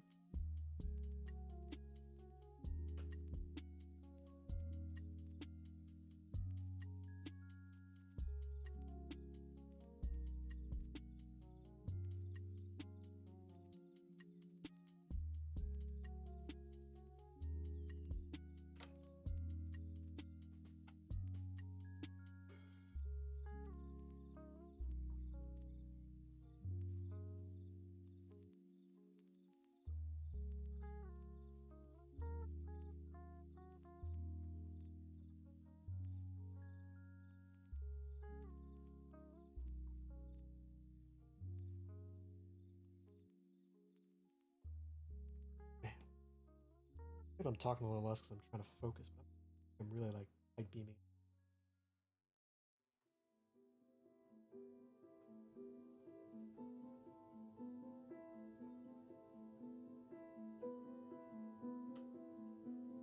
I just love the way vector art works.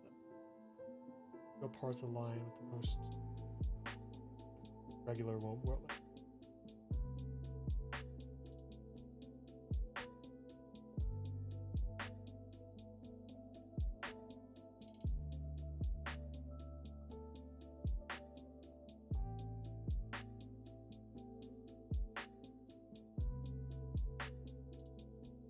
Hey Goonie, how's it going? Yeah.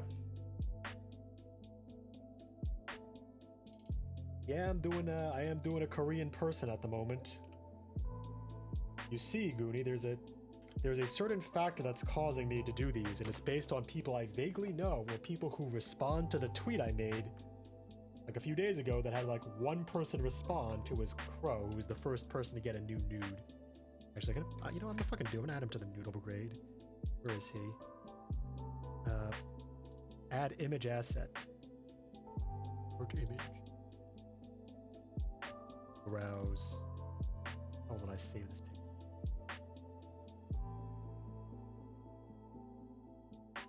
Also, 1 second. I've also do that. Look at him. He's the look of the new member of the Noodle Squad. Benzie. I'm gonna move a little further back though, because I think that noodles are going in the wrong way. Bro, joining the Noodle Squad. I don't use Twitter anymore. I'm malware to post it for nudes. You still can post. I know it's somewhere. I think the tweet is, but also I could do a shout out. Oh. Jump into the forest. It's 100% a secret ending.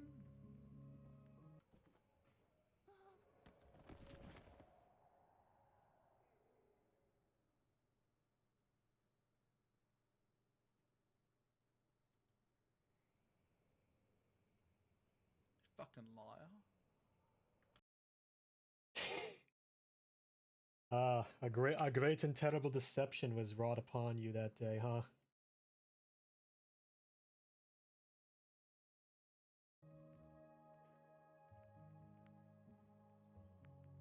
Is stream alert? Is the shadow not like higher in the chain? It should really be towards the top of my capture menu, shouldn't it? Yeah.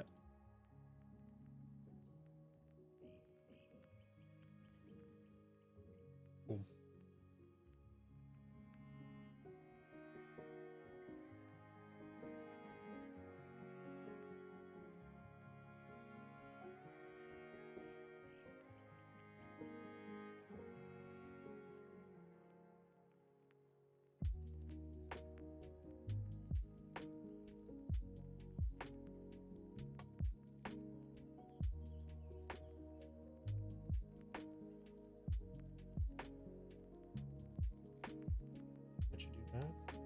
Babooey. Oh, babooey.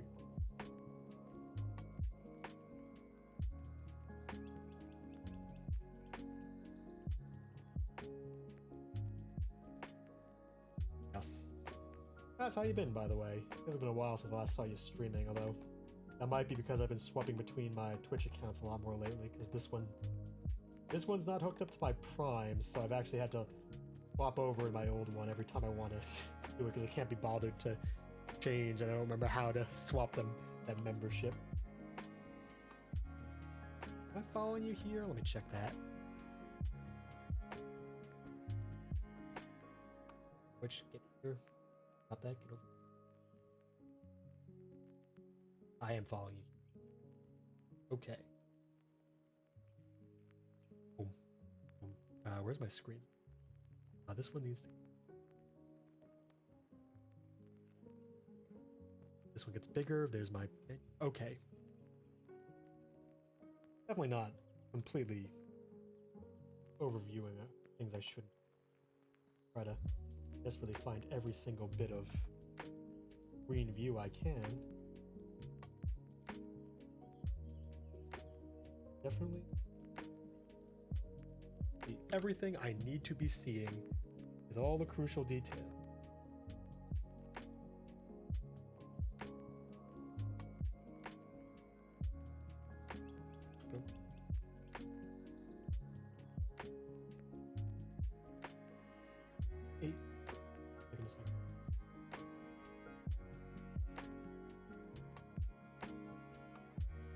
Seven, that's not 8. Similar but not the same. A crucial difference.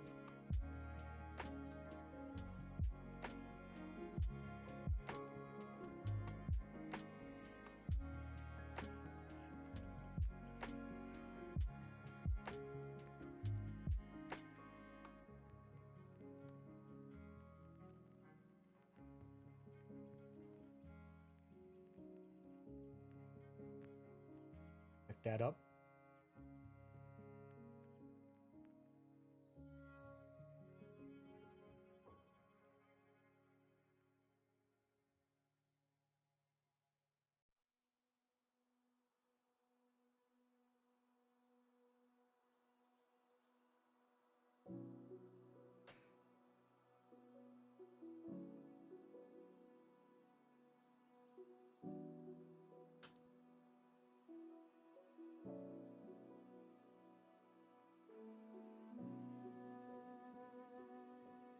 Okay, one last step to do then, it seems. I've got to do the arm. Template, come back into existence so I can use you as a viewing reference. Also being locked into position so I don't accidentally draw over you again.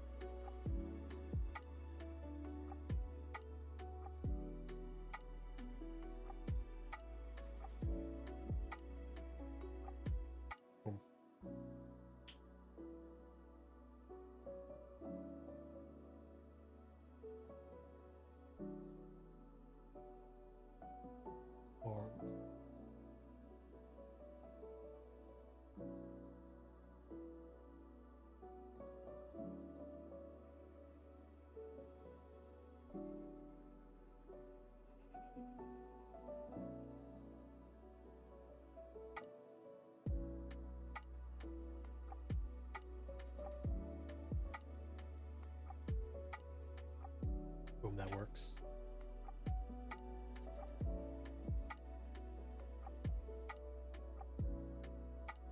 Go for the second last one.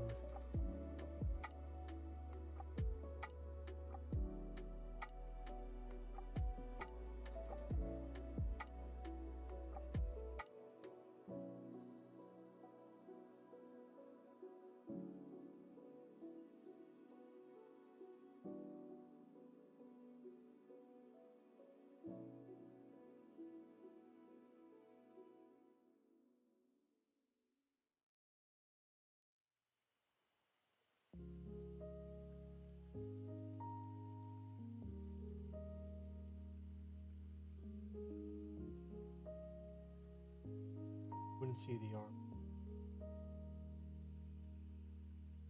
Reaching around the side of the head. What flavor are the noodles though? Ah, depends on the person. I think these ones are fried rice flavored noodles for legal reasons.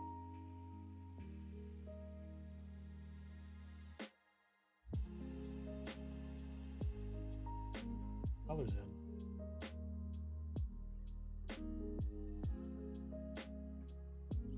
Probably should do the bowl pattern first. What are we gonna do with the bowl? I can make it something nice. Nah, I fried these noodles. I make all the noodles at the noodle shop. Maybe I should make a noodle koi who makes the noodles. That'd be a thing to make actually. A little choppy animation, do a little bit of the shaky thing with the net gravity thing. What's the name of that? It's like the tool that's the net and it grabs the noodles. It's, oh my god, it looks like things. What do they name is that? What is the name of that thing? It's Oh, you know what I could do actually? I could do.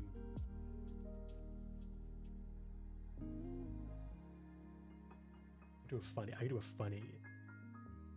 could do a funny little pattern on this bowl. Because now I might have, due to complicating reasons, accidentally deleted the layer that had the bowl pattern that made all these bowls have universal bowl patterns. So instead I've been experimenting with custom bowl patterns today. I'm just gonna go with something like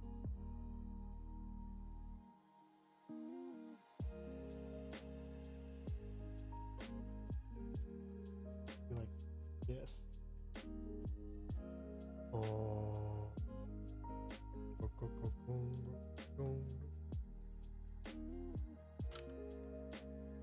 Nah, Carrie's currently the nude Uni. This is the nude model that I'm doing the noodle of. And nah, this doesn't look great. Do it like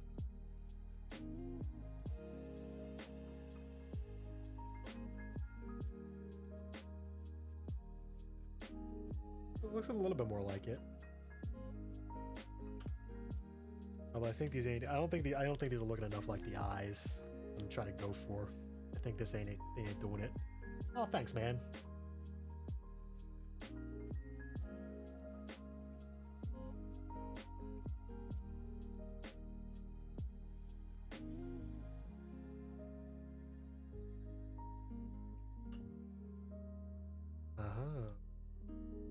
This possibly be? No, it's just something else. That's not it. Okay, this should work. And I'm just gonna go with this angry mantis shrimp. What I can do with mantis shrimp eyes, what can nothing like an actual mantis shrimp staring at you. And I could.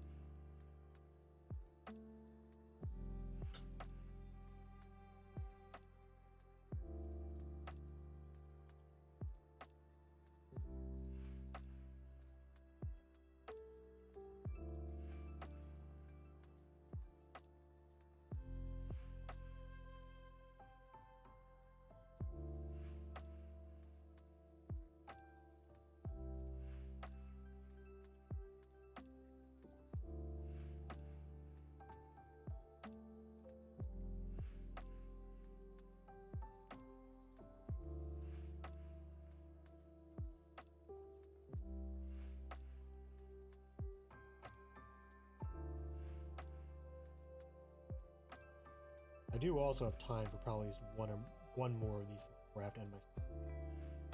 I might have enough room to do you for the next one, Goonie.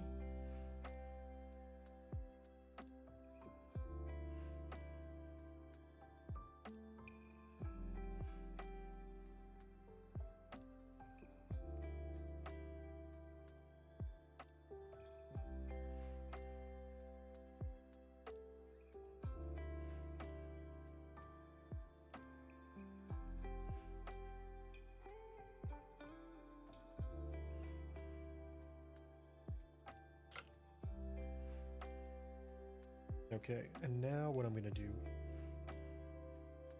make sure that this pattern looks a little bit cool. I'm just gonna borrow here to figure out which of the ways these color scheme works. Do it.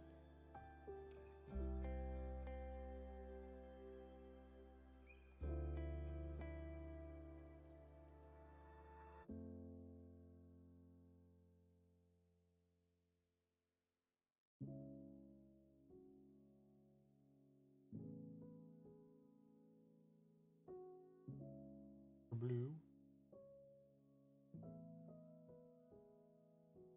Purple.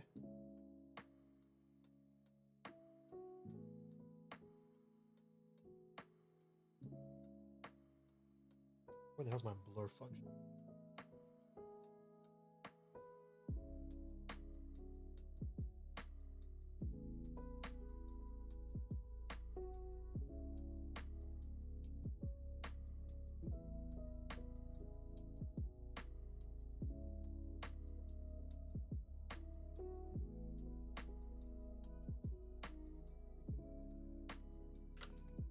Perfect. Copy this.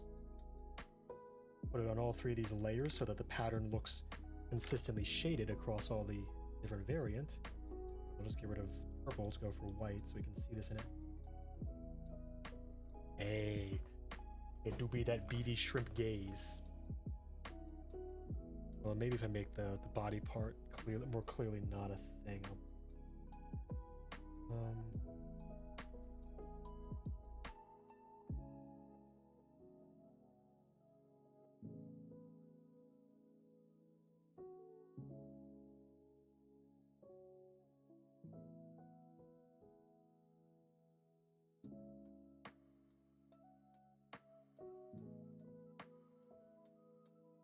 Try and do it.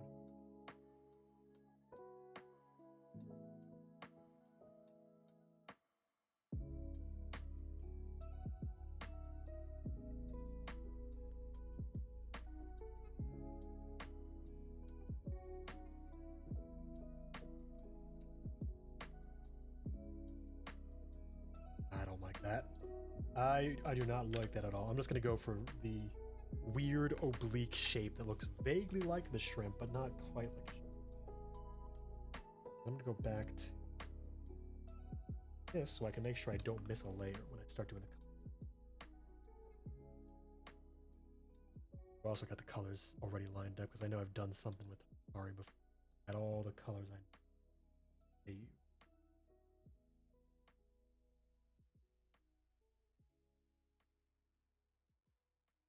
What I do need to do though is ensure that I'm actually using the right reference layer for my art brush. My ink isn't trying to paint layers that aren't there.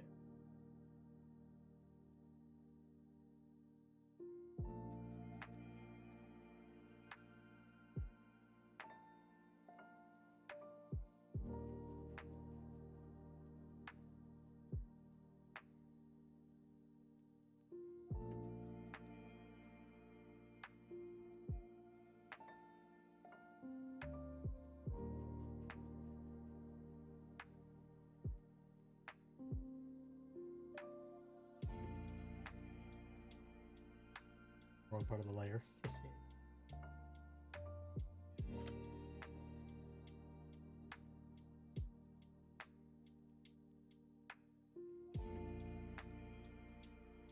It's always the most relaxing part. Everything's locked in. It's all determined. Left is to you make these, which I do for some of these. Sometimes when I do one of these, I'll make the noodles more yellow than others. And it's mostly to do with tone of face, because noodles are pretty pale, but some people need to have the noodles stand out from their actual flesh. Because despite what people want to be about peak performance as a living being, they're not noodle colored. Strangely enough. I know it's inconceivable, but we have not evolved to that level of peak performance.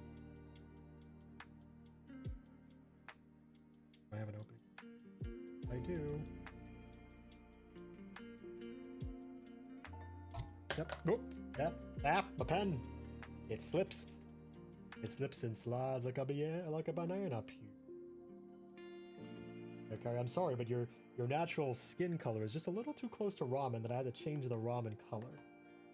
You're not the first person. I know another example of that. It's right here where I had to change the noodle color for Nagi because her skin's also pale as hell. Some of y'all need to go outside a little more and experience Mother Nature and her fiery embrace of the immense, gigantic star we have screaming in our sky. Going, burn, baby, burn, disco inferno, burn, baby, burn, the disco inferno.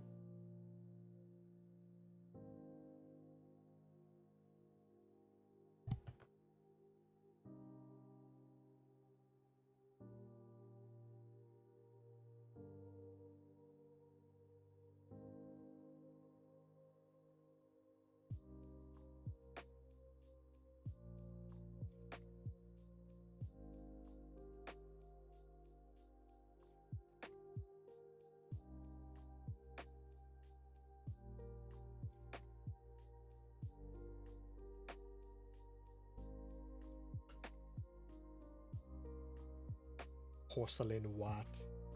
Like the finest snow that you would never have seen in person in Australia, because I'm pretty sure you're not temperate enough for that. When it snows in Australia, it's going to be a very concerning day for the planet, I'll be honest. A very concerning day indeed.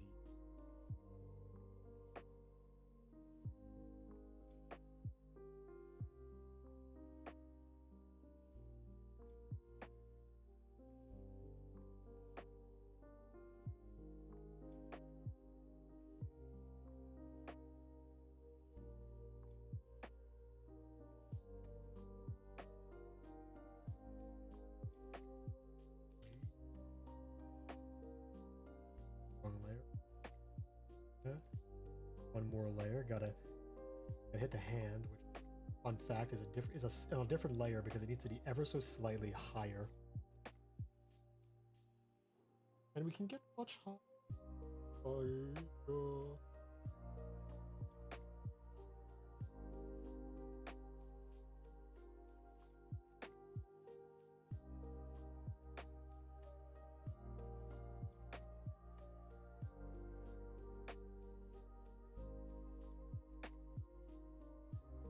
Yuck, yuck, yuck, yuck.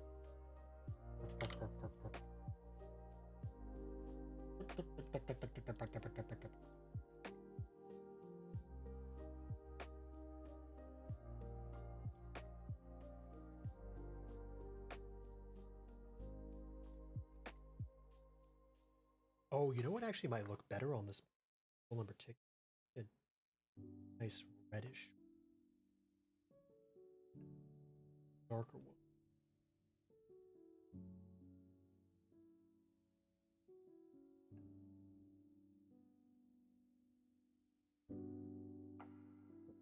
Makes the eyes stand out a bit more.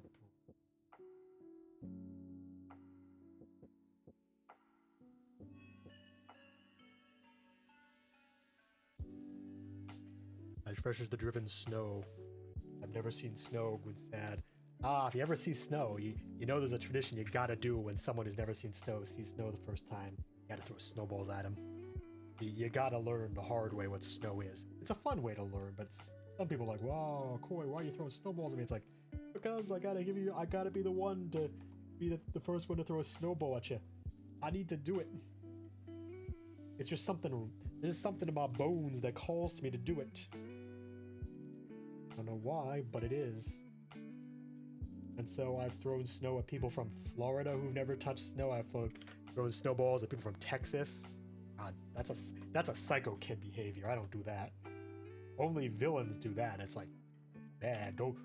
That is bad. It's a bad. That is a bad. Do not do it.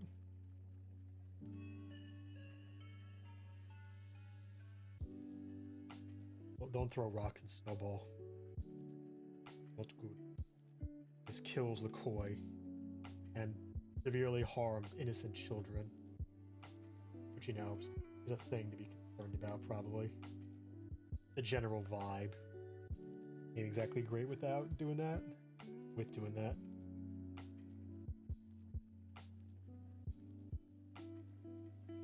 Here's more. I'm on this part.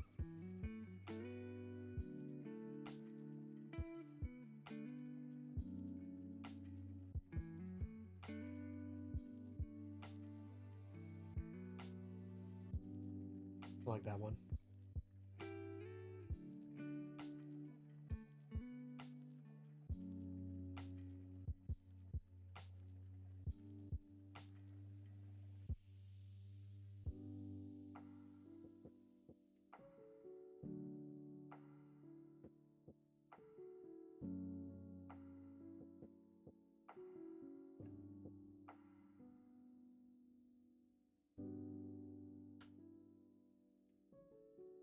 Now here comes the last place. The secondary characteristics are the hair is what really adds to it, I think. What else am I gonna have? Little layer. I'm gonna be adding these little hair clips the new model has, which I think is also gonna help break up the shape. I'm not gonna put all 4 of them on, I'm just gonna put 1 or 2.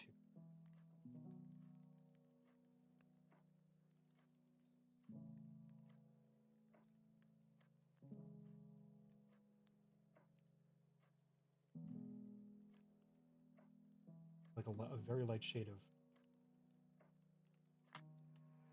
I like that.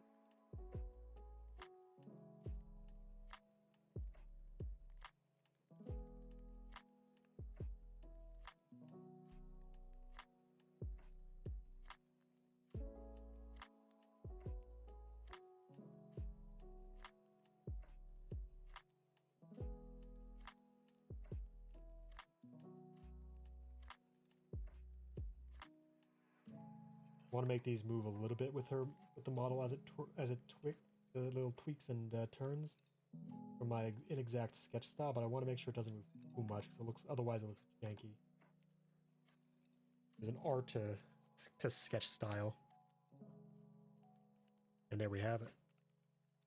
One of them is a little glitch. This one.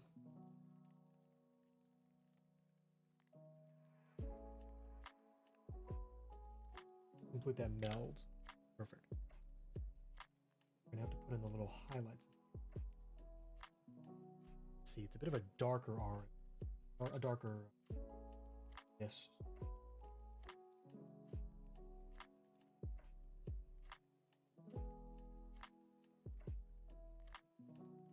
Yeah, it looks good.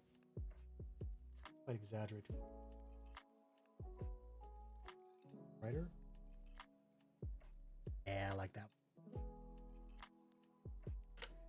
Boom, boom. Extend through the sky. Da, da, da, da.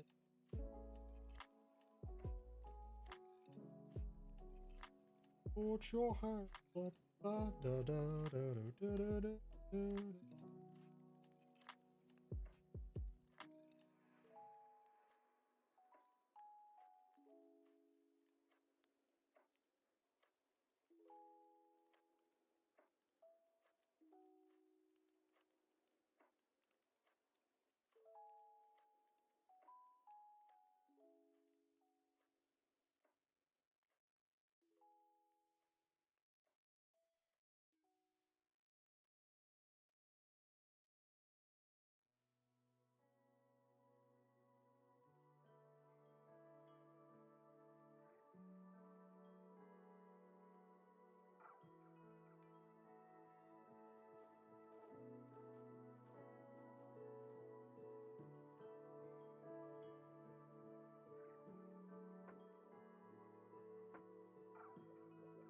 And what little bits are there? A little bit of pale blue on the end.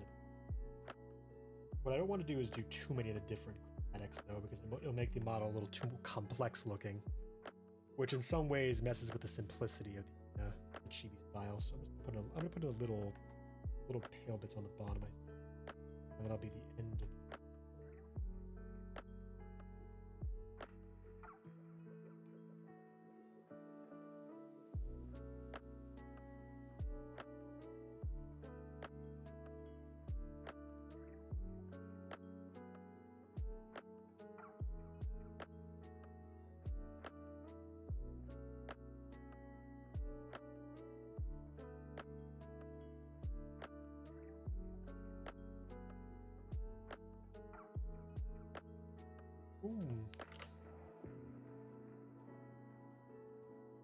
Maybe a little sheen on. Doesn't need transparent looks. It's one of those fancy tech wear jackets that I just don't understand. They're cool looking, but it's just like, how do they work? I don't know. Technology or some such.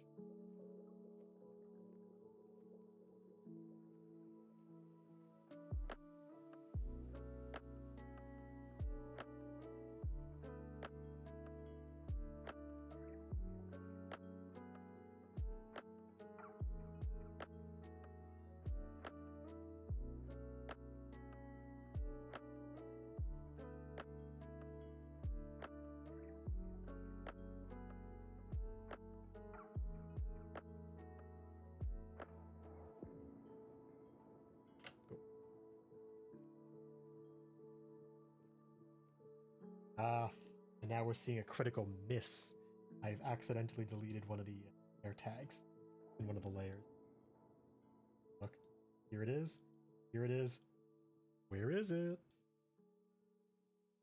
Get back in there.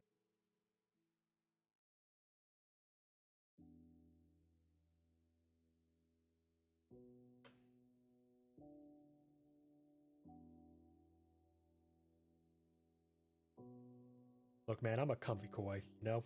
You know what I wear? I wear stuff that I think is comfortable. I got my long robe on. I got my short robe on. I got my pajama pants on. I got my slippers. Look at them. Really moving. I got my slippers. I like this. It's comfortable.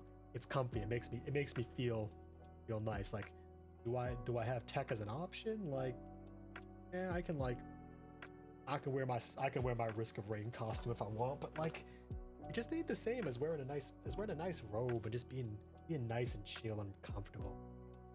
I hear my.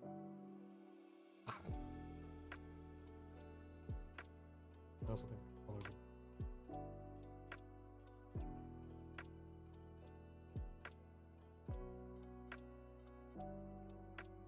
wrong layer there. We'll do the last little detail putting into these. I've started slipping in one little extra detail, like a funny, some sort of humorous thing to be eating, which for this is going to be maybe. I think I'm going to do it this way. I could be doing this not with orange, but I think I'm going to do it with orange because I think it's funnier that it's an orange one because it's more likely to be.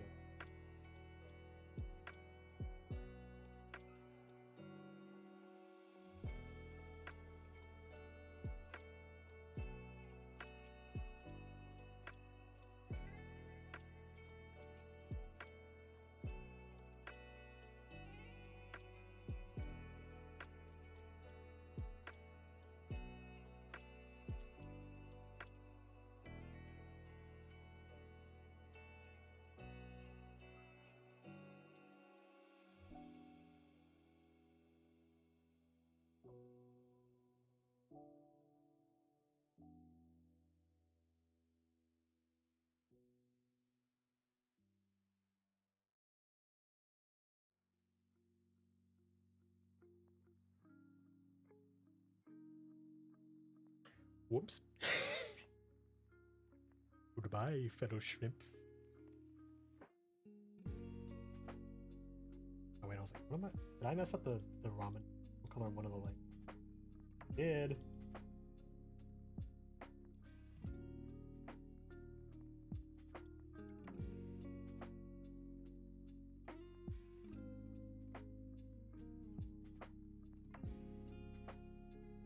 Boom.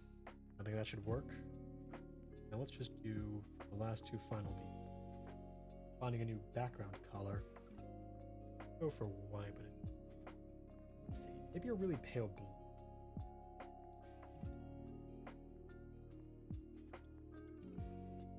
Not sure I like that. Ah, yeah.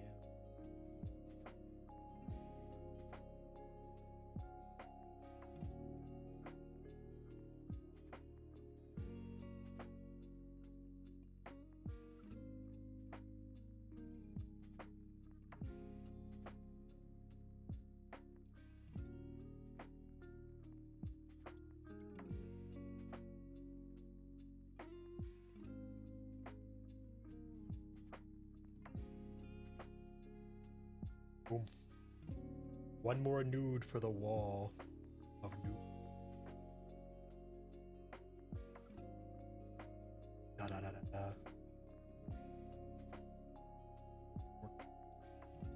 Animated GIF.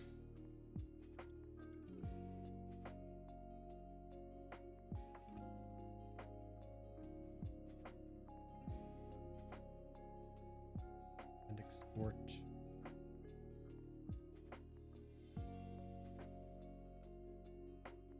Where'd it go? Where'd it go? Yeah, there it is.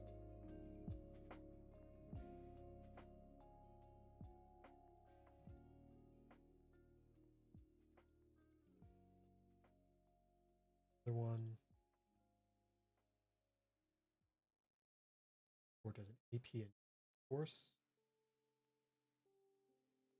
This is an annoying thing you have to do with one of the ways that Clip Studio Paint works, because Clip Studio Paint doesn't let you export transparent back GIFs for some fucking reason.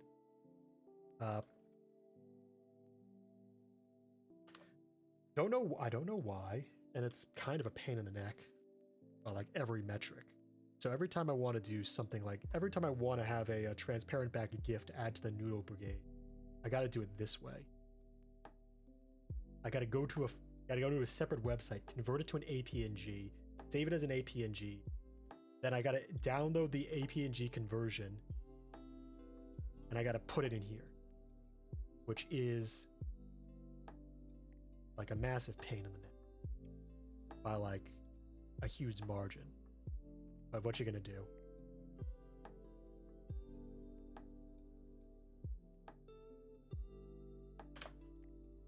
Boom. I should probably make a separate folder for all these.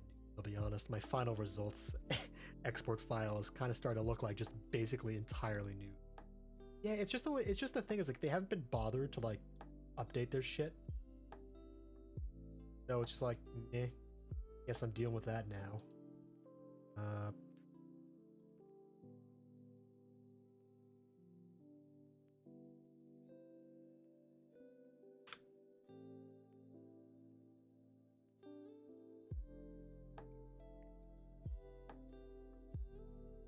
That's not it. That's not the right file. That's the one that doesn't move, because also APNGs don't work here. Only GIFs work here. No. Sorry, back behind. Row. Number 8. Remember these better. 1 second. That's way too far back. Oh. No. No. No, we need Dude 1.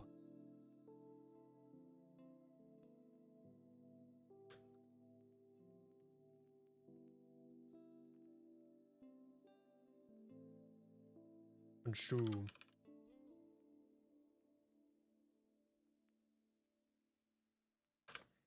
Yeah.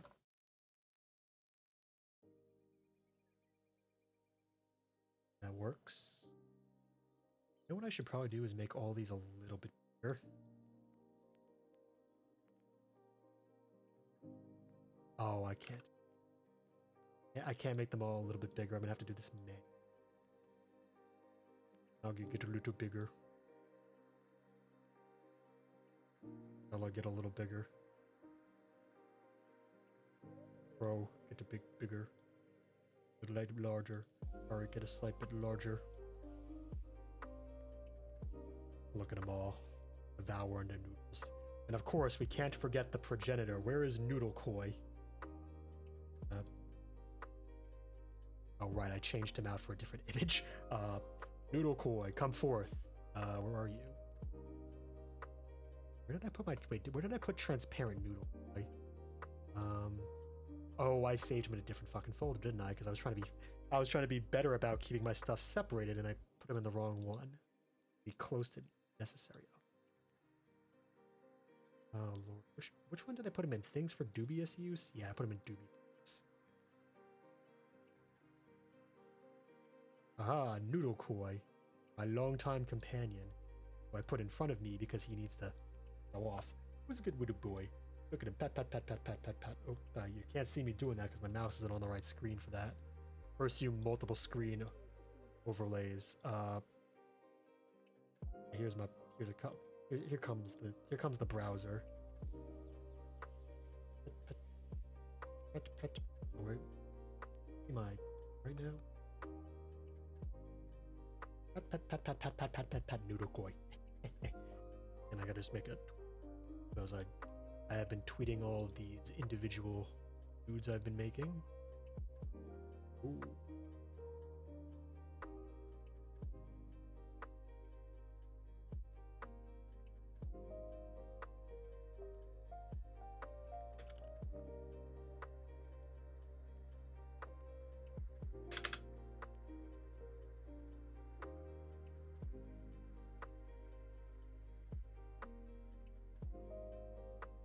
Oh, that is not how you spell electric. Ooh.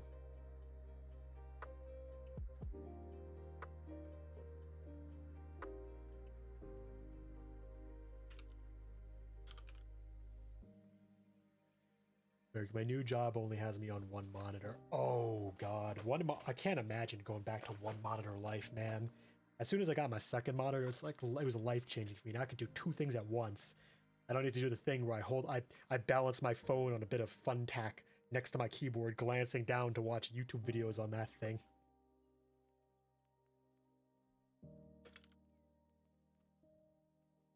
Wait, hold on a second. I almost committed the cardinal whoopsie, posting the GIF tweet without the GIF.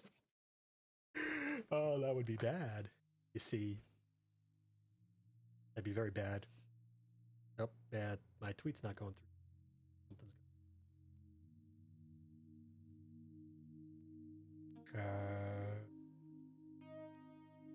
Oh no, is my internet dying? No, it's not. The internet's not dying. It's just Twitter's just dying. Twitter's having a stroke again, which is lovely. Lovely. Lovely Twitter.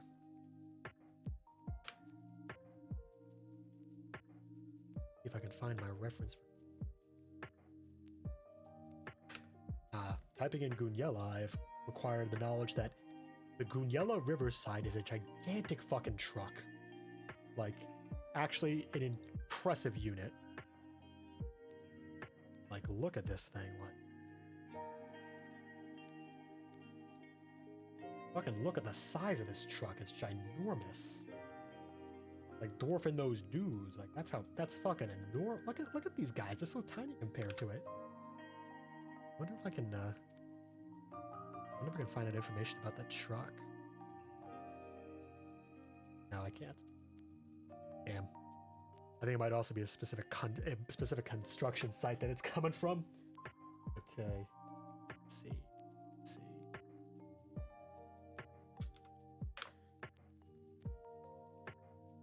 Yes. So you'll need Google Goonyella VTuber. Yeah, I've figured that out. Okay, so that's basically the same as what. And I'm just gonna have to probably mix up your tag though to put it on the this side instead of the other side. Of course.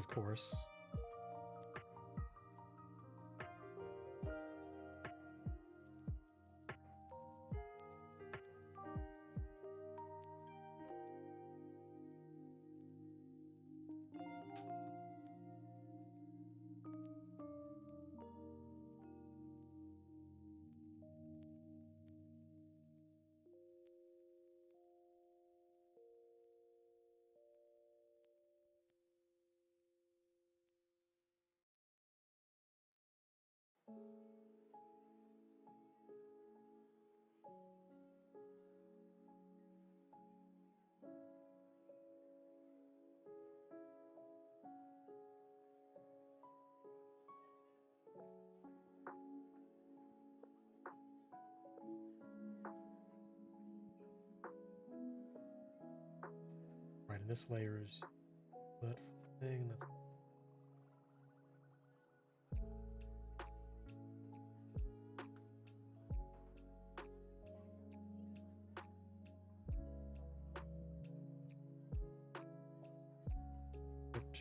Lock the template, stop having it to be closed.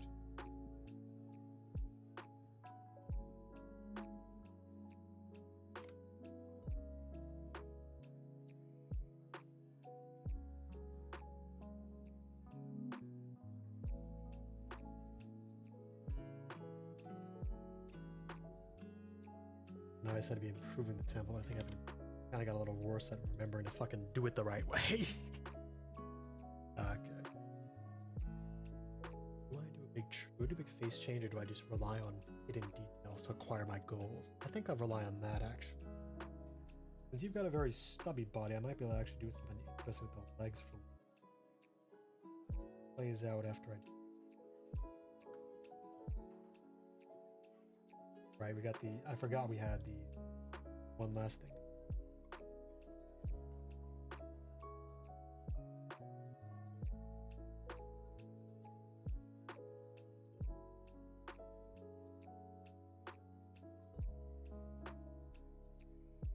You don't exactly have these jumbo hair bands, do you?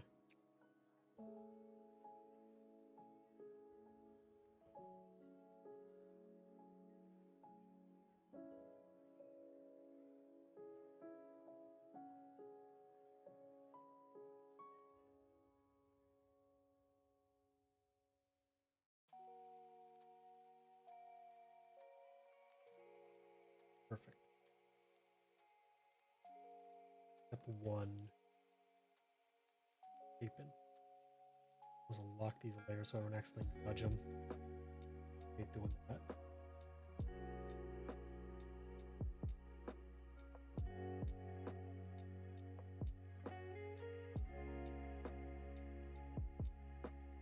Eyes, let's keep them. Nose, we're gonna have to add because you do have one of those as opposed to everyone else. Got a snout, which is actually a detail I need to put in.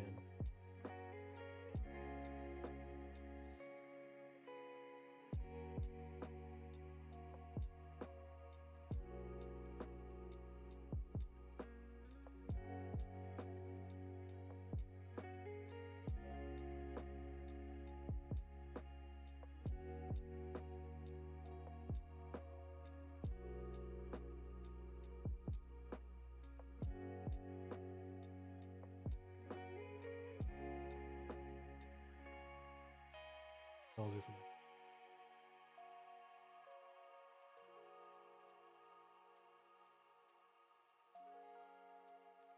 So you'll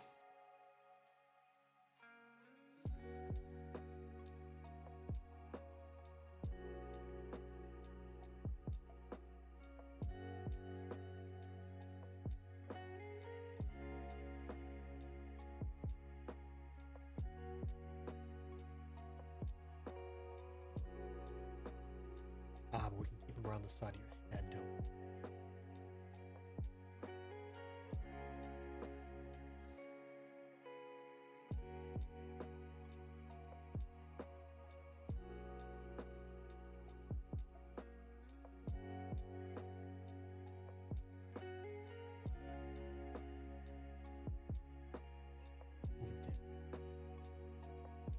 Right this way.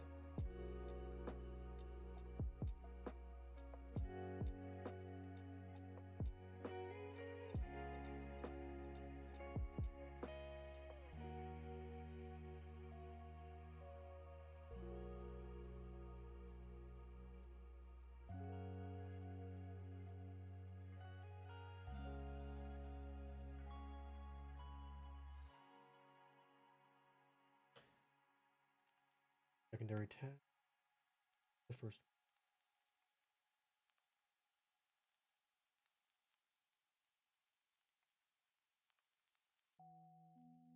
But the nozzle is not as long.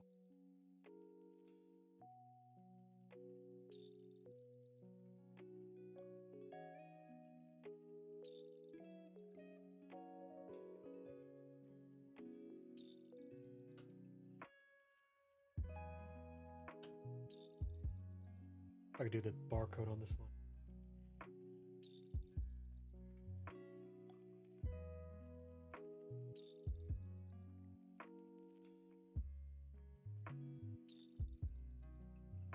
Yeah, I'll do that on the color line so it can maintain a nice little bit.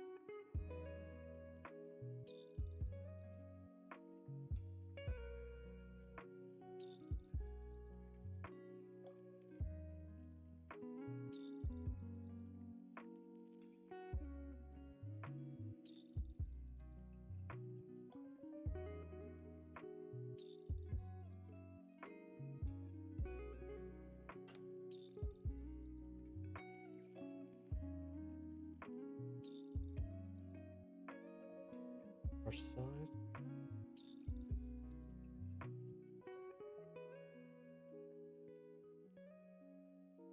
Perfect. Actually, no, it doesn't. It goes on the outer bit, doesn't it? Actually, move that, I think, won't we?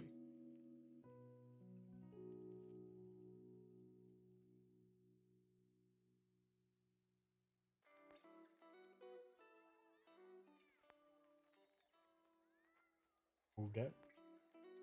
Get over there.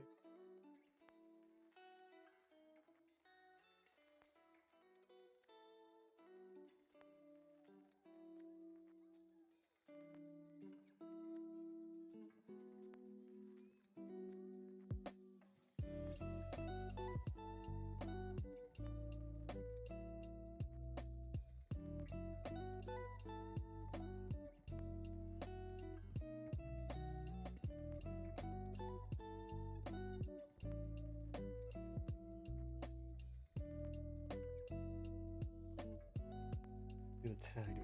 Do this with another. I feel like this for now. It'll probably show up more visibly when I have the. No, probably should. Better make it wise.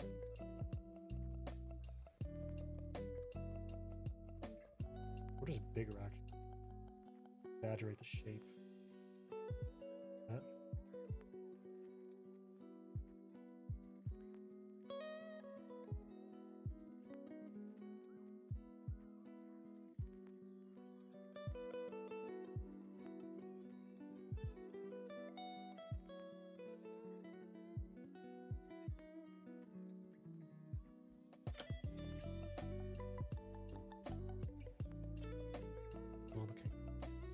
Yeah, that should work out.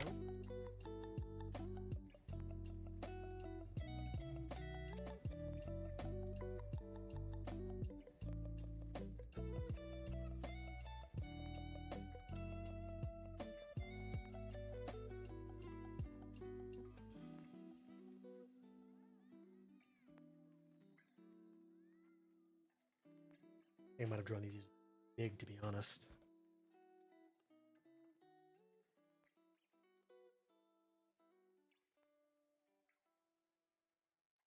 Get back here.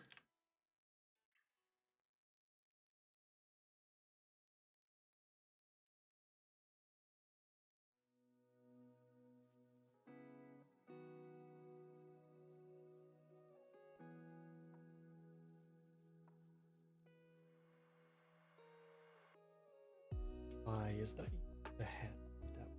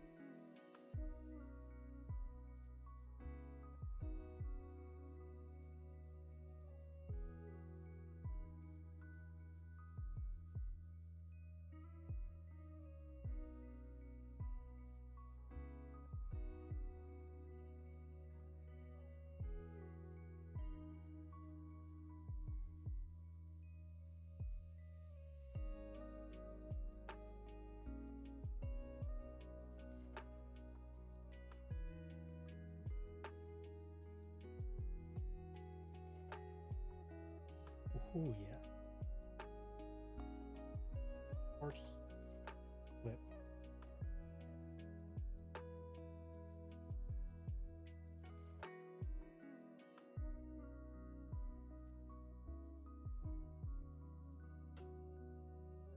Boom. That should do it.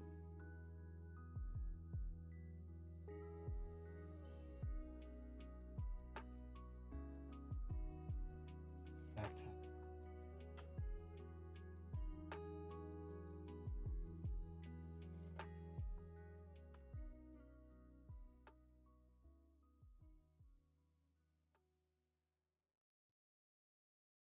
Excuse me.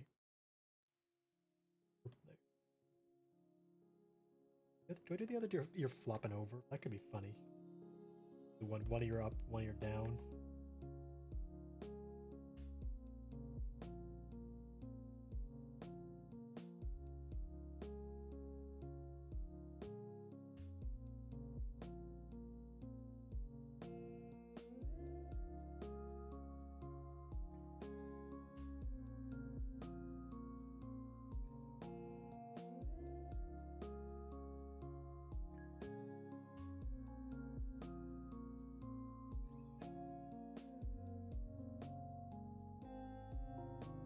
Could make it come up. I think I've drawn this a little too.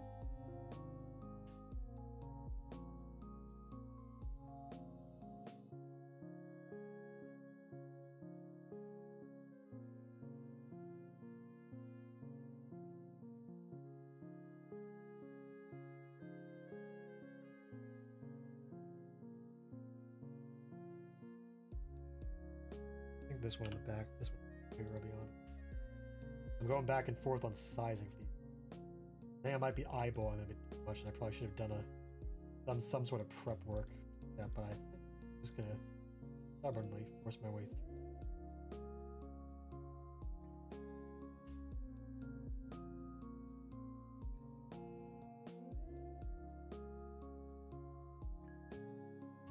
Like a fool.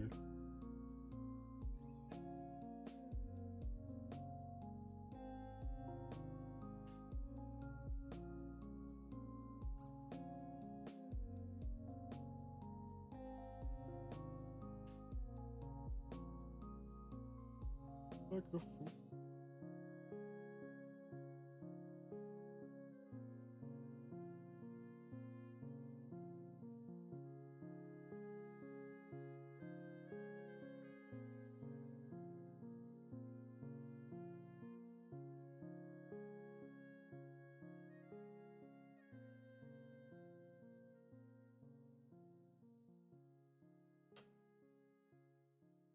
Yeah, don't worry, got the tag still here.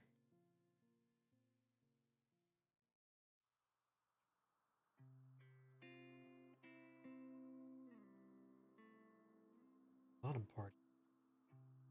Got many details I can't. The ones that matter. Mostly gonna be big old pouch. Goes about like. I might have to cheat on that egg.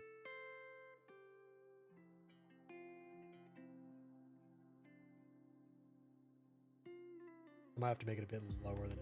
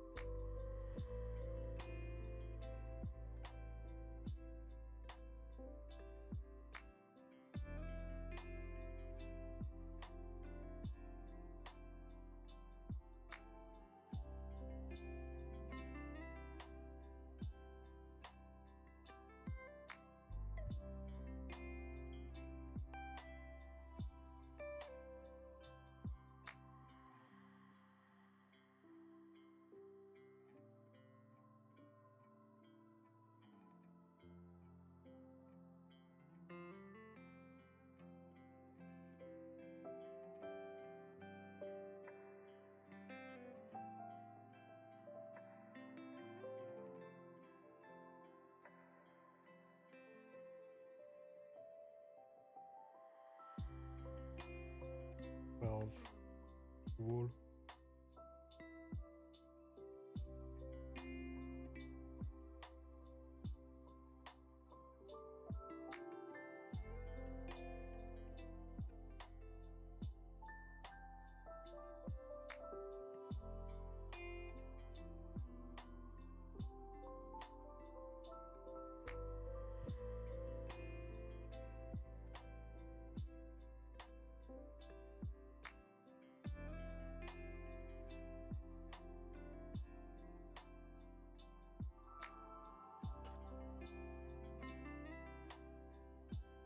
Yeah, you do have a big tail, don't you?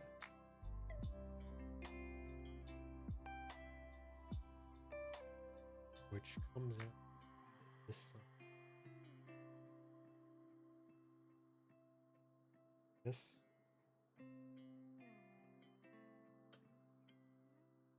Yeah. But you also got one of those like weird, one of those little tails tags.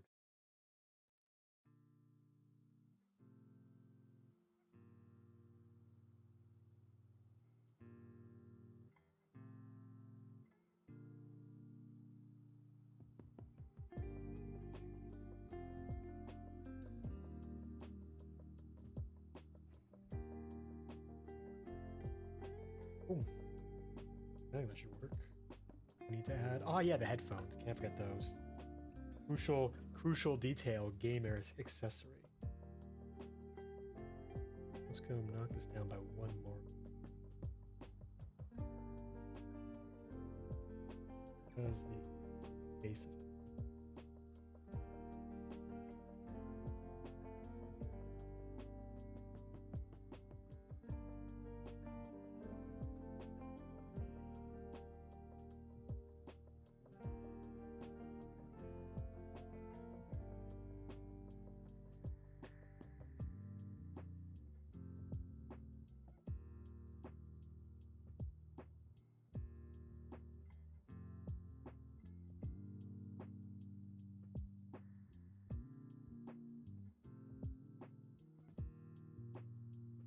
Not that.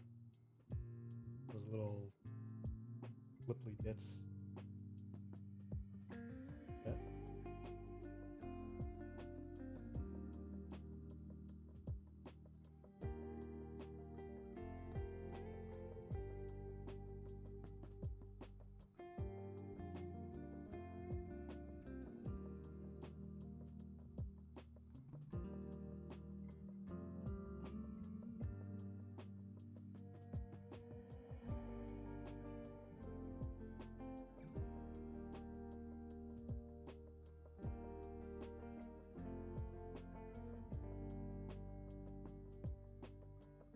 That'll do it. Oh, and it's got the pause symbol on this side, doesn't it?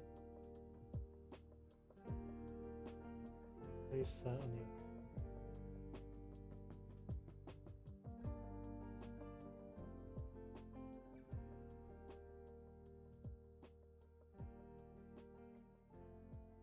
Let's put a curve on that.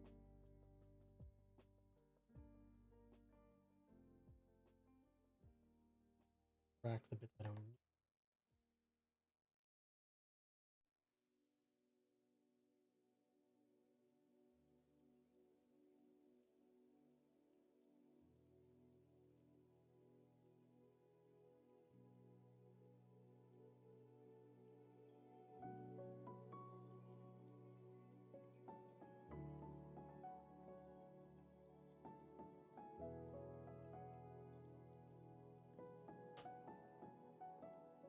And that should be about it.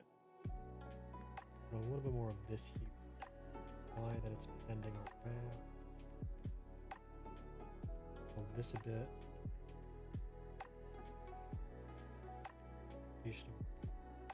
Going all right.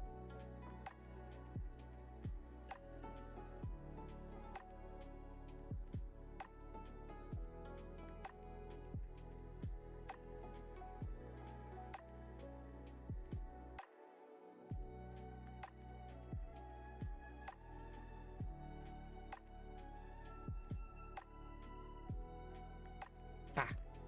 There's extra bit stuck there. Okay. Don't forget other side.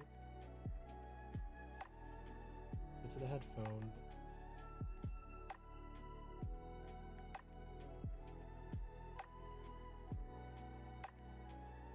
Make it a little bigger.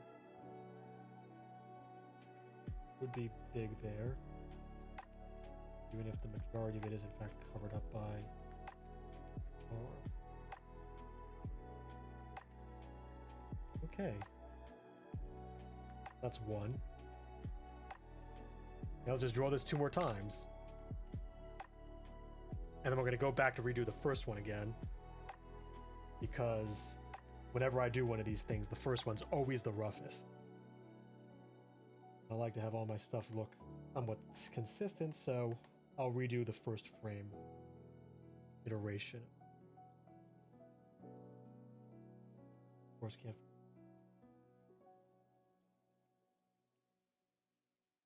That.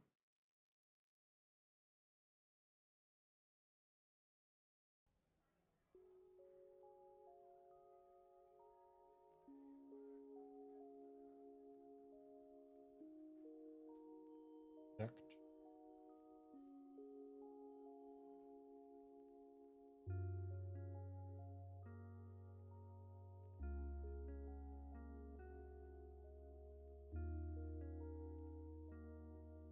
I don't know what song this is, but it's like it's a relaxing little vibe.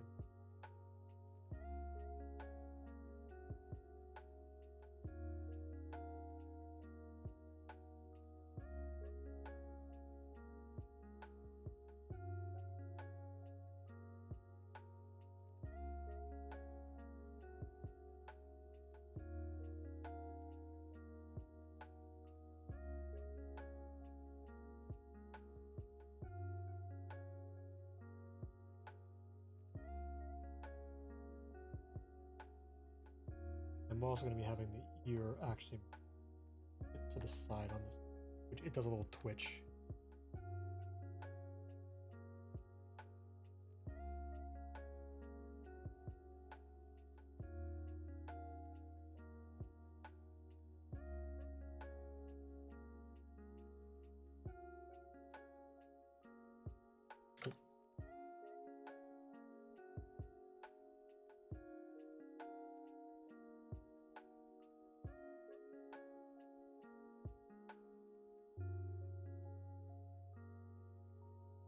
Out of there.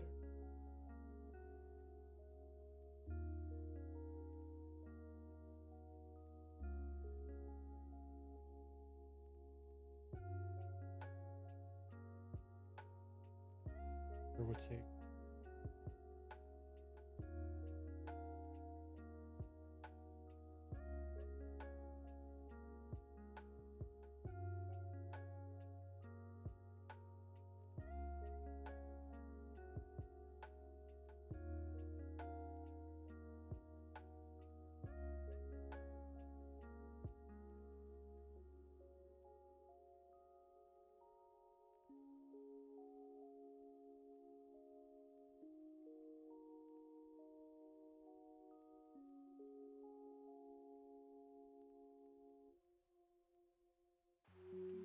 a little bit bigger for this. Cool.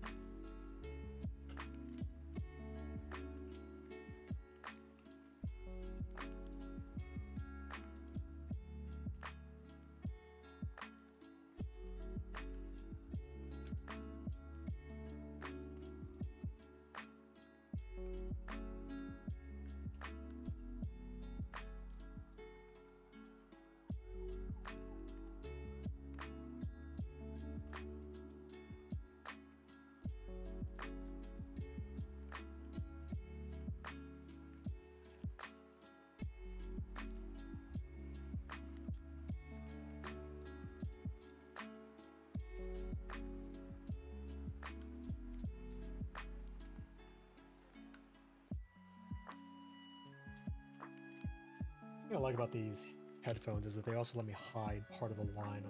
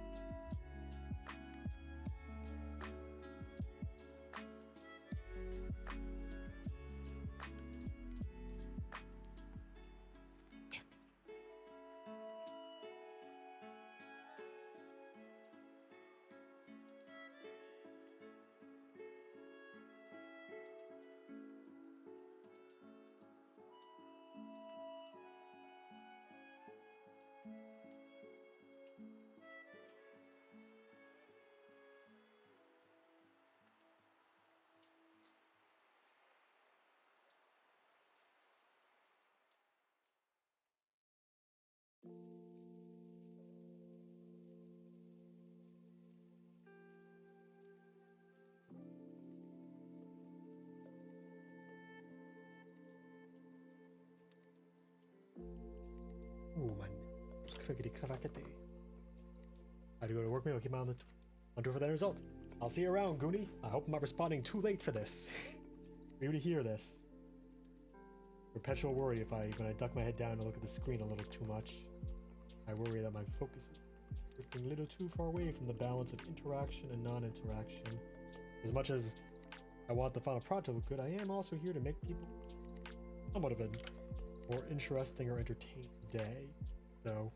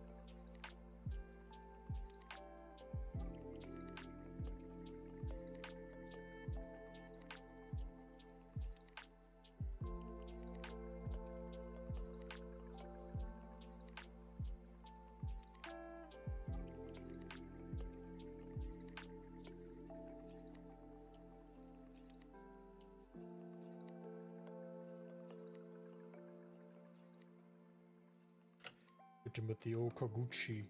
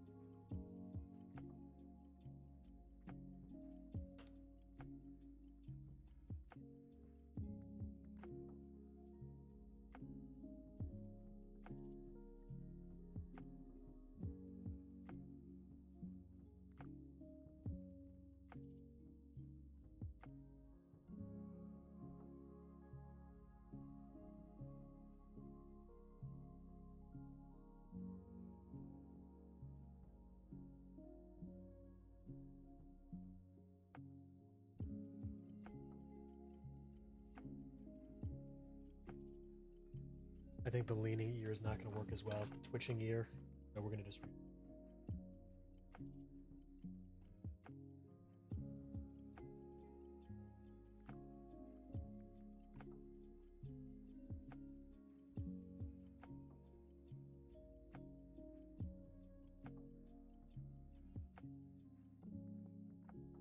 Ooh. Ah, neckety crackety. I'm just cracking like a glow stick today.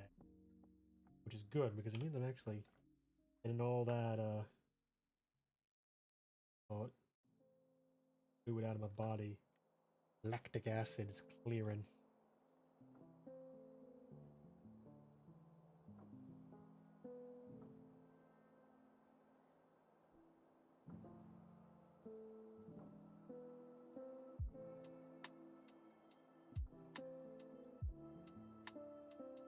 So we're just gonna make this entire thing. Now one.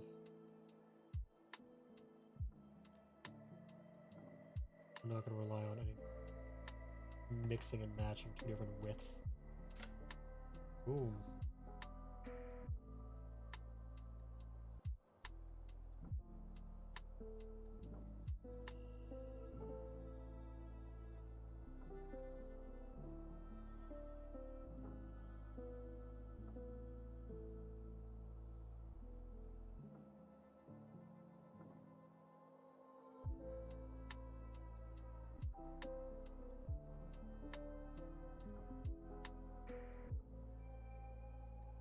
This layer does have to do adorable little nose, a little thing to indicate the bridge, be part of the nose.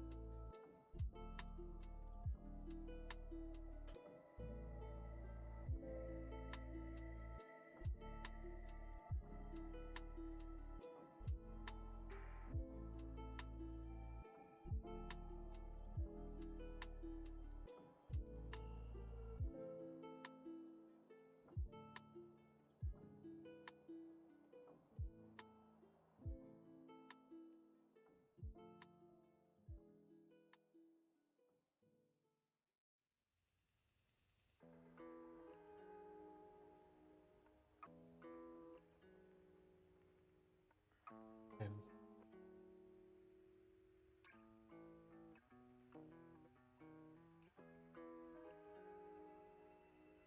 bam.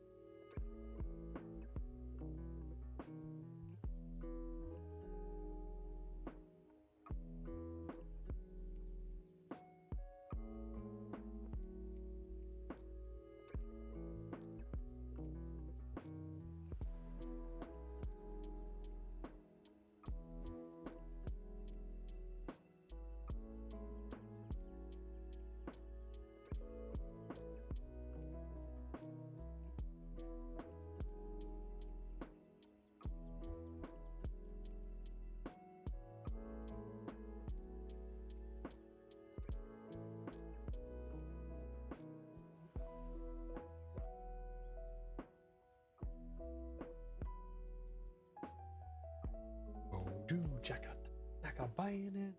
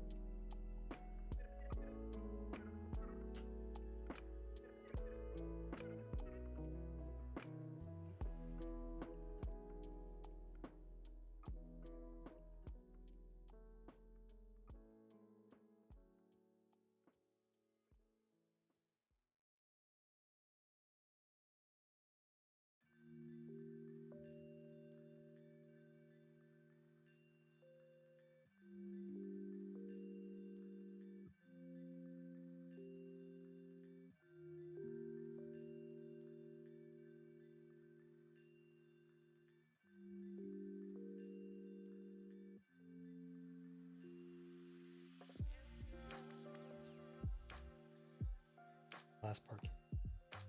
Bottom, it's gonna have an icon.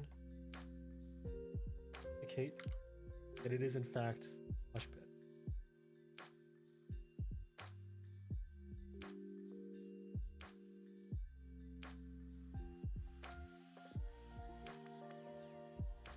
It's also not the way I want to give it a swish down on return. So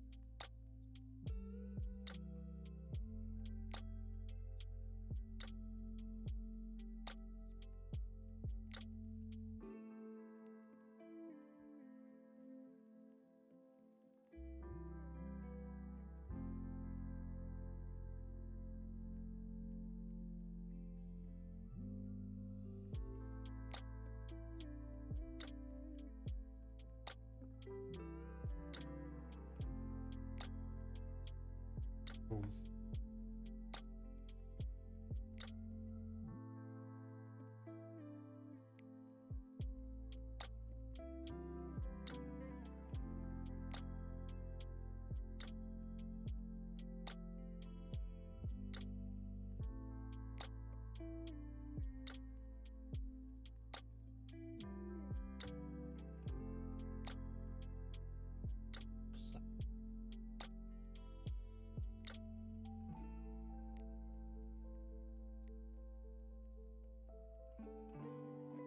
Ooh.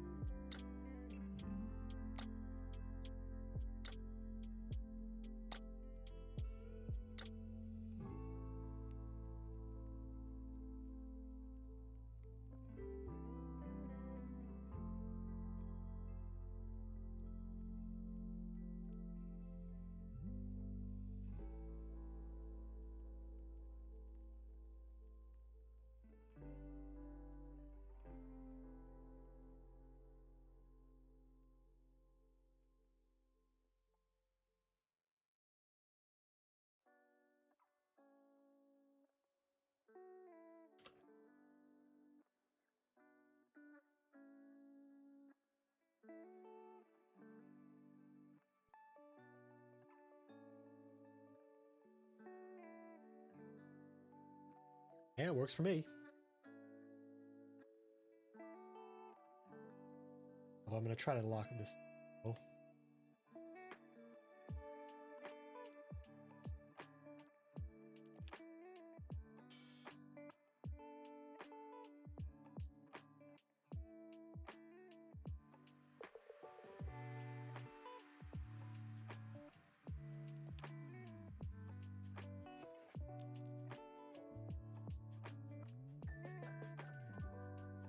Boom. Okay. Okay. Go and make some coloration. But first, we gotta, of course, mark these.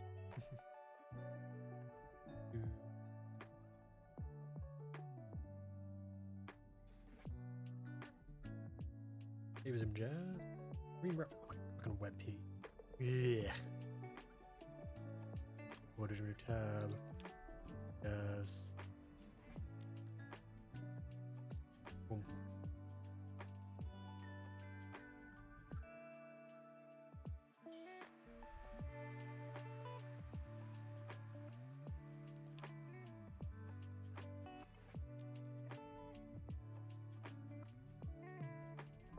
JFIP.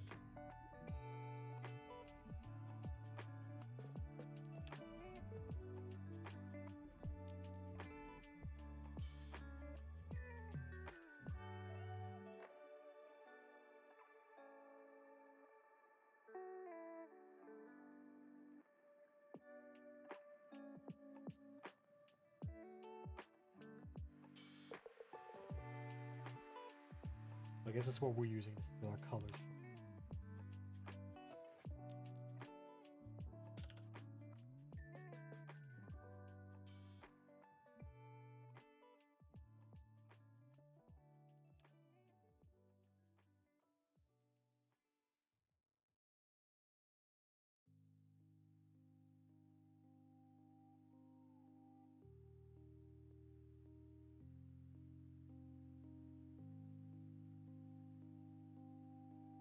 Once again, we gotta have the Technicolor background so we can, of course, tell where the hell our color bleed is.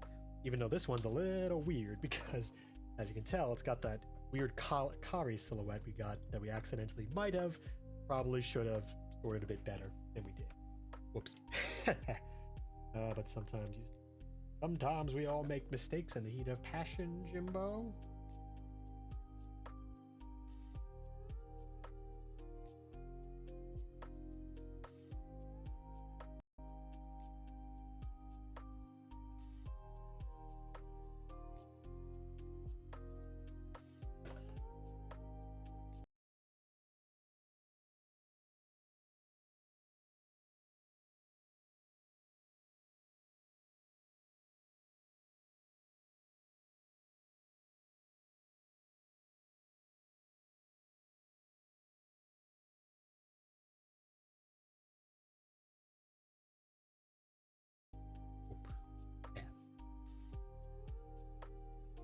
Oh, you know, we almost forgot. We forgot to have the noodle color, which I think hilariously we might need to be using the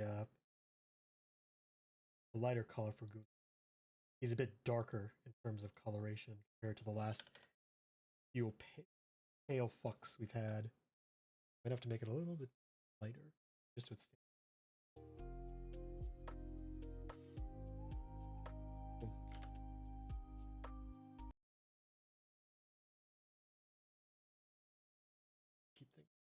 Keep buffering.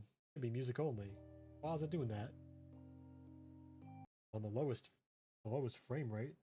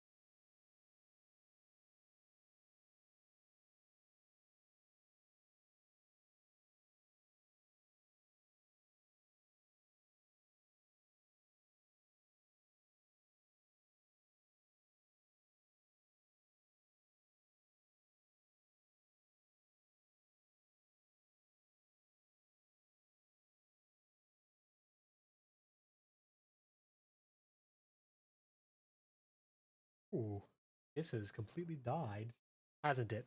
Get back here, volume. I need you. I need you again.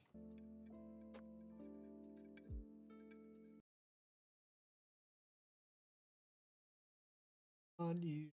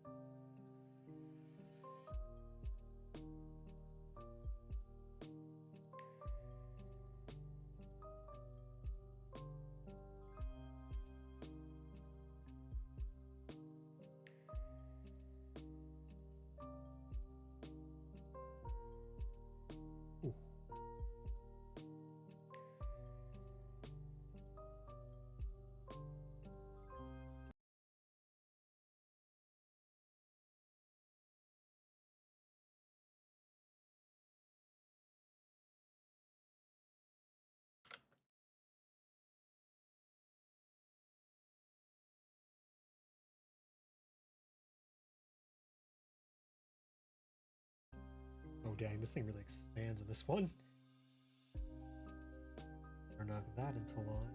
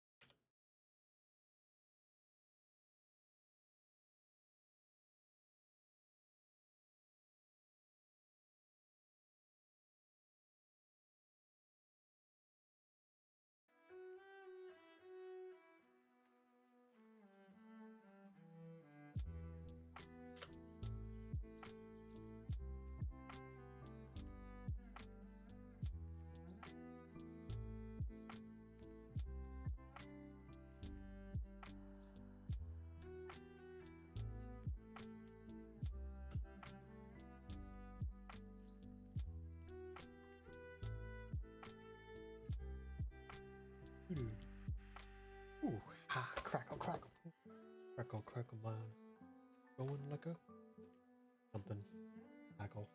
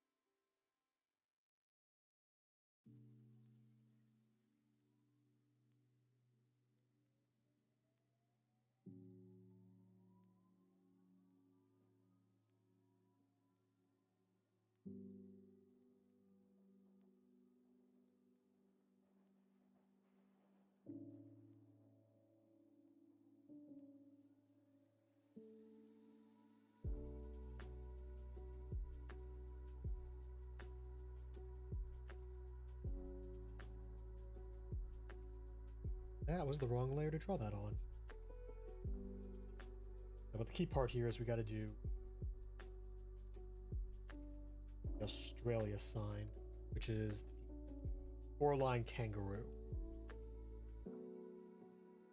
This is going to be a hard part. Just give it a big stare before I try to draw it.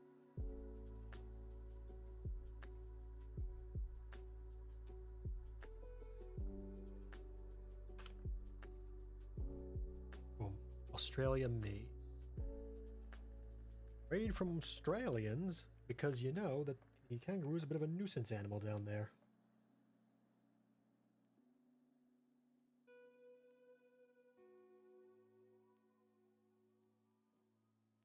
That.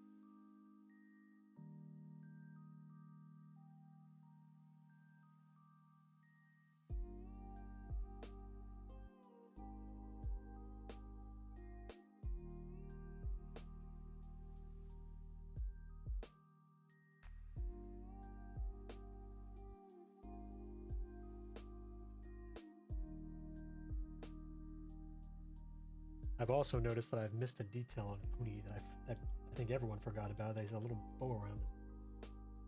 So time to do a really quick one of those.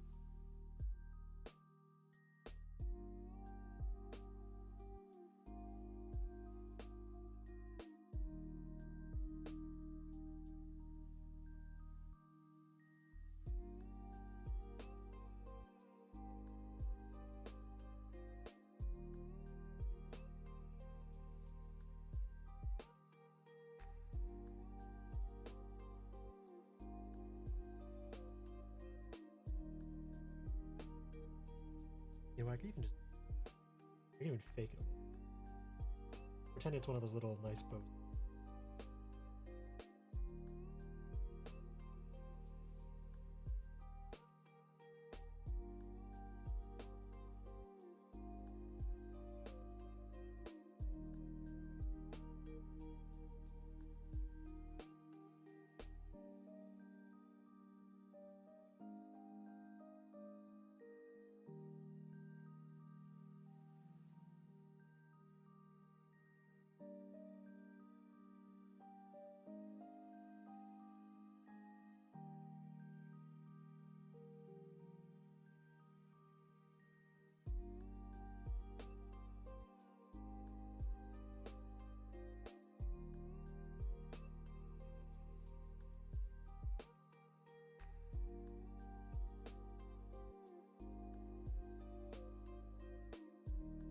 Boom.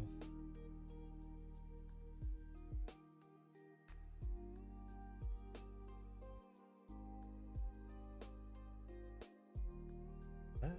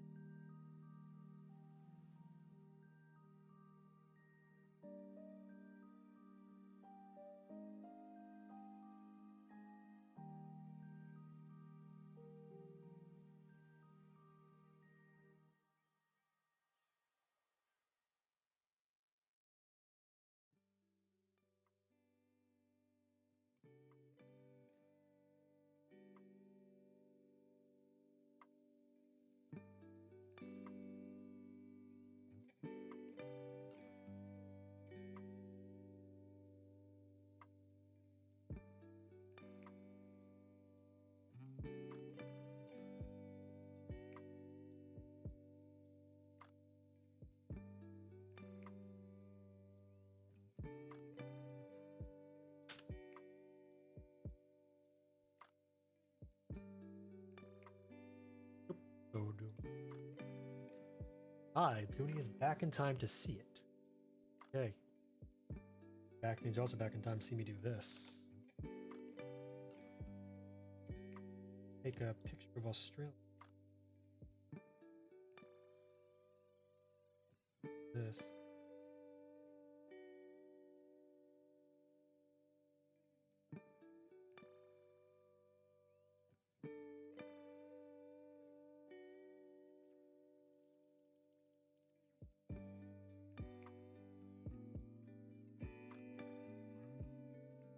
It does look like a splodge, but I don't care. Hey, Chaos, how's it going? Just watch this in just motion.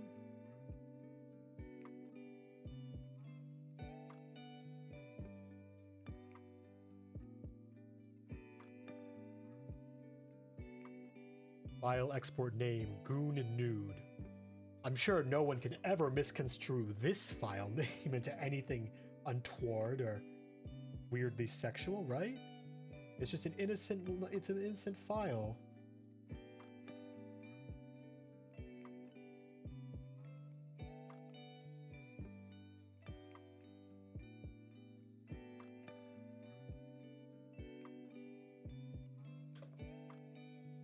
Just an innocent little name that anything could have been possibly named with. Yeah, we're doing a lot of nudes. We've done 3 nudes so far. We've had Crow, we've had Kari, and now we've got Goonie.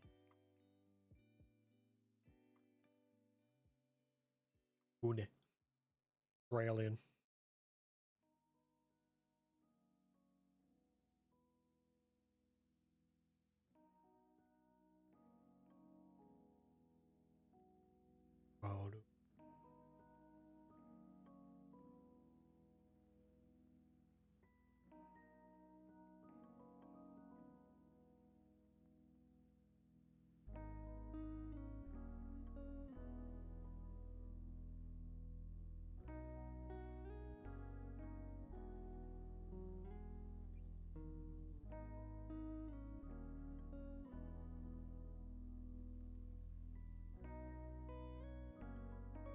I got way too many nudes in this scene now. But it's not gonna stop me from adding another one. Oh, dude.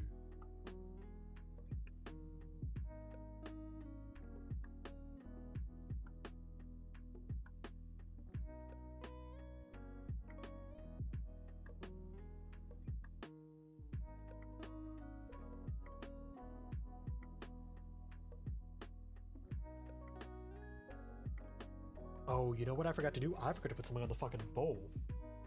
That's a careless mistake. How did I do that, man? What am I thinking? I'm an insane person. That's unconscionable. What unconscionable design am I gonna put on? I'm gonna put on a little paw print. That'll do it. I think. My brain.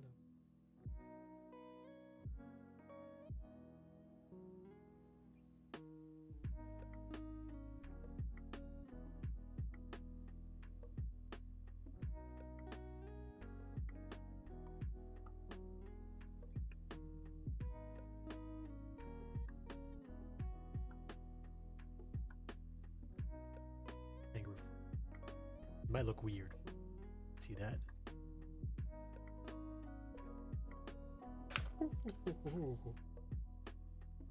Oh, they do look weird. Wow, those are bizarre. But hey, I said I'd do something for this, and I'll make it. I mean, damn if I don't keep my word.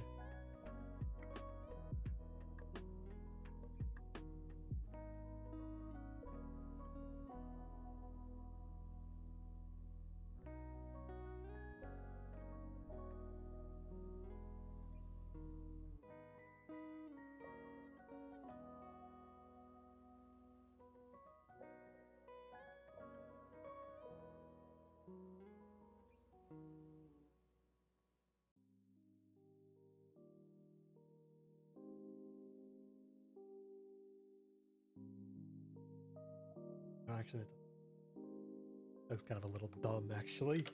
Maybe... Do we just do the kangaroo again? Like the...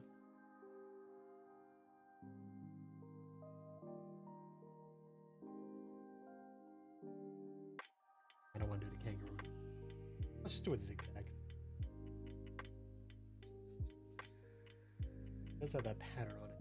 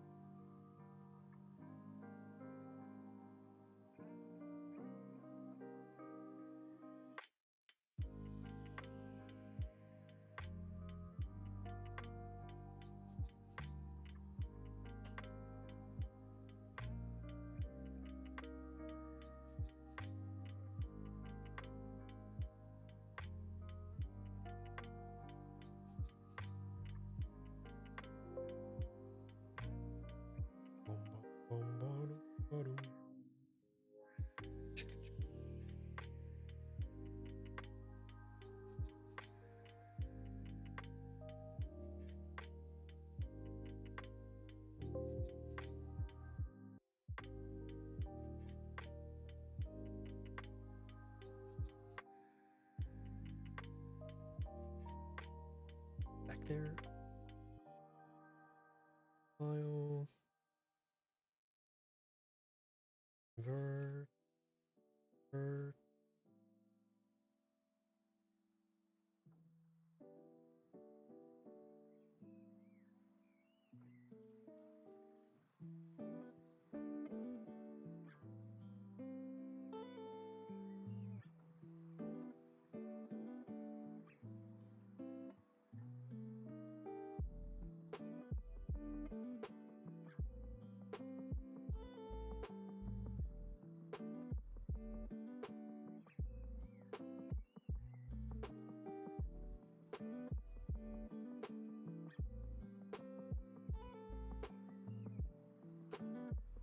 Aha, yes. Yes. And now time to post the result.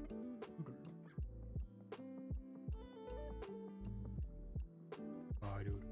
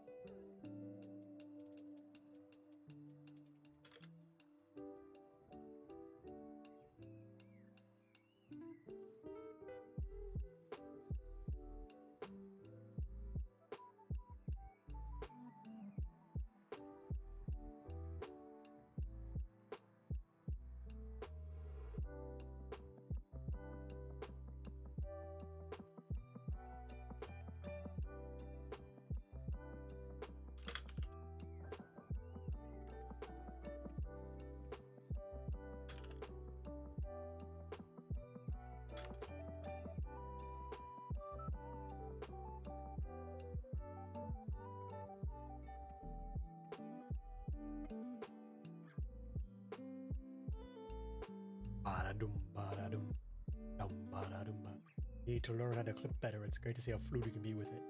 Yeah, clipping can be pretty cool if you know how to do it. I'm not great at it either. That's why most of the clips on this channel are bits of me yelling. Or that one time I did a historical reenactment of Richard Nixon that got horribly clipped out of context. And I made very sure to keep a copy of the original somewhere so I don't accidentally destroy my own reputation with a nuclear bomb one of these days. Let's see if you can find it.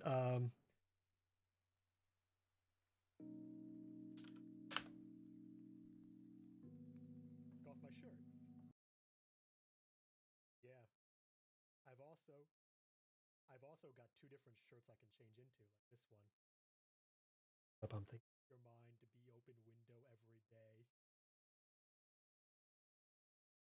By the way, that's a reference to a pretty good TV show, Kamen Rider Build. I'd recommend people watch it because it's pretty fucking cool. About a guy who combines with stuff that like save the world. Oh, that was short. Oh, speaking. Yep. I think it's cut fucking awkwardly. Let's see if this pulls up the clip. We're gonna play clip roulette for a minute. Off my shirt. Same clip. Yeah. Okay, that's weird. I know I've also got two different shirts I can change into, like this one. More than one clip, right? Like, where's the other? Fucking hell. How do you? Is there a way to play like a specific clip on Twitch? I'm actually not sure what the technology for that is. Look, I'm sure if people care.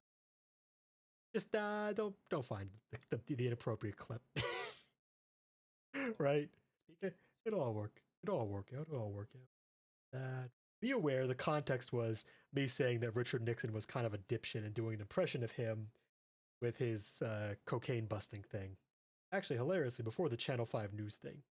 I get that sometimes stuff with a random number jitters. Yeah, it's so weird because I've got like 7 clips, so the odds of it being the same one in a row is a little high, but not that high. I do have to delete a few of the clips. Some of them are like those random clips of just me being silent, and it's like, that's not really adding much to the stream environment, you know what I mean?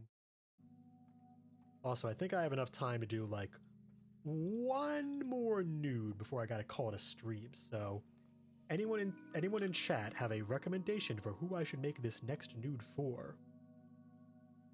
I will let you decide while I quickly go sip some water from my bottle. I've realized I left on the other side of the room again, and after all, koi must consume liquid to survive.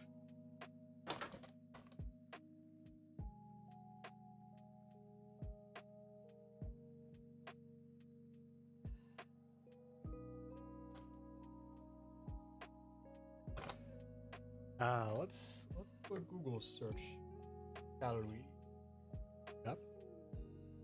You know what else I'm also gonna get is I'm gonna be getting a bit of my sneaky snack food. I'm gonna take a little bit of a pretzel here because I am in the mood for a little crunch. Crunchy lunch.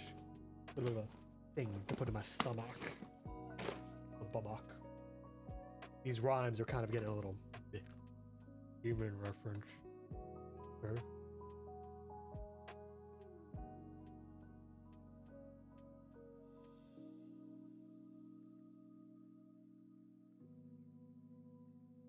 Ooh, that was a big crunch. Up.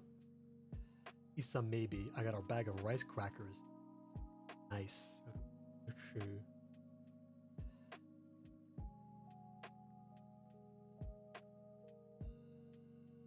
Is a maybe. It is. What is a maybe?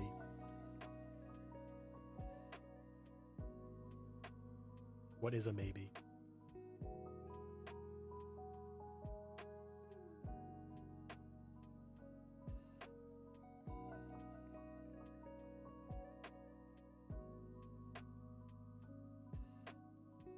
I need context, please. Is a what? That's in a usual sense. Ah. I was wondering if Izza was a person, in which case I was unaware of who they are.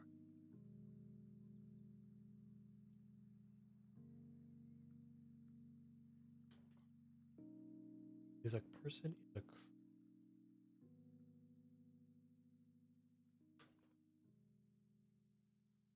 ah.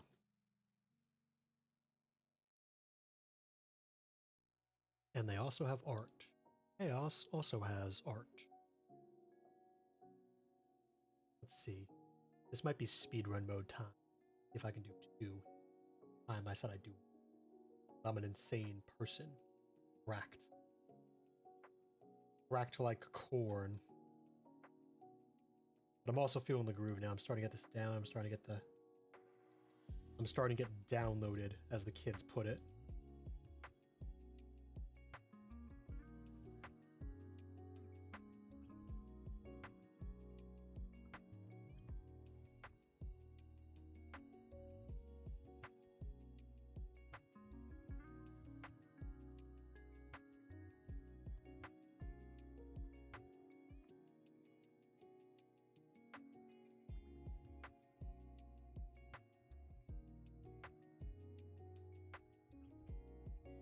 Perfect. Up.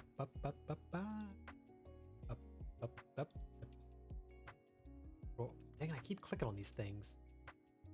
Nice, I've got a couple of crackers. Huh, apparently I've pinned a message.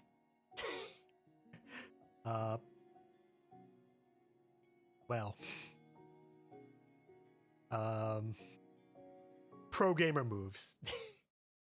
I mean, if I was sticking pins in my cupcakes, I'd be a bit more of like, isn't that like not really rice crackers, but like the sort of honeycomb crackers? That's a thing they did in that Squid Game episode of the Squid Game TV show, live action show, where they just did the thing Mr. Beast did after Mr. Beast did it.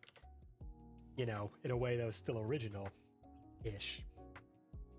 I think it's kind of funny that Mr. Beast beat Netflix to something that's just kind of humorous. Although the way Netflix did it wasn't quite as good as a feel-good thing, because you know Mr. Beast's the sort of person just gives a lot more money than Netflix probably did for participating. Especially when you hear rumors that apparently people on the set of that TV show they were filming, the live-action Squid Game, had like actual hypothermia issues, which was concerning. Like that's a worrying thing to have going on, because hypothermia is some serious business. Also, your eyes are like purple, so we're gonna just quickly find a sort of like pale-ish shape, weird pale shape going on. Those lights, the light port. Go. That. Oop. Oop. We're gonna also just use this as the background color because we gotta keep our isolation going. Not too weird of a line, I don't think. So this should be somewhat easy to do. Better reduce our size from 120 back down to 12.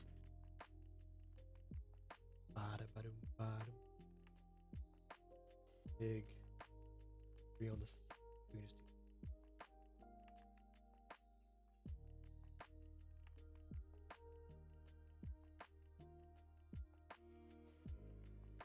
But there's horns too. Consider those.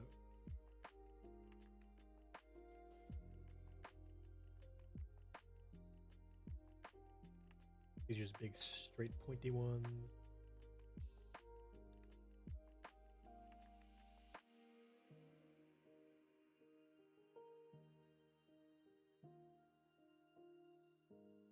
Get the out of here.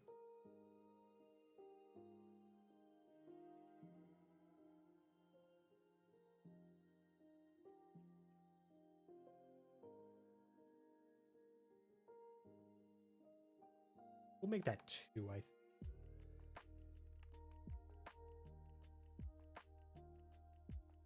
3 might be a little too much.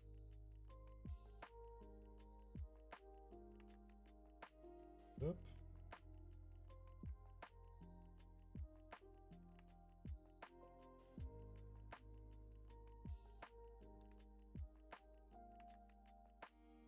There.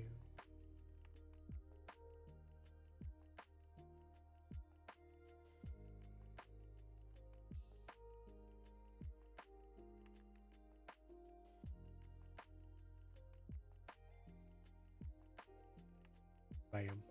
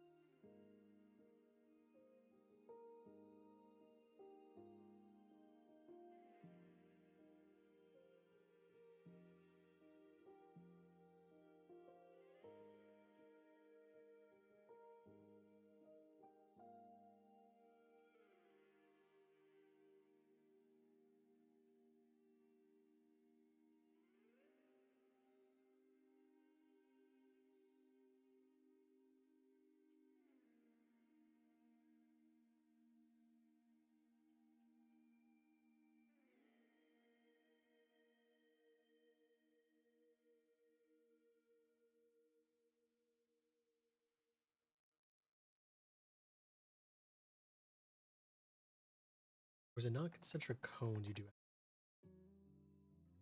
Well, since I'm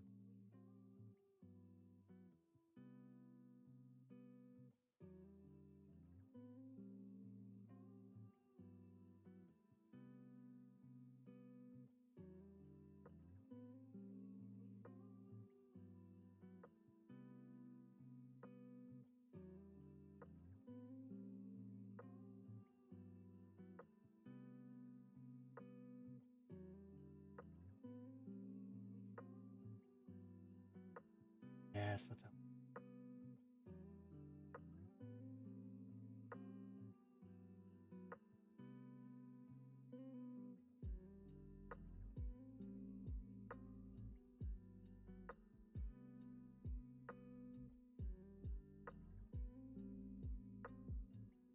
Boom.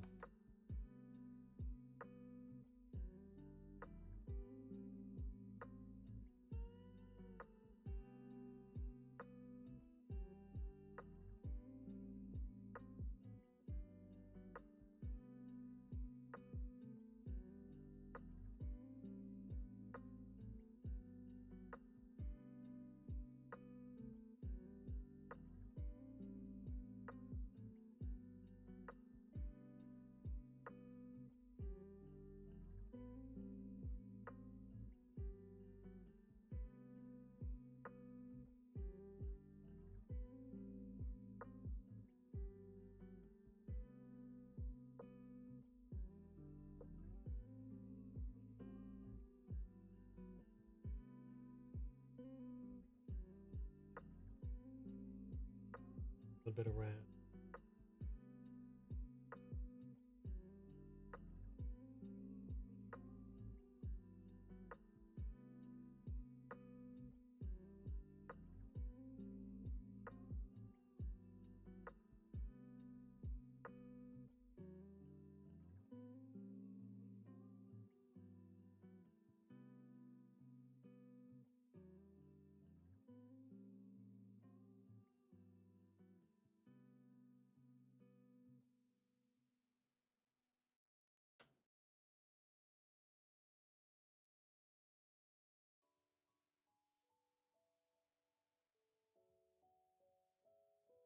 Ah, no, these things wrap around, don't they?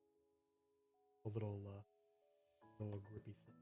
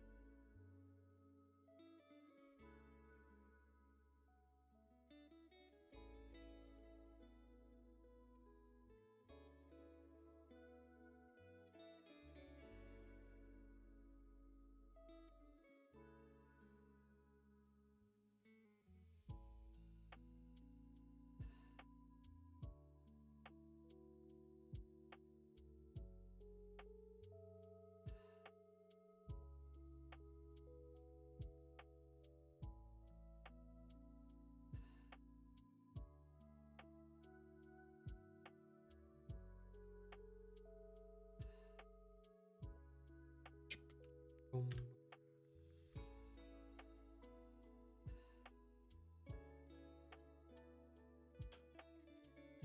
Okay, that should do that. And now let's see. Pick up pin in it. Did I reply that already?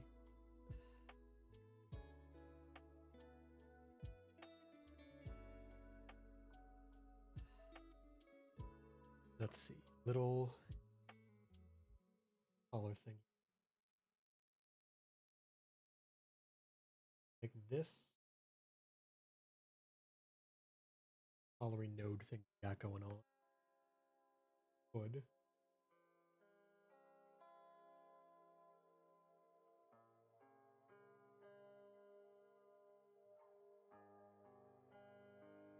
Cut off on the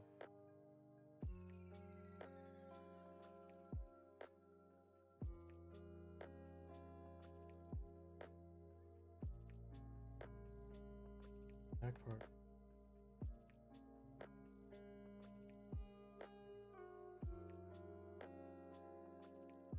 Put the robe in.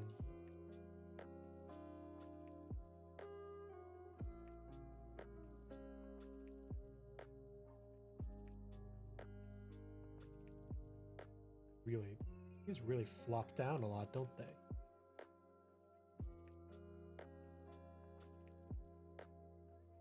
I can appreciate some good old floppy robes. Just look at mine. They're very nice and comfy. Plus, they can hide where they can hide if you're fidgeting around because you don't know what to do with your hands. Another clever trick they teach you. Robe users.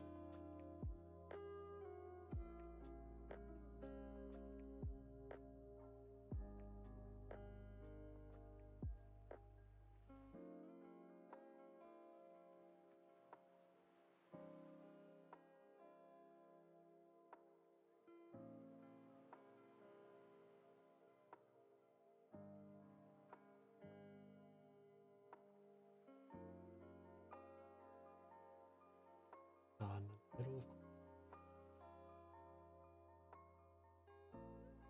fancy little double split thing.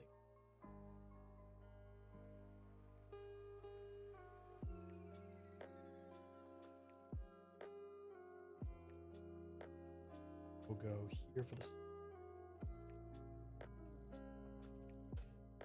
That's the part that goes like.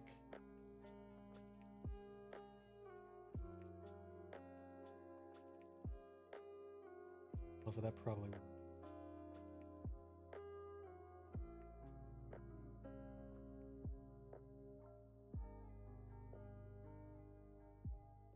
This will make this an 8.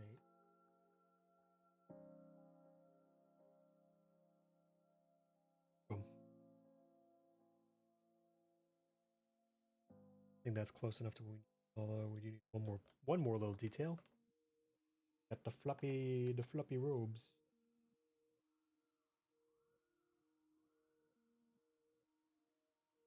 He's deep in thought. He's thumbing through how many snacks I have left. Bruh, snacks are great in robes. People underestimate the use of snacks. Snack-based diplomacy, the best way to make friends. And well, I'll be honest, no one sees it coming. Oh wait, you got. Oh look, I almost forgot something. You got one of them floppy the floppy idiot hair bits. You know, the thing that sort of sounds like that other word that does not mean anything the same for it. A hoge, which means idiot hair. That's the rough definition, I believe. Sounds very familiar to the other word that many people might know, ahegao, which you really do not want to accidentally confuse that for in casual conversation, because you will receive looks from people who know they'll be going, Jesus Christ, what is this person bringing up? What a fucking weirdo. How do I escape? That nearby window, does it look breakable? Quickly, we have to try, get out of this conversation. And of course, if you're also a bit of a jerk, you could try to convince your friends that they mean the same things. Like, oh no. I know that there's a season of Power Rangers some people don't like talking about because or Japanese Sentai people don't like talking about in America because the name's a little sus to try to say. It's called Shuriken Sentai if you want to look it up.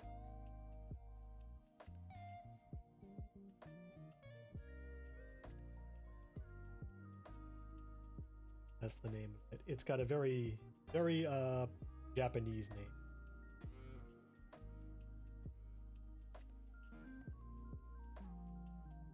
I'll just put it that way. It's a name that was designed without the consideration for how bad it could go if someone tried to mispronounce America or in English.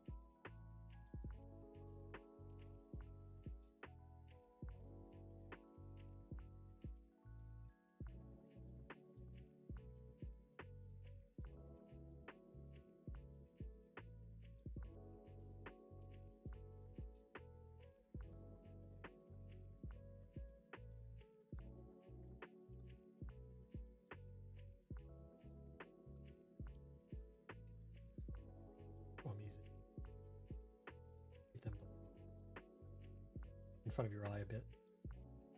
It did hit your eye like a big pizza pie. Just like everyone's favorite member of the deep sea cabaret, the moray eel. Although you really don't want one of those things to hit you. They're very big and they have a lot of very net. They'll use to try to eat you. Very, very opportunistically hungry. If I remember my marine biology, and I occasionally, moray eels are incredibly hungry dudes. They just love eating a lot. Well, they're not the best hunters. They are the best consumers.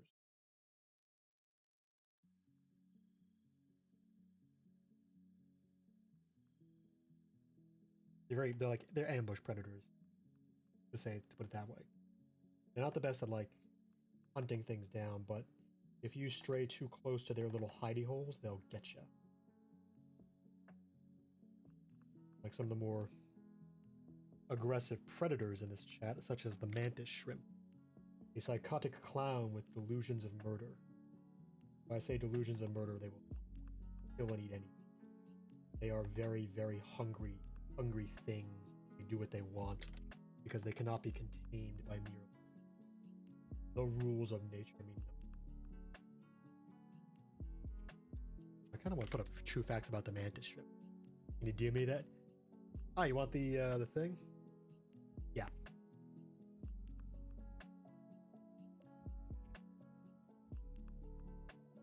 My friends with Discord. Questions and answers.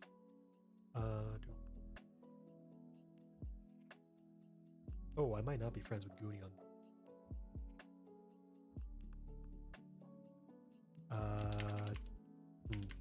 Add friend. I'm hoping this is you. I've sent a Discord friend request.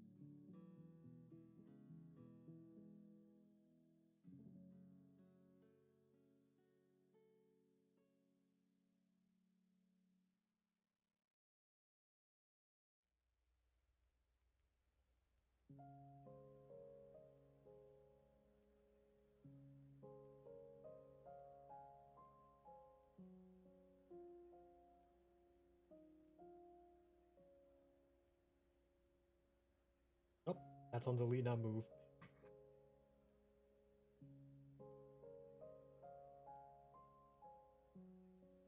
We also got to do something special here because our hand layer is the part we need to adjust for them. So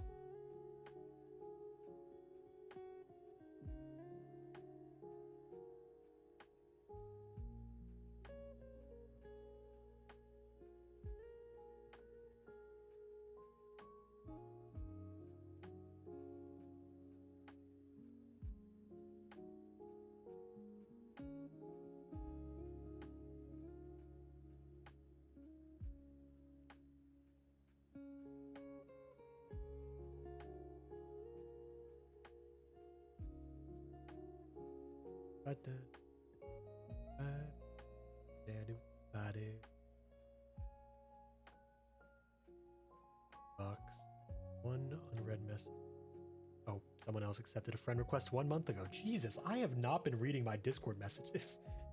Dude, I'm not even noticing people are becoming friends with me.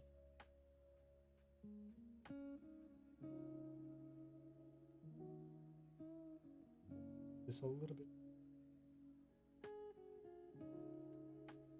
Oh, that doesn't matter. That's not gonna... Anyway, it just looks like it's gonna overlap. Aha. Well.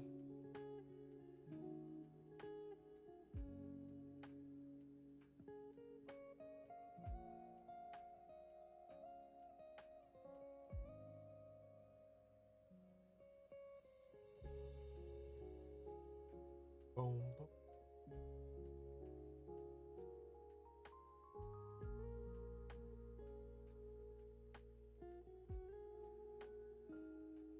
Ah, floppy ear. Hit him with the floppy ear.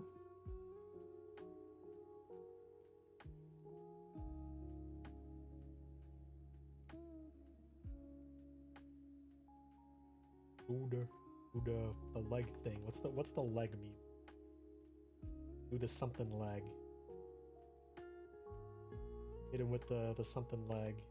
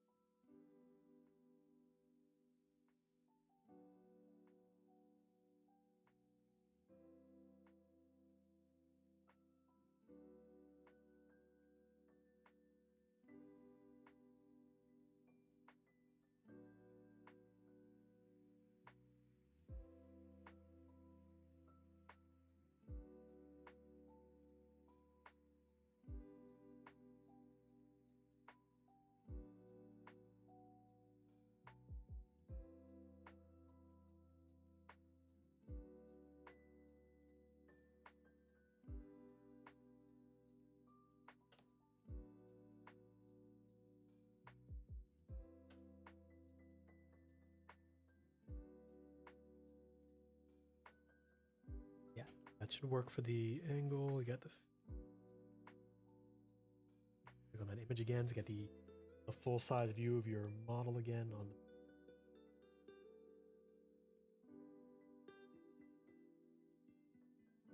cut off.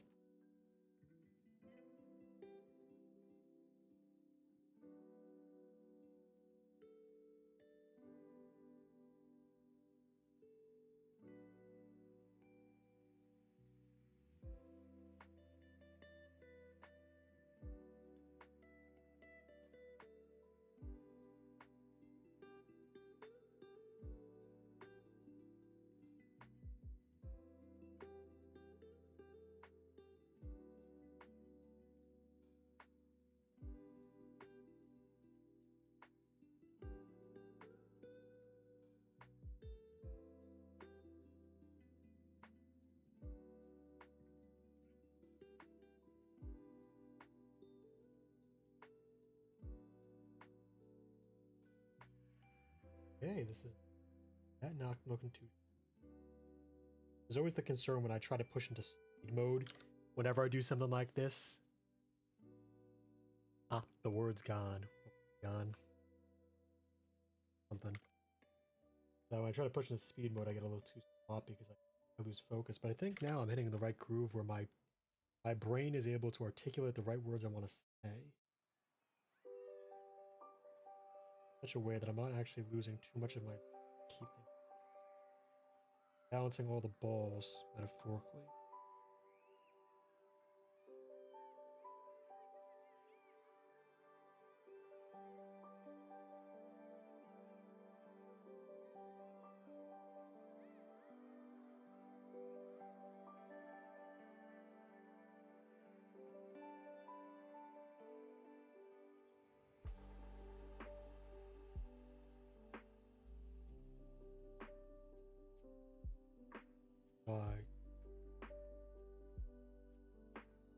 Simplify, no point.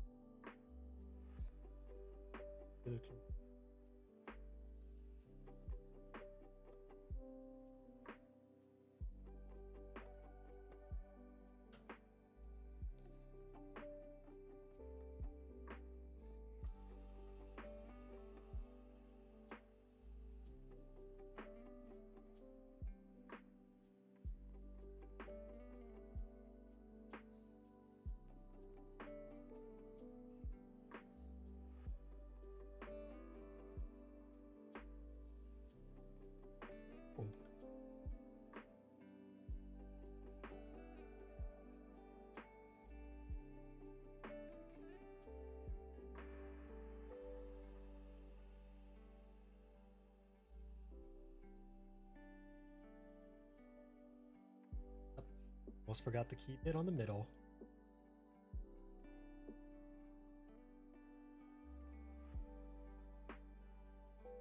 I could honestly just in 10 instead of 0.8. You know what? Fuck it. I'm redoing this middle part in 10. I think this thing is gonna look better, slightly thicker than it is. Look this thin. I think is this thin. It's just cracked from where the rest of the detail, because the rest of this one doesn't require as much fine detail. Outfit.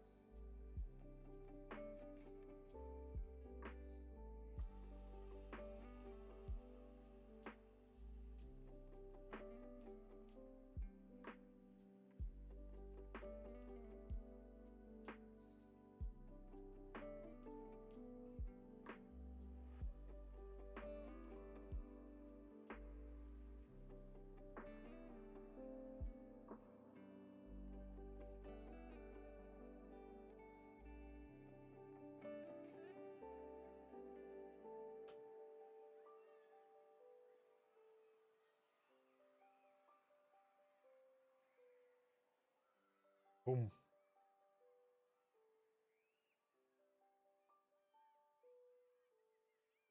I think that's about it, except I'm gonna widen the belt.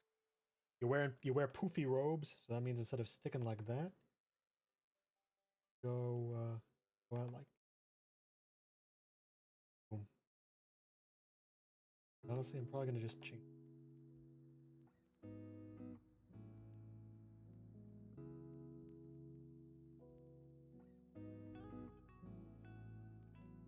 That out.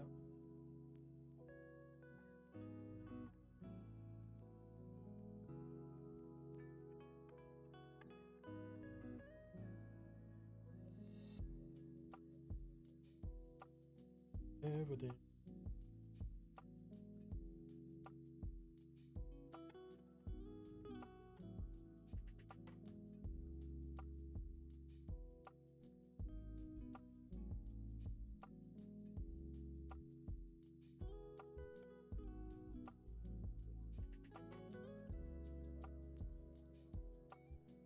Oh, wrong layer.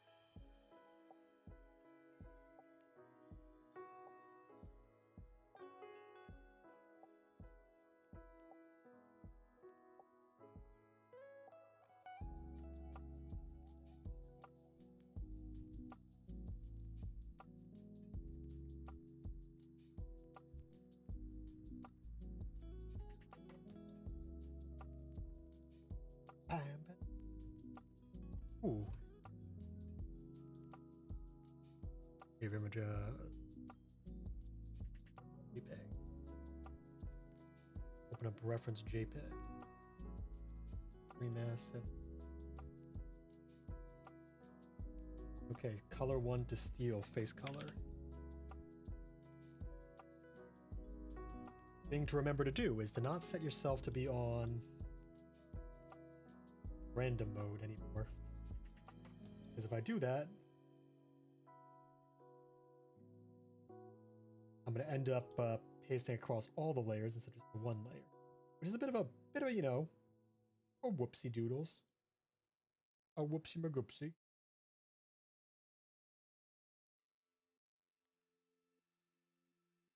Yeah, bleed. Gotcha, bleed. I notice you. I notice you little scraps of color. The wrong mess.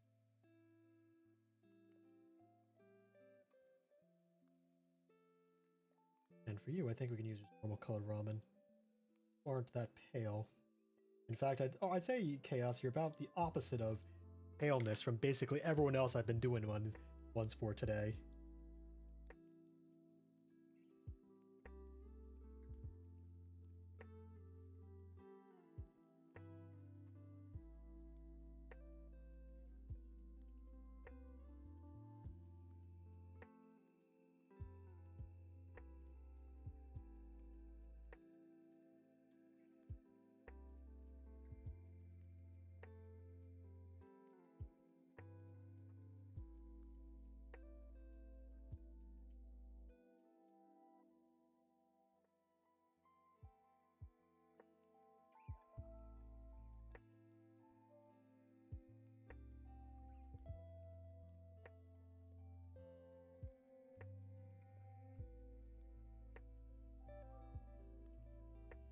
Is close to the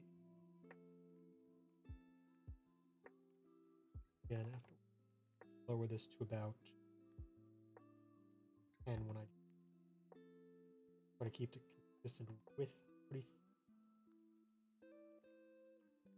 bit of a whatchamacallit SAO dude vibe to it. Pop that down. That worked.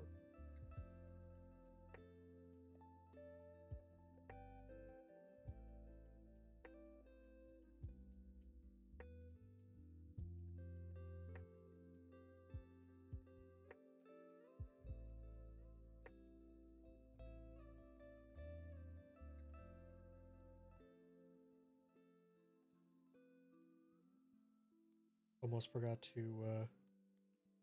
do the sleeves first, to be honest.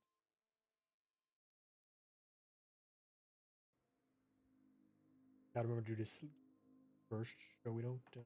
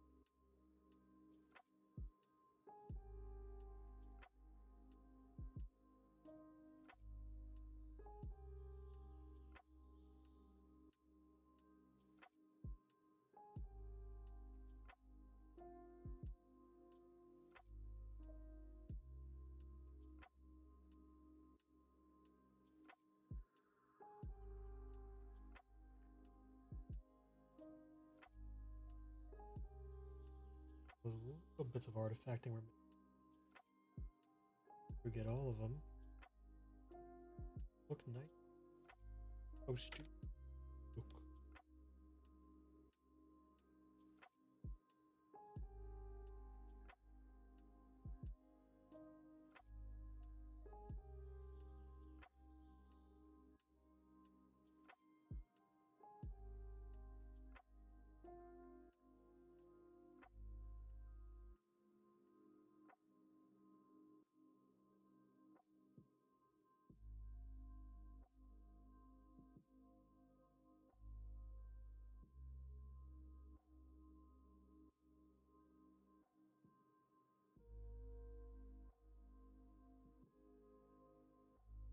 Okay.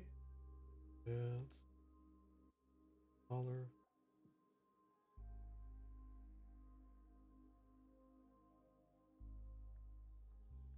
Lighter.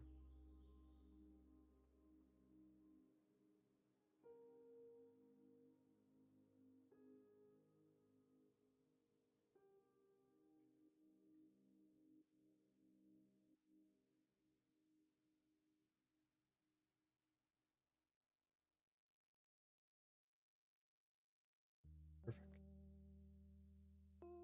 Up here.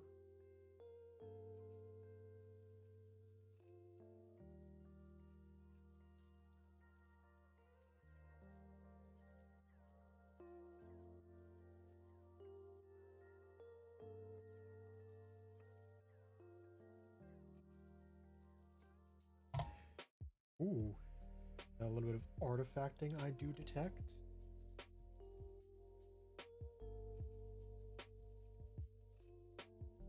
It is.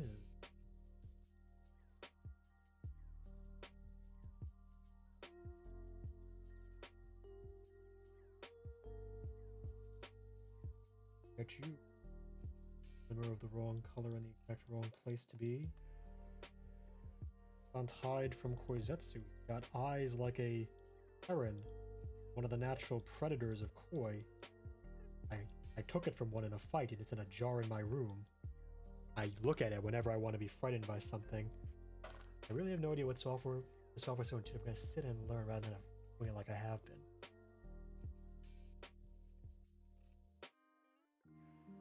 Oh, you mean Clip Studio? It's not that intuitive, but it is pretty easy to use for some of the bits. Like, one of the things you can't see right now on the menu is that I have a smaller piece of frame reference over here, which is just a sliver of your color. And that's what I've been using to get things. I've been moving between this on the side and these little cells down here, which are the individual frames of the animation. It does look a little easier than it is, but that's because I'm kind of just hiding a bit of the other stuff so that I can show you the art process rather than all of the control parts. So I could show you the full thing if you really want. It's pretty easy. It's just, I mean, I'm going to have to readjust my screen real estate a bit.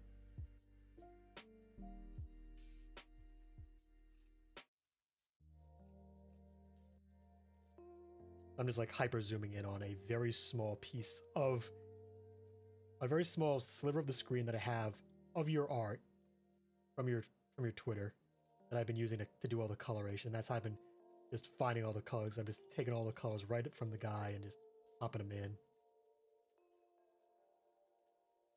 I'm decent. I'm not amazing at art, I'll be honest. Very good at this part of it, but it's not exactly the most complicated.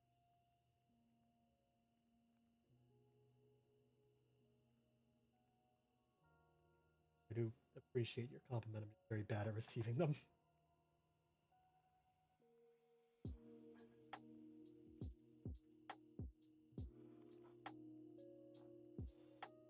I seem to have accidentally clicked the wrong brush. That's why things weren't working out the way I wanted them to.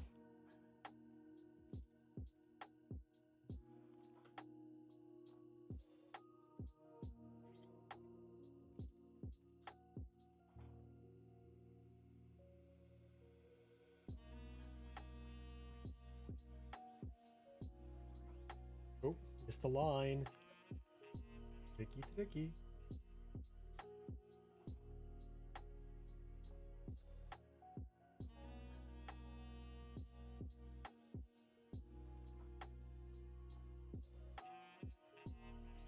Sometimes they really do just slip through the cracks like that.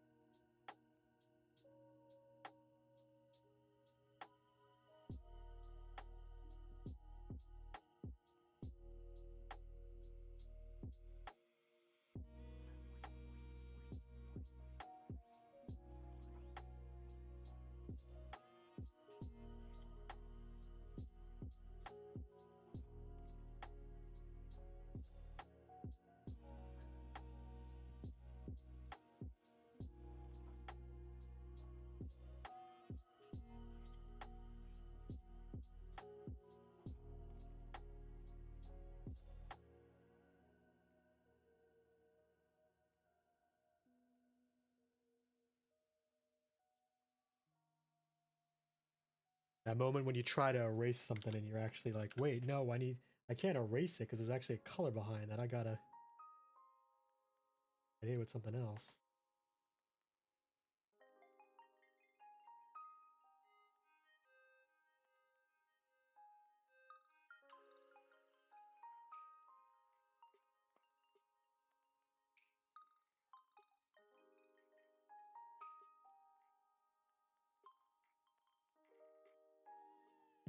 Boom. Feel this color one. Get it?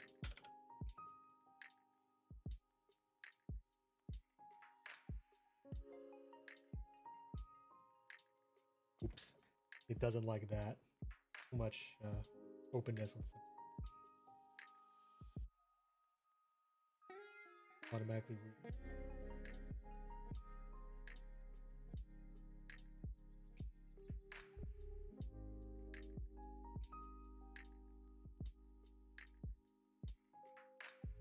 Ah, yes, the bowl, of course.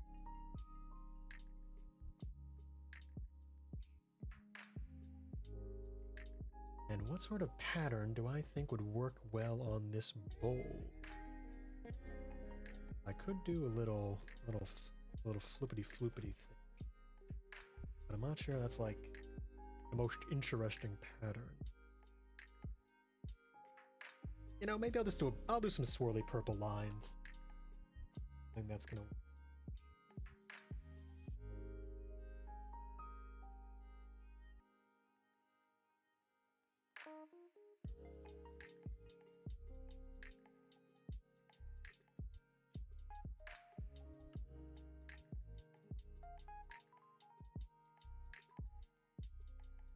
And be blanking out the base model because I want to make sure that these things do it.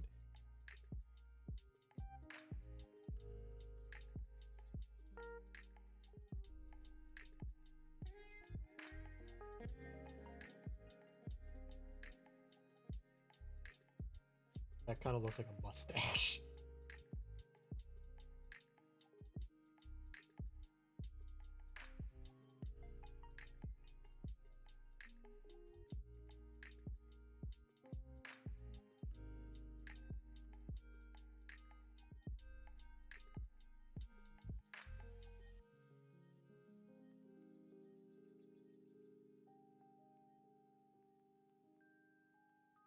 Like that.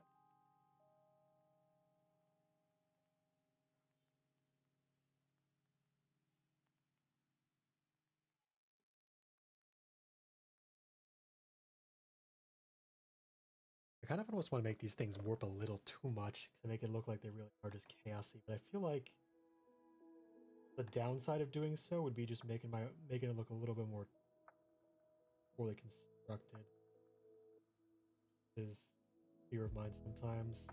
Sometimes the novelty of the sketch style erodes a little when you use it a little too freely.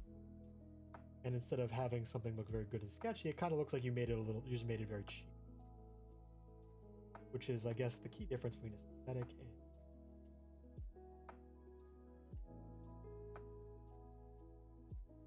and purity of style. Because sometimes things are just actually that expertly. And I kind of write that line in the middle. I think this.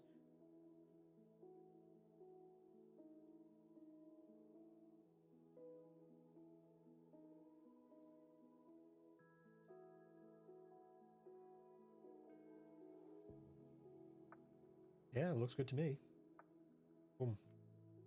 The horns did not wind up being as complicated or hard to make as I thought they would be.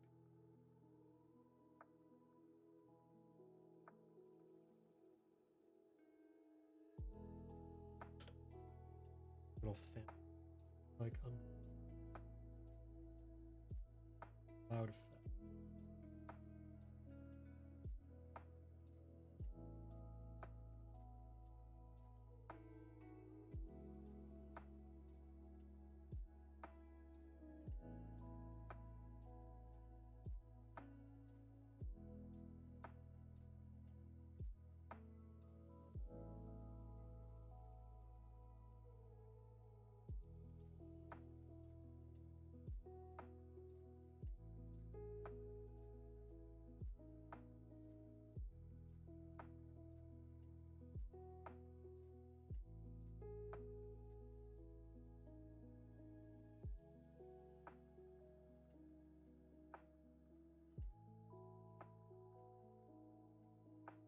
basic has to multiply here.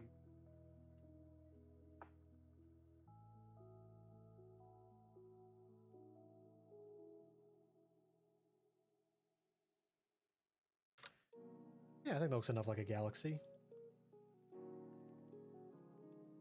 Of course, we're gonna over and like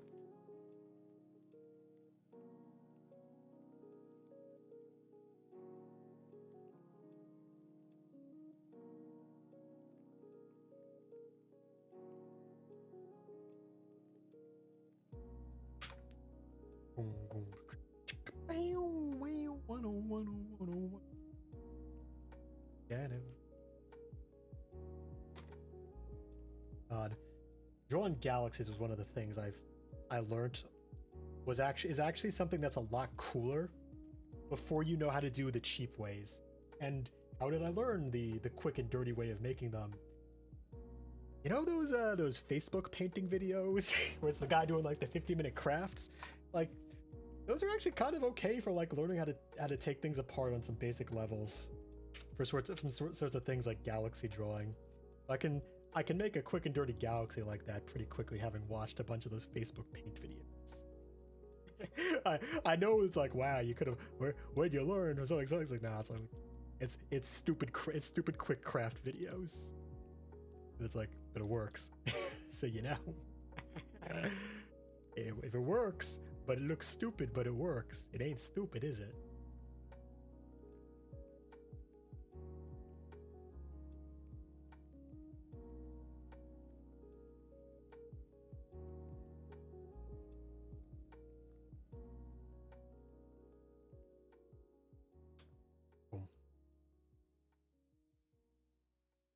Thing pinned for you. Ba-bam.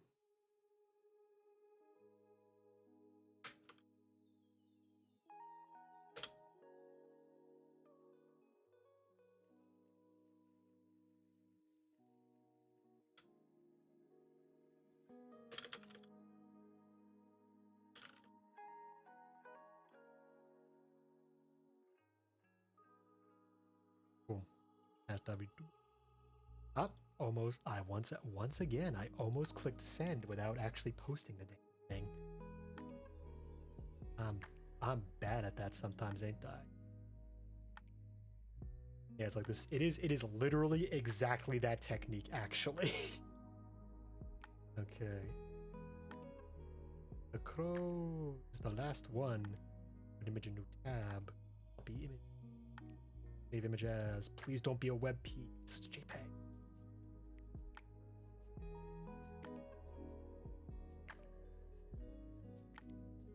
Where is it?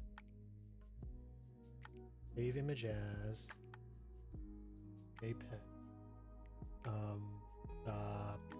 Program. There's. Okay, I see you're not going to cooperate. Wait. Save.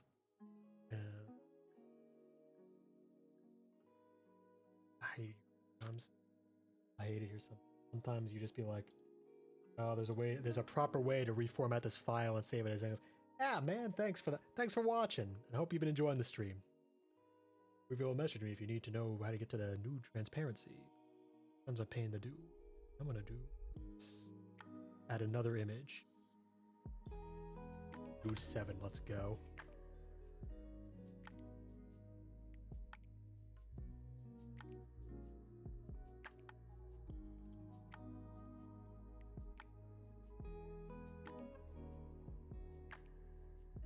Another one joins the endless brigade of the Noodle Brigade. I genuinely think I need to find a better way to organize these things, though.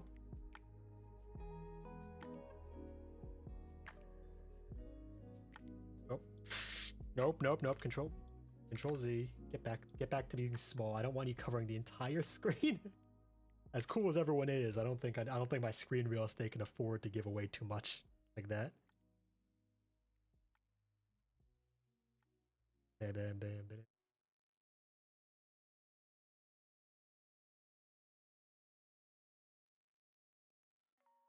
Image open.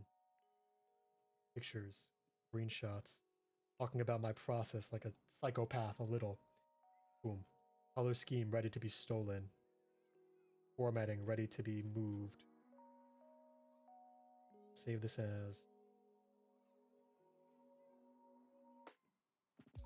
Bang. Baba Booey. Lock the layers so I can't accidentally tweak them by accident again. Template copy. No, don't go inside that. Stay separate.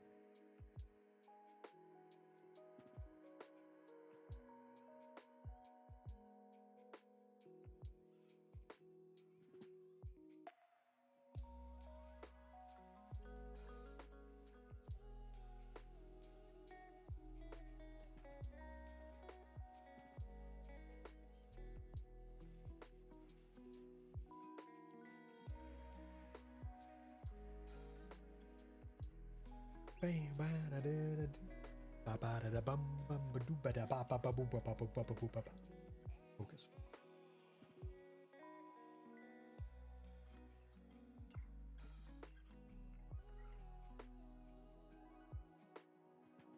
Okay. So, let's just look at them a bit more bigly, and make them. So, what key elements we got to do? We've got to do these. The triple wing on the head, that's going to be important detail to get down. The glasses, I think I can do on far head. That'll help me get some nice little detail in there. Heterochromia, which doesn't really matter too much since all the nudes have different colored eyes, but I think I can manage that by just making one of the noodle eyes different color to imply the other one is a slight different. A bit of bare skin on the midriff. Factor that out by using this skirt that goes up quite a bit. Crop top. Earrings are important to remember, so drawing the ears in is going to be important as well. There goes in the back, and this bottom angle here is actually very good for giving me an idea of what it should look like from this. So let's jam.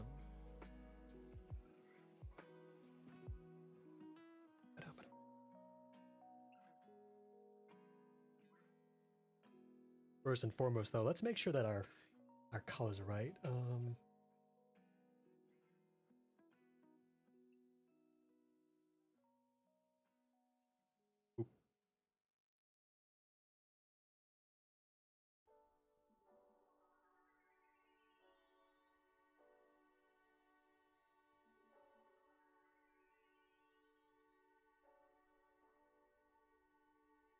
So the big one goes a bit.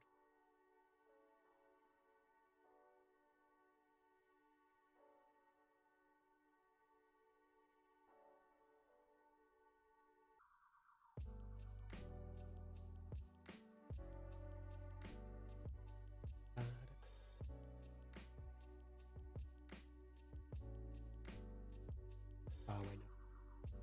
Comes in like big leaf. That's what.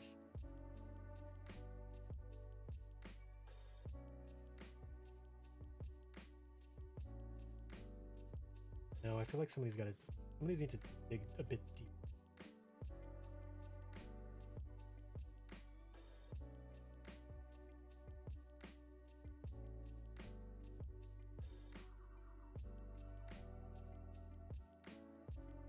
This one on this goes a little bit further down because this one's a long.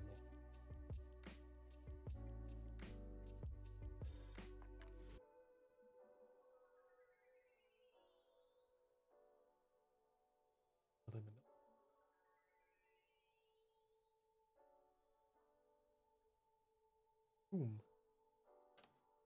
Bam.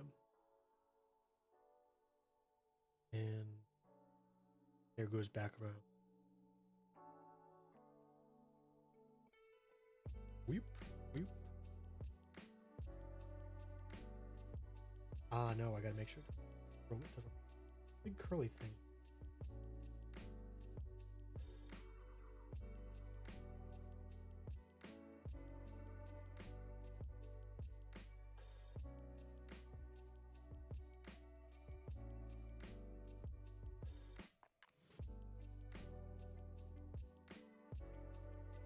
Oh, and there's only one crow thing on one side, but three on the other.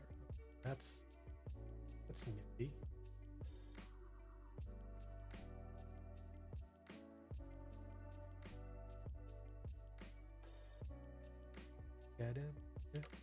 Yeah, you can have. You got the file copy. If you just send me a PM on Twitter, I'll send you a Discord link for the bait one. Yeah, I'm considering making a ramen making koi. That's come up like a few times today. I'm starting to think I might need to just do that.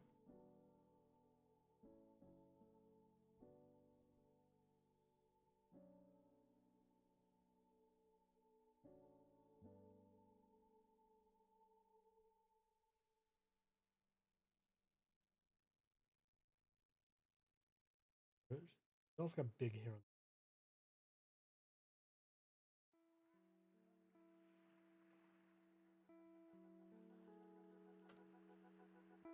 What? There's also the big.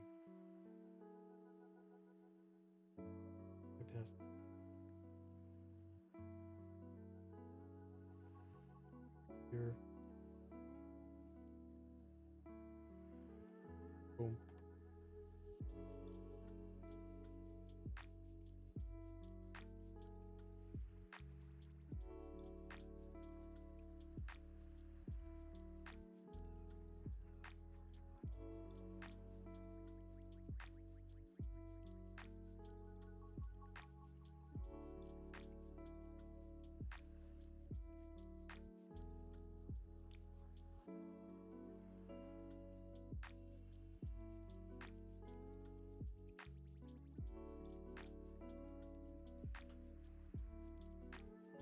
Back up to 12.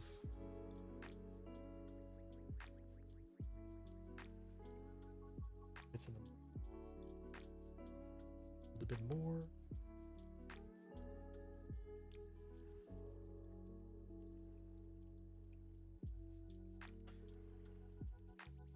And then on this side, of course, we have to have all three of the little wingy bits.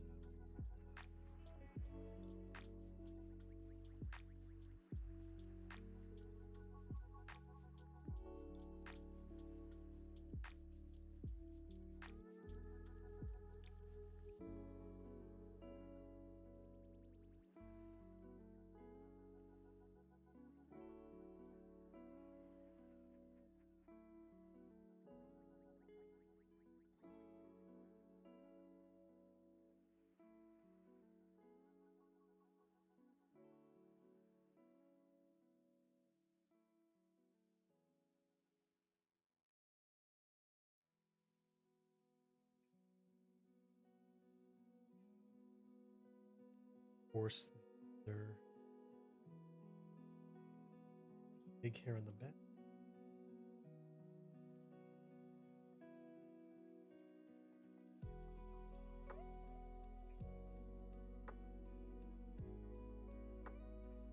And does the hair go long on the other side as well? It does.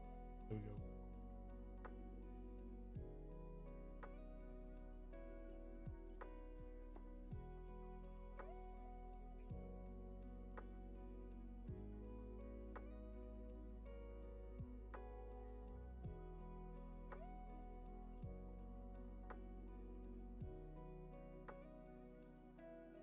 Nope, we cut it off on further in the.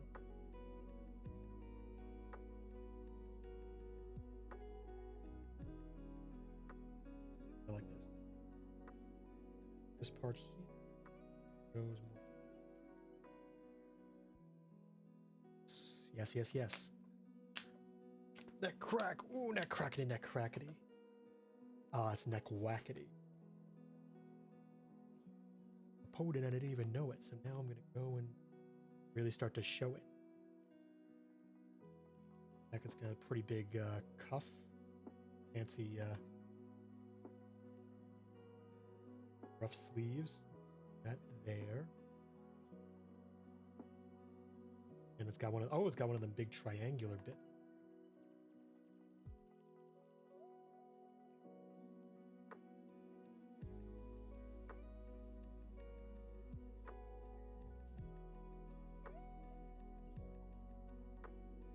Gonna make it look very triangular to give that lovely flare at the end.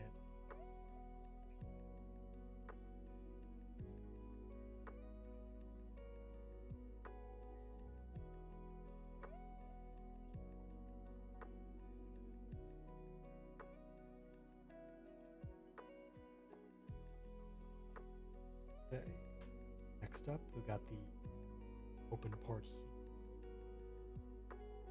That.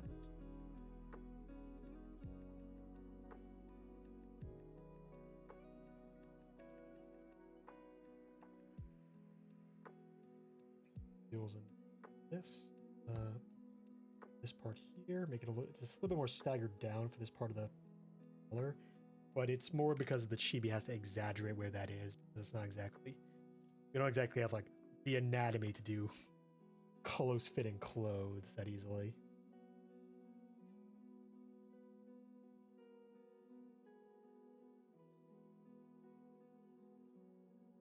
So, part.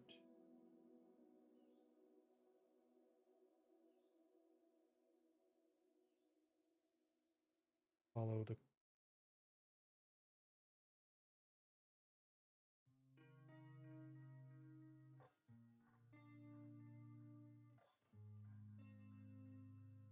I don't know, let's cut it off very this layer off.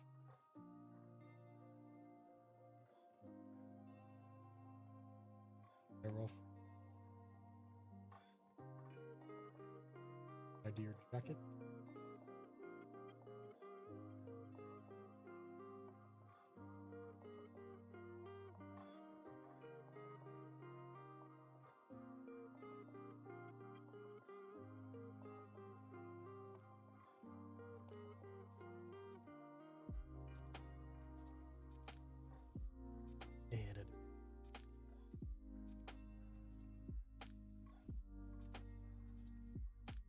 Here's the skirt.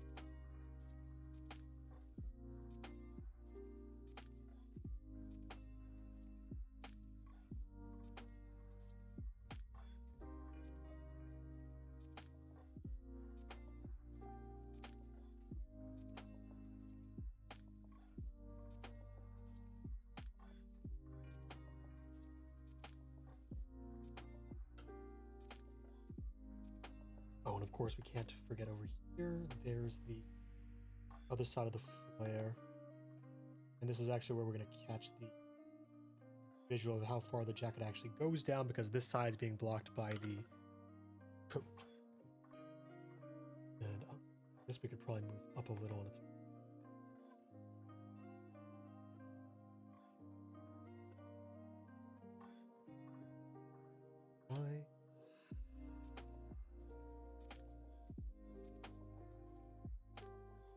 Oof. I need you in delete. Perfect. Save. And of course we need to add the oof to the end of this. No. This line.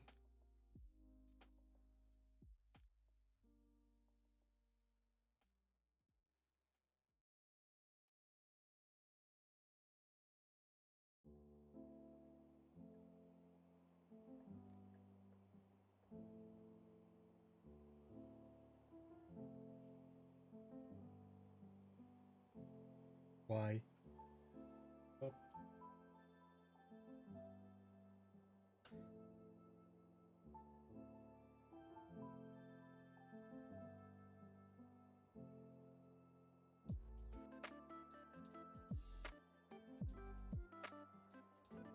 Yeah, it looks like it could be working.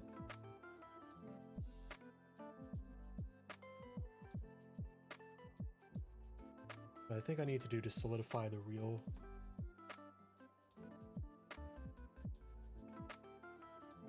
this part close. That way it implies the foreground of this part of the hair and the background of the side. A slightly higher implication of depth. Depth. Oh, and of course we can't forget. Yep. Bit of a lighter silver. We gotta get the big old hoop.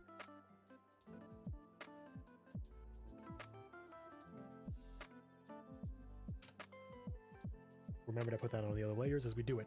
Thank you, future Koi. I will remember to do that. Aye, aye, Koipton. Oh, and it's a 10, by the way.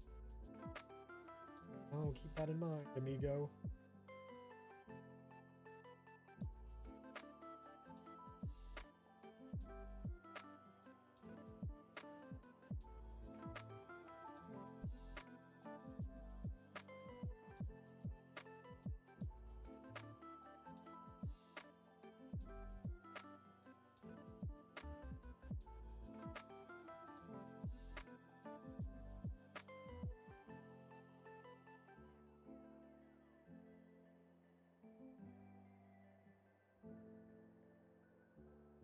Doom bada. Bottom. Da da da.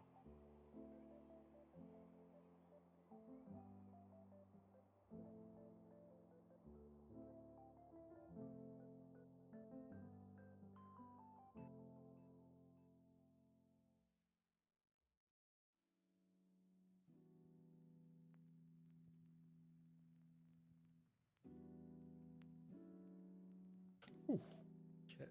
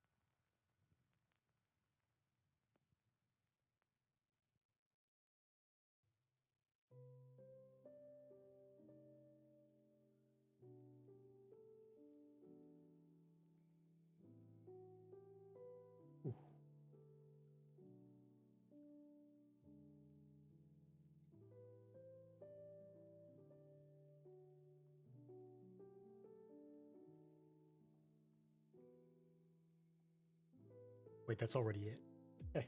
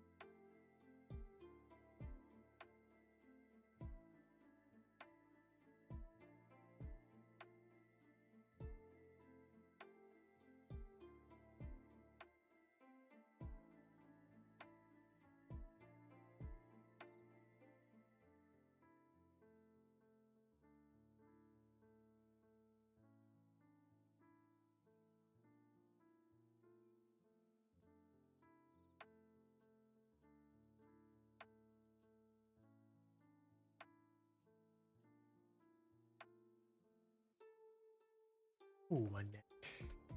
Crackety crack. Goes all whack.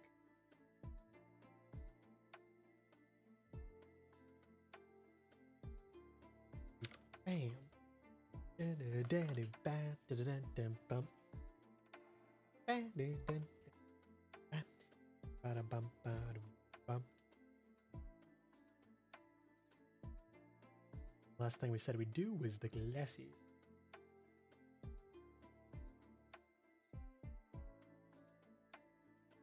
Which I think we'll do on this one, because we have to do the other things here, including limited to.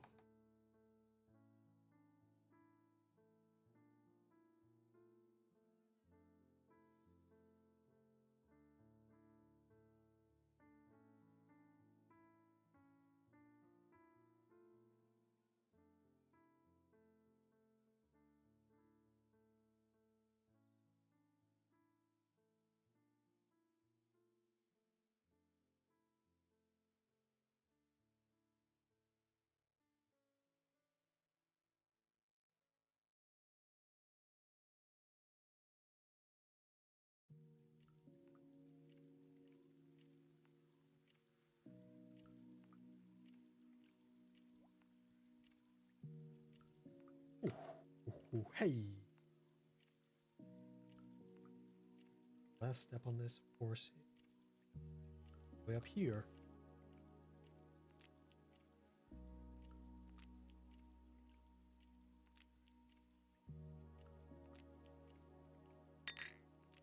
Hey, thank you for the follow. Fish Paste 77, welcome to the koi pond. How's it going? How's your day been?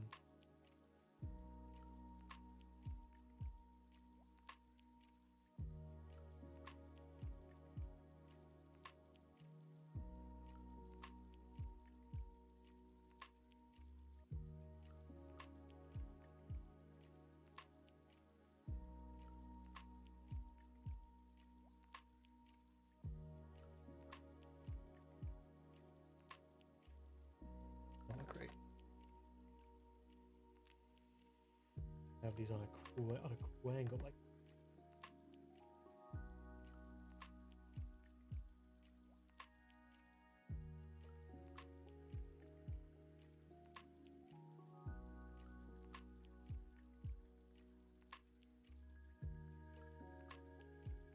Well, I've had a good day. That's good to hear, man.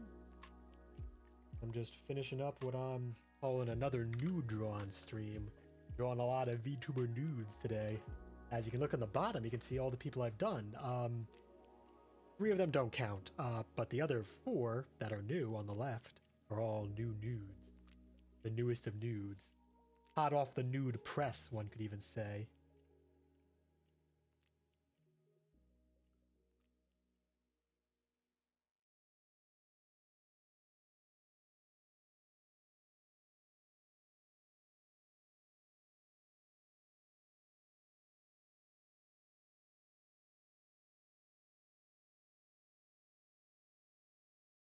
Full frontal nudity, and it's incredibly spicy too because I only make spicy ramen noodle broth.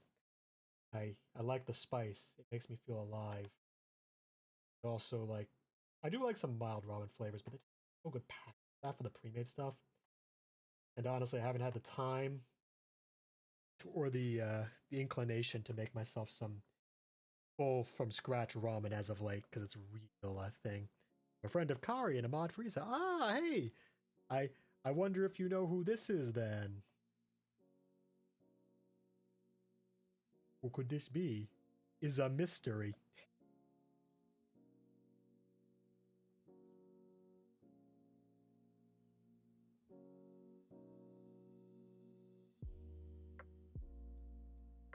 Is a real one. Could be anything. Any VTuber who has like a large amount of wings on one side of their head and not the other. Could be any of them.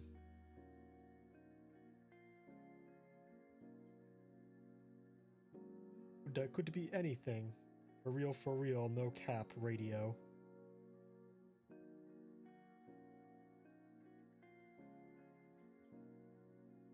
I'll give you a minute to think about that. Would be anything. What is the emote? What is that emote? Is that an omega lol or is that a yawn? It is an omega lol. I believe it's an on-brand omega lol. Is an on-brand one. Punctuality.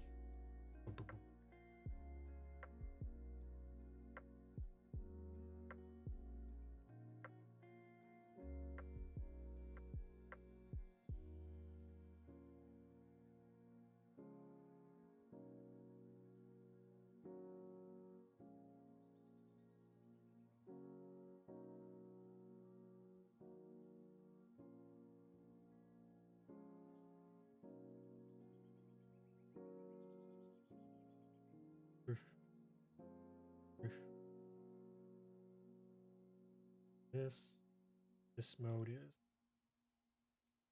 Let's start stealing some colors. Color 1, the faccia, or the face. Someplace. There also go up here.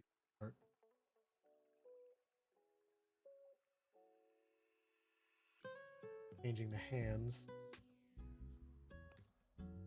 Small detail, but people tend to notice if one of your hands is a weirdly pale or different color than the other. It's just a little thing, but some people catch on to that. That's sort of. It's strange, but they do. Pretty bizarre.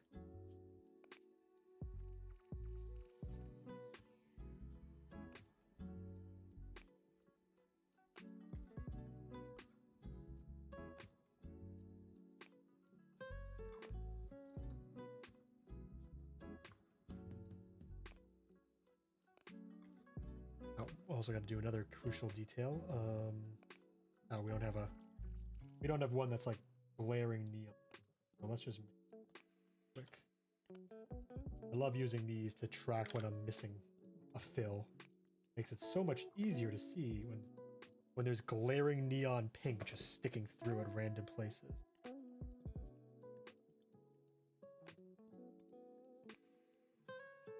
Let's turn on the reference list.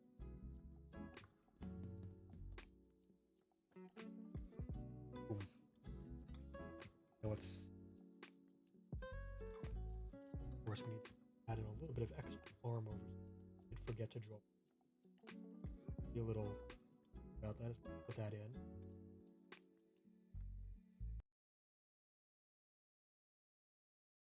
Boom. This gray is a pretty nice one. Crucial for.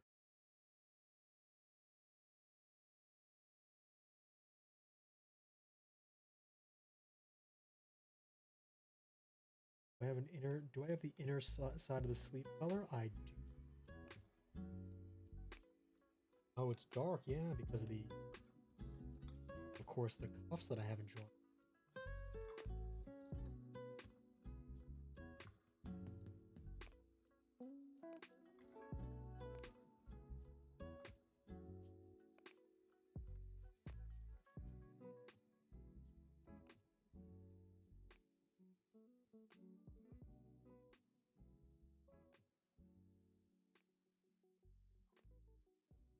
Back filler on the mouse. I gotta be careful.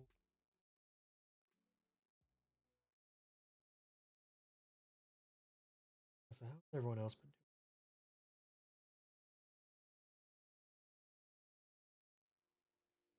doing? Almost missed that part.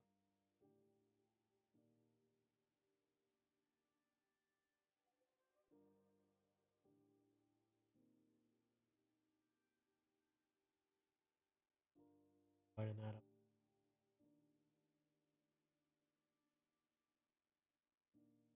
The problem with it being a small little chibi is that it means that certain subtleties like very dark black next to black kind of basically bleed into nothing if you're not careful.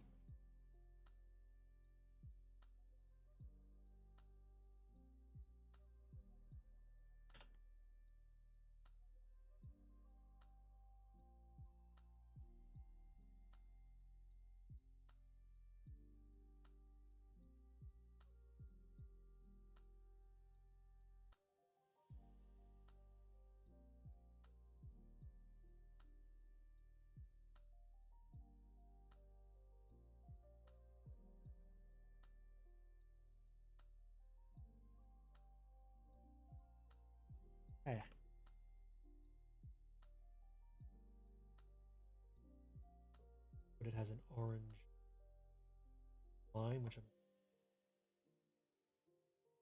not in real quick.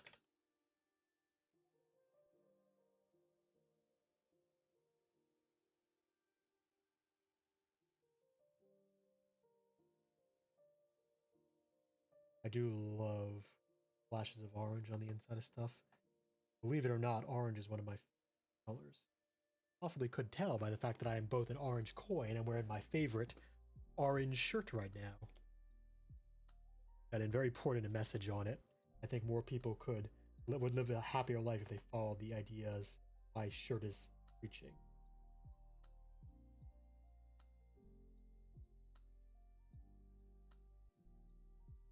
Oh, but I ate all my sneaky snack pretzels. I guess I fed myself too much. But I said I would not put more than one thing of snack before dinner. What I'm gonna eat really quickly after this. Said I would. I just made food.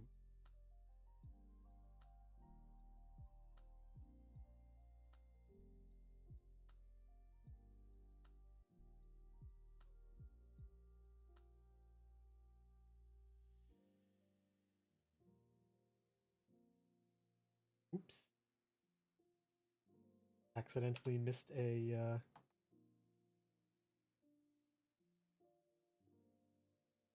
line here. What that means. Emergency line replacement. I'll never know. Much like my good friend Octodad, no one will suspect a thing. And you won't snitch on him if you know what's good for you, chat. He needs that family. Leave Octodad alone. A good dad for little Timmy, or whatever the name of the kid was in that game.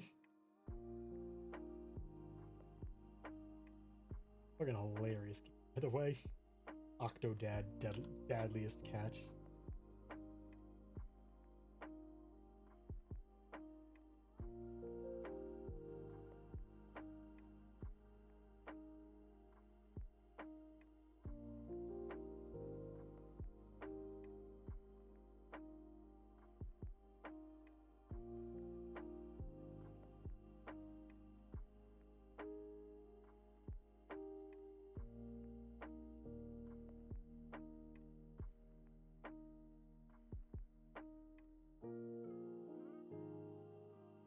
A lot of weird little because his hair is very floofy. Careful, get all of it. Oh, that little neon purple and pink through. Pretending I can't see it, but I can. I can see everything. Special eyes. Glasses. Or glasses. Koi glasses. It's like molasses, but yummier. That's a lie. Molasses is delicious. You can use molasses in a lot of nice things. People these days are like, oh, use sugar, but like, no. Molasses is weird.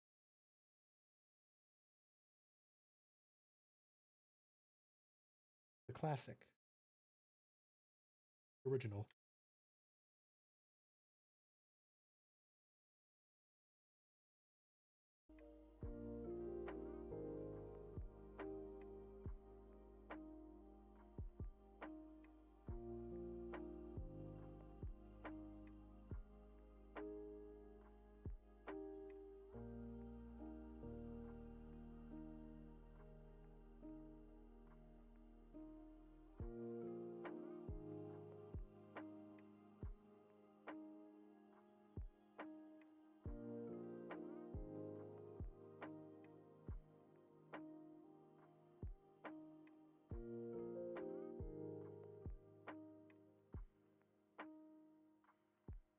Coke with La brown sugar.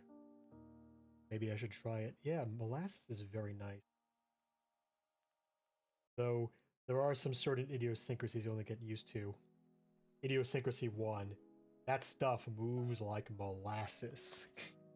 It don't drip out as fast as you want it to sometimes. And you might find yourself losing a little bit of your temper. God damn, when will this thing just come out?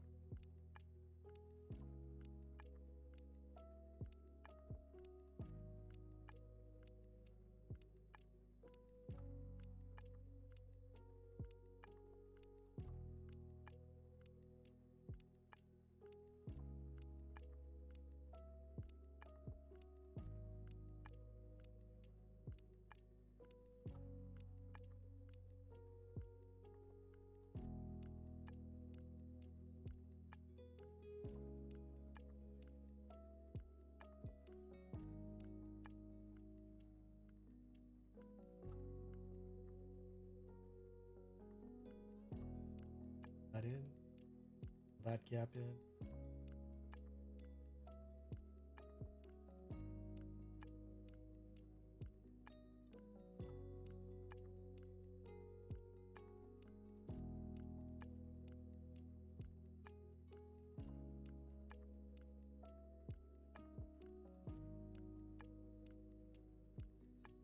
The bottom color here. Nice little plaid. So this probably have to just eyeball the red. Can't exactly bone right. Because it's very, the lines are very, oh no, come on. Are you telling me these ain't sealed? This ain't sealed? And now we're just gonna eyeball in this oop. It's what? Double, double, single, single. Okay, that's how it's alternating.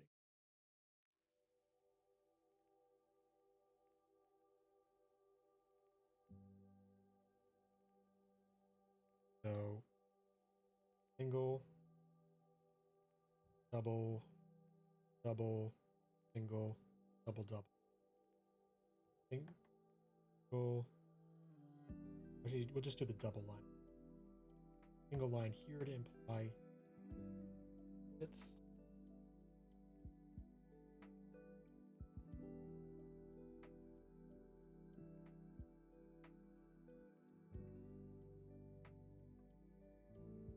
the tricky part comes in the fact that I really did just kind of eyeball these and forgot to do a separate thing for it. So this trick, another line. Cut that out. Cut that out. Another layer. That's not gonna work. Goldry. We'll just do this. We'll do this new style, I guess.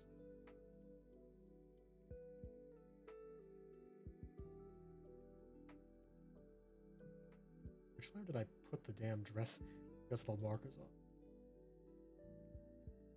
Oh, this layer. Okay. I should be able to hit it with... Yes. Perfect.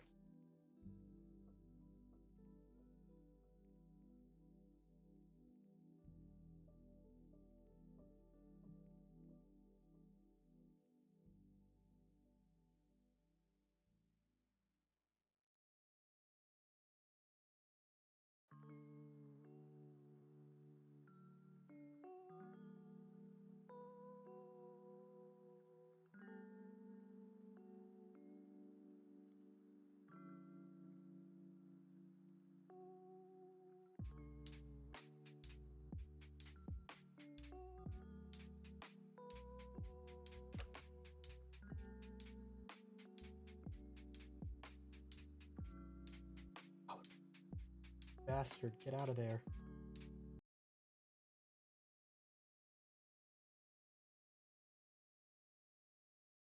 I was gonna add in a little down here. Do a little belly button.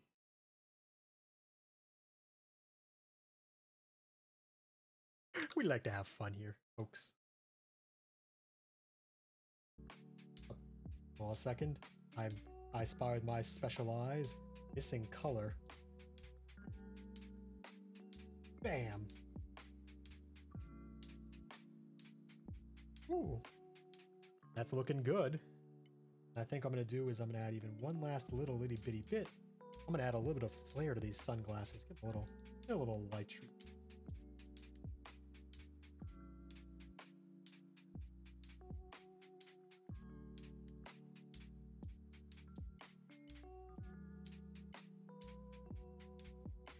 Yeah.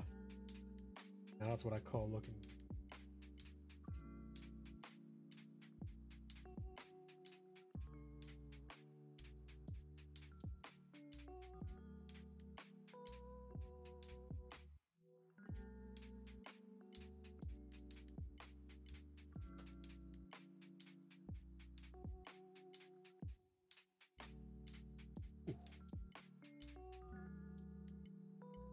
This one's gotta get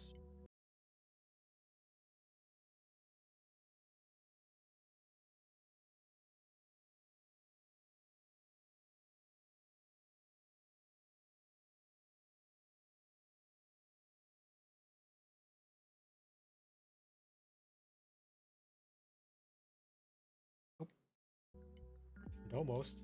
Missed a little bit of a bleed on one of the colors. I thought you could get past me, a little bit of pink, but I can see you. A bunch of you up here. Get rid of that too.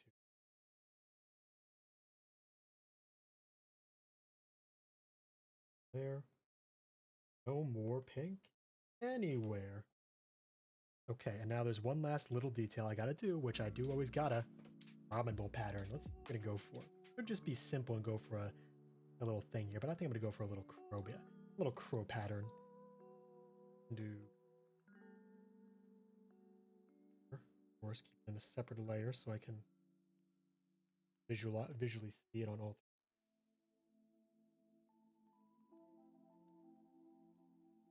They are crow, like an actual crow, right? So this.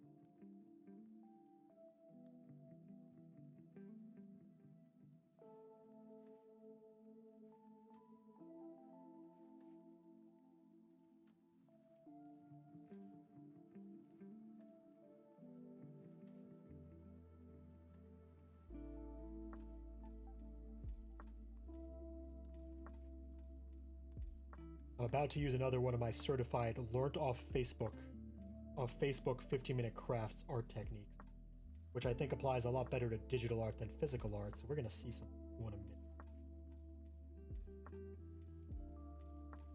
Yeah, 100% crow.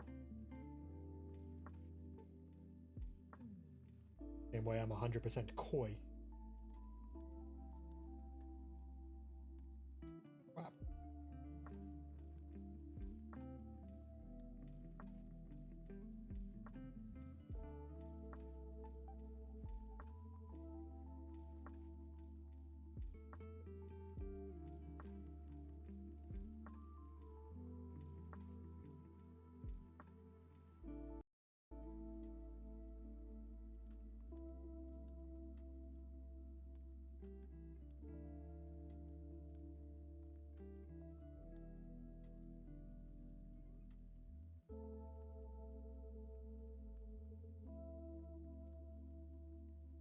Sometimes the trick to art is knowing the trick to do this type of art, and for me and Feathers, it was kind of a trick that kind of clicked after I watched the Facebook tutorials from it. I was like, oh, actually, these are pretty cool.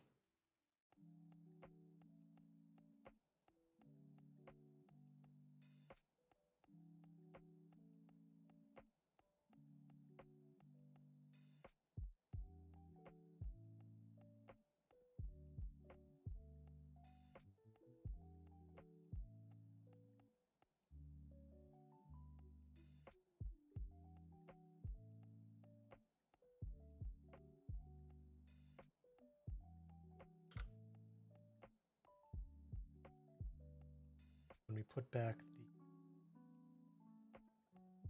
the in re-entering. Oh, wait, hold on a second. We missed one of the layers. Whoops.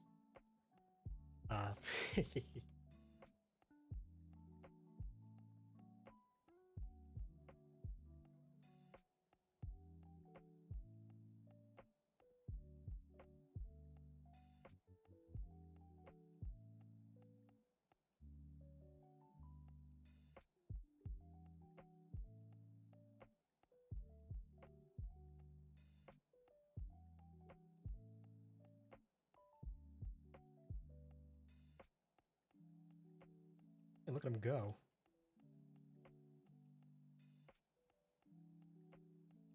Got a nice color to wrap this.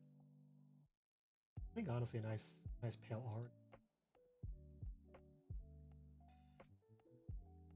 Yeah, it looks good. Animated GIF.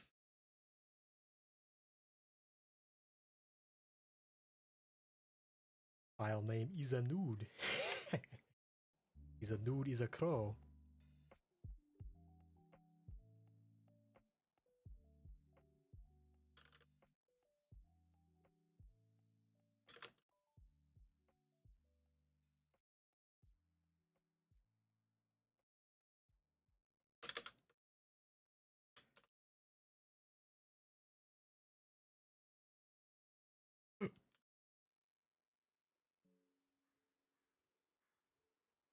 Oh Lord, I'd lose. Does pay the VTuber. Ah.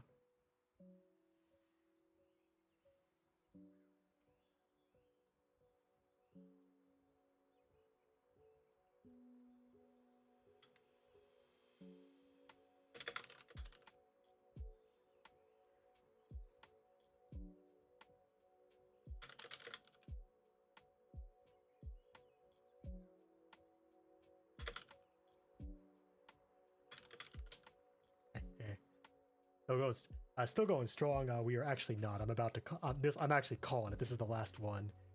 We just finished Issa, who I hope enjoys this nude. This very flattering nude. Now I'm about to try to raid off into somebody. Who do I raid into? Who do I know that is still alive on this platform of Twitch.tuvalu? Back to Twitch. Oh yeah, the snake's on. I mean, we've raided the snake a bunch recently, but it's been like a week and a half since I last did it.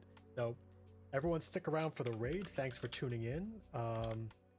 We will be streaming later this week, not entirely art. I'm going to be doing some Slay the Spire, trying out Backpack Battle again. I hear people have finally started noticing the game, so you can actually gain viewership. A fact I didn't know a month ago, that I'd have to just wait. But it's fun and it's cool. So, again, thanks y'all for tuning in. And I guess... Damn, we don't feel like typing a raid message, huh? Oh, I appreciate your luck, Fish Paste. I'm gonna try. Let's type in. Actually, let's type in nude raid as our message. No one could misconstrue that, right? Anyway, have a great evening, y'all. I'll see you in the future. Time to press the button.